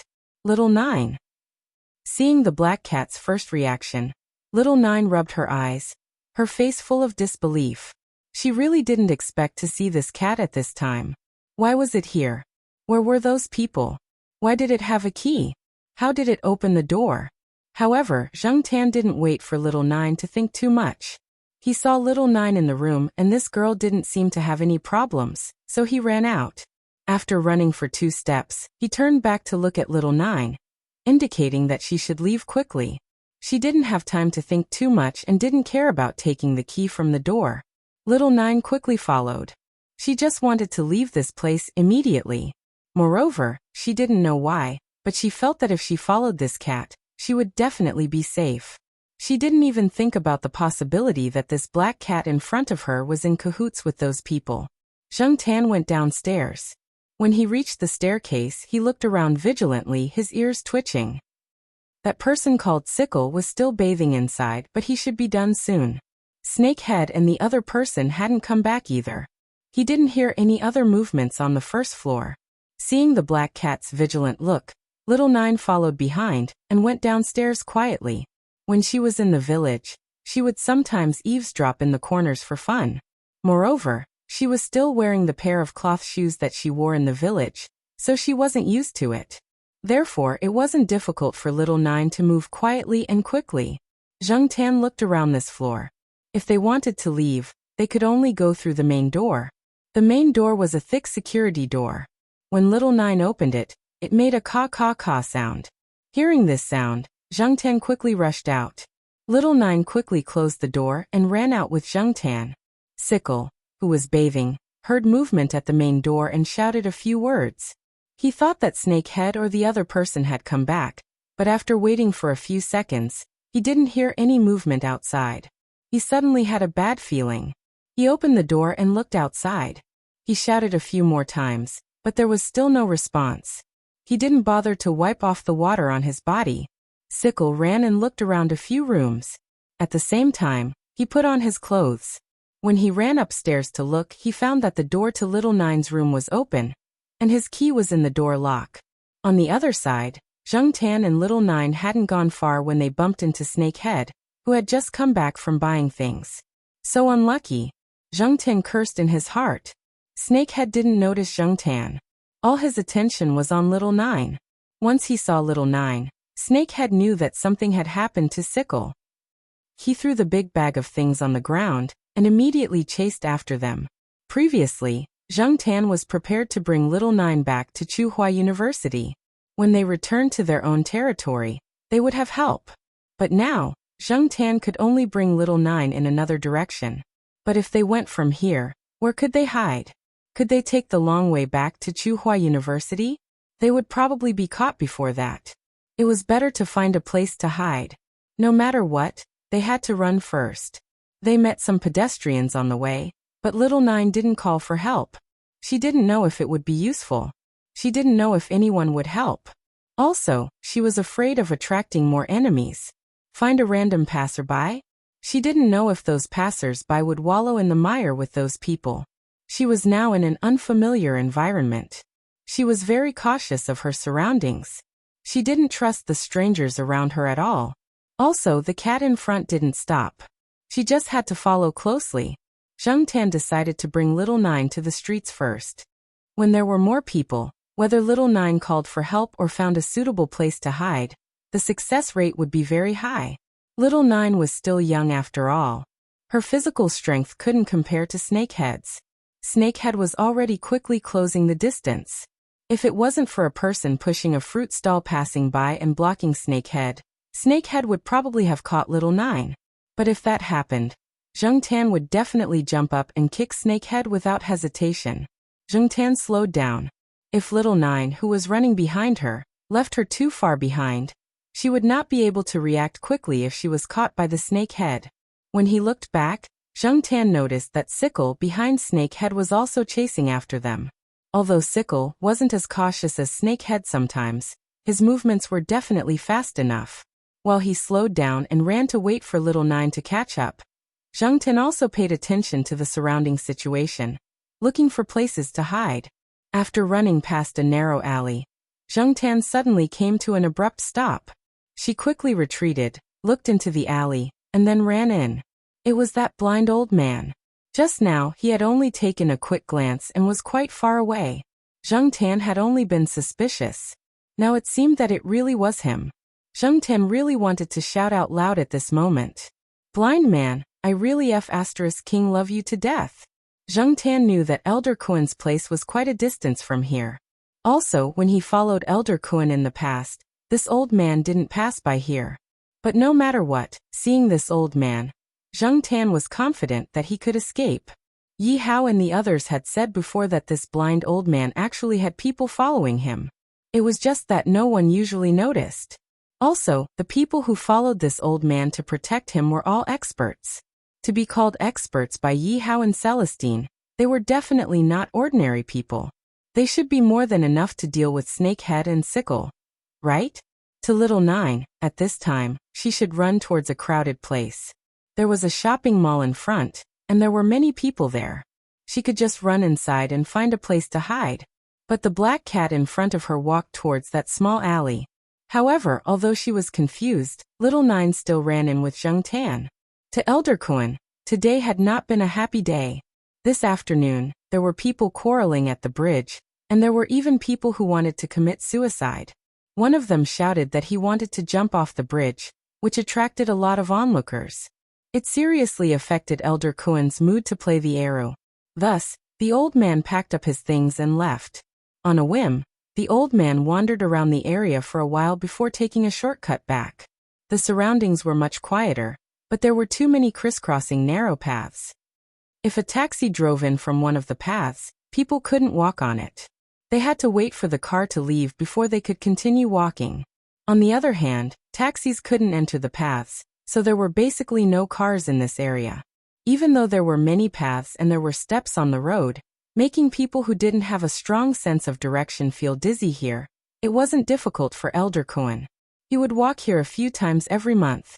As he walked, Elder Cohen's ears twitched and he stopped in his tracks. He turned around.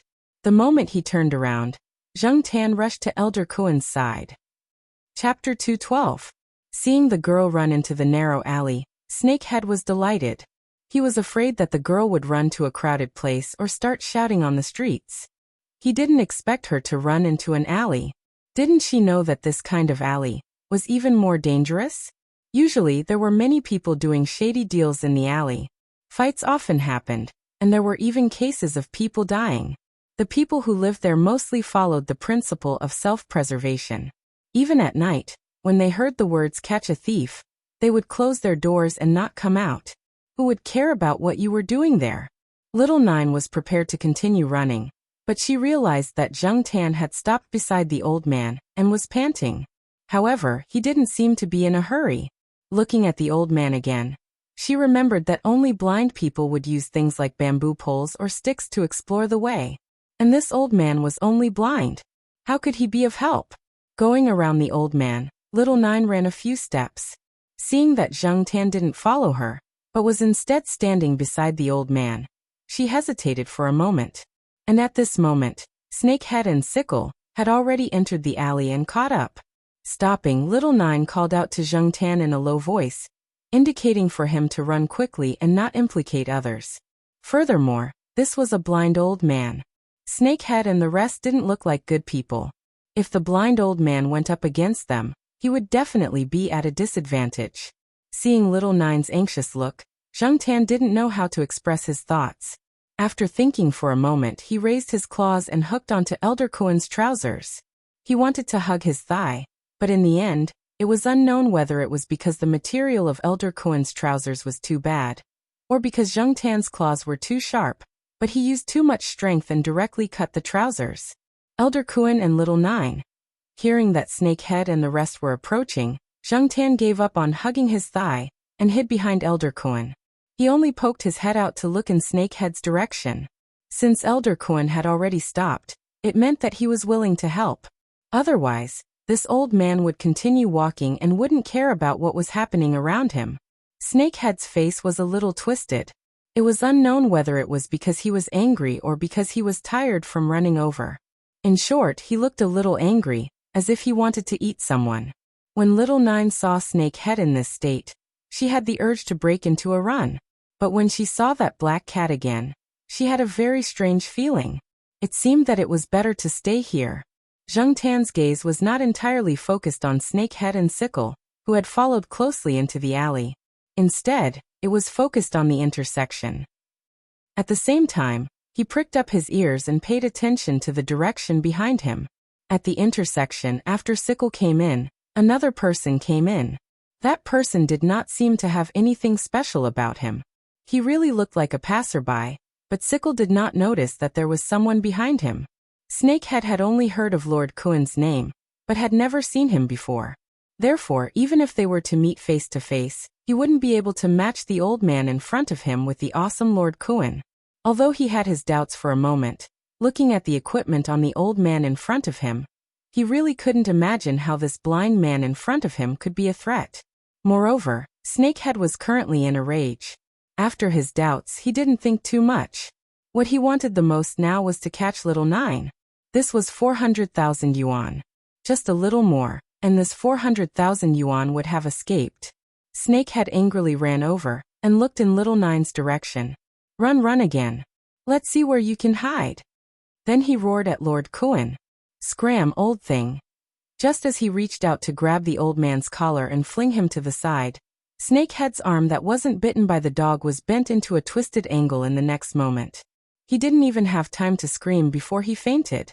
The scythe behind Snakehead had been taken down a few seconds before Snakehead's misfortune. The sound of the entire process could not be compared to the noise coming from outside the alley. And Snakehead did not even notice the movement behind him. Little Nine stood about 5 meters behind Lord Cohen. She looked in Snakehead's direction. She had seen everything that had happened very clearly. From the moment that person approached Sickle to when Snakehead fainted, the entire process was too short. She didn't even have time to catch her breath. Just as little Nine was puzzled, a person approached from behind her. He didn't pay attention to her, and just walked past her. Only then did she focus her attention on the person who had just walked past. This person still looked very ordinary. There wasn't anything special about him at first glance. At least, little Nine couldn't tell that this person was different from the people she had seen on the streets before. She saw that person quickly walk over to that side. Then he and the person who had knocked Snakehead unconscious each dragged one person, as if they were supporting a drunk person, and left the alley. Some of the residents who lived in the surrounding area had also seen the situation. Although they didn't see it clearly, they could roughly guess that there was some kind of conflict. Adhering to the principle of self-preservation and not minding other people's business, they pretended that they hadn't seen it. After all, this kind of thing happened often. Now they were numb to it.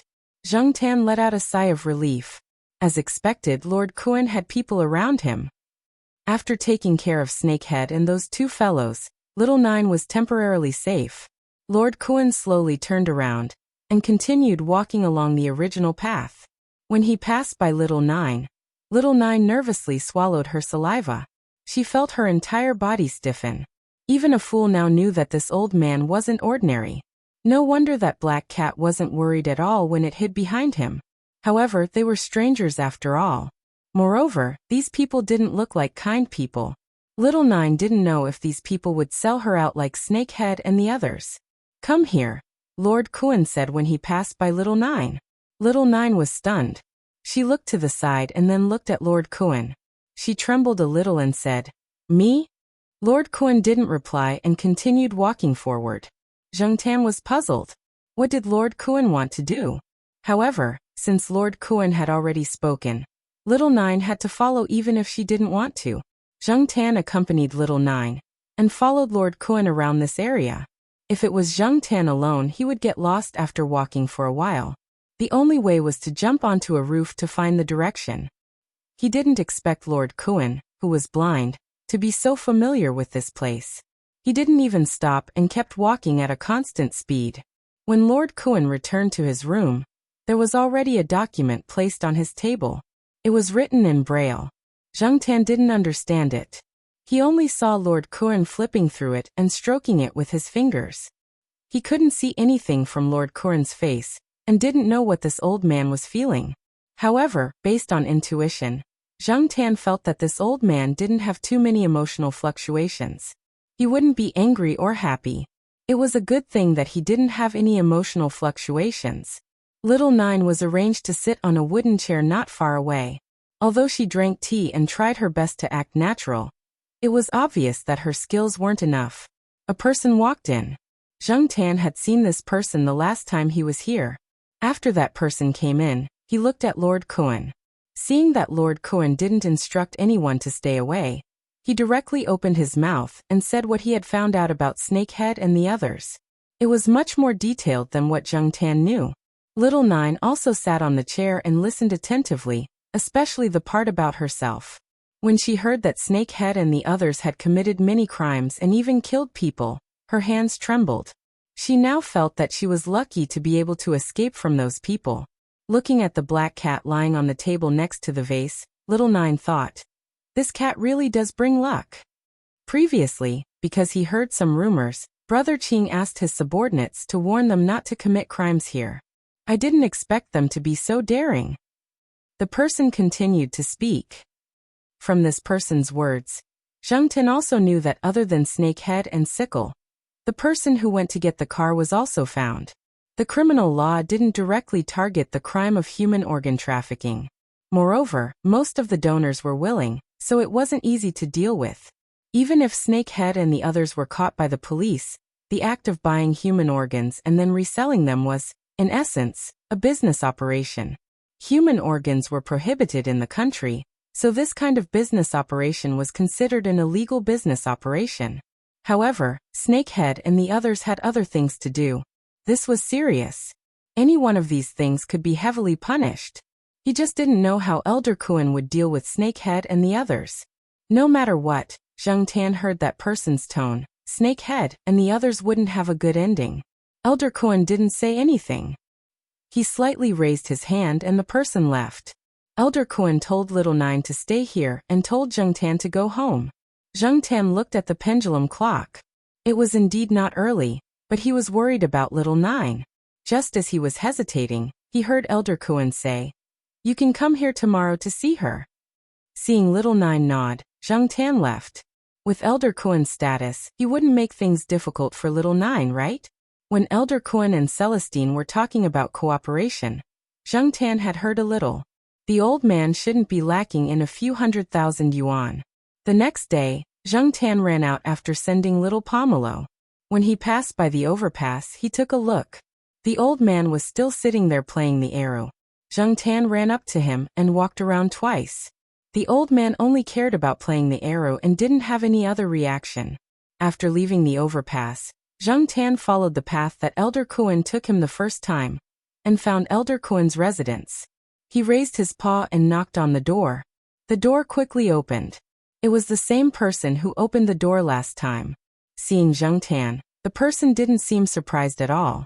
When Zheng Tan saw Little Nine, the girl was reading a book. Zheng Tan looked at it. It was a first-grade textbook. The textbook had been used by someone else, and there were some crooked words on it.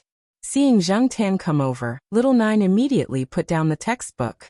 She looked very happy. Her eyes were filled with hope, and there was no depression. Little Nine told him about her choice and Elder Kuen's arrangements for her. Elder Kuen gave her a few choices. She didn't choose to go home, or to the orphanage. Elder Kuen asked her to follow someone first. She would leave with that person this afternoon. However, she would stay in Chuhua City and wouldn't run to other areas. From Little Nine's words, this girl actually wanted to follow Elder Kuen. She had a sense of admiration for Elder Kuen. However, to put it bluntly, she didn't have the qualifications. Not everyone could follow Elder Kuen. Ability was one thing. It hadn't even been a day since they met. Elder Kuen didn't know Little Nine well, and he didn't lack people. He wouldn't make a decision so easily. Moreover, Elder Kuen didn't specialize in charity. He wouldn't help you just because you were pitiful. Zheng Tan felt that Elder Kuen had other plans.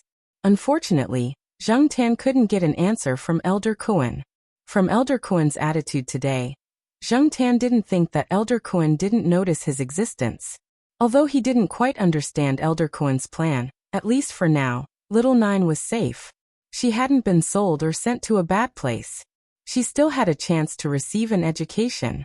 Even if she didn't want to study, she still had to go to primary and middle school.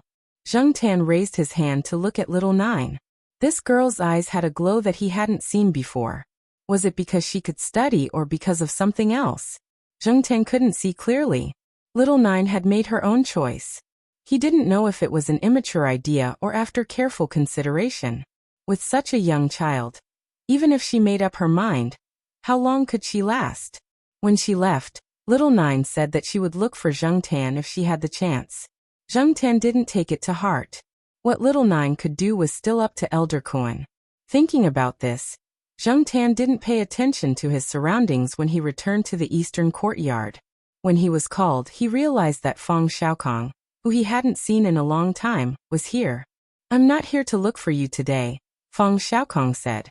Zheng Tan looked at the security guard. Mao was already waiting there. Why was Feng Xiaokong here? Zheng Tan followed them to the third floor. "Third uncle, have some tea first." Mao served the tea obsequiously. Feng Xiaokong took the tea and didn't say much. He looked in the direction of the cat nests. "Are the two cats asleep?" "Yes, they've been messing around all morning. They've been sleeping in the afternoon until now." Before Mao finished speaking, Zheng Tan saw two cat heads poke out from the two cat nests. They looked at Feng Xiaokong warily. "Yo, they're really alert." Feng Xiaokong was obviously very satisfied.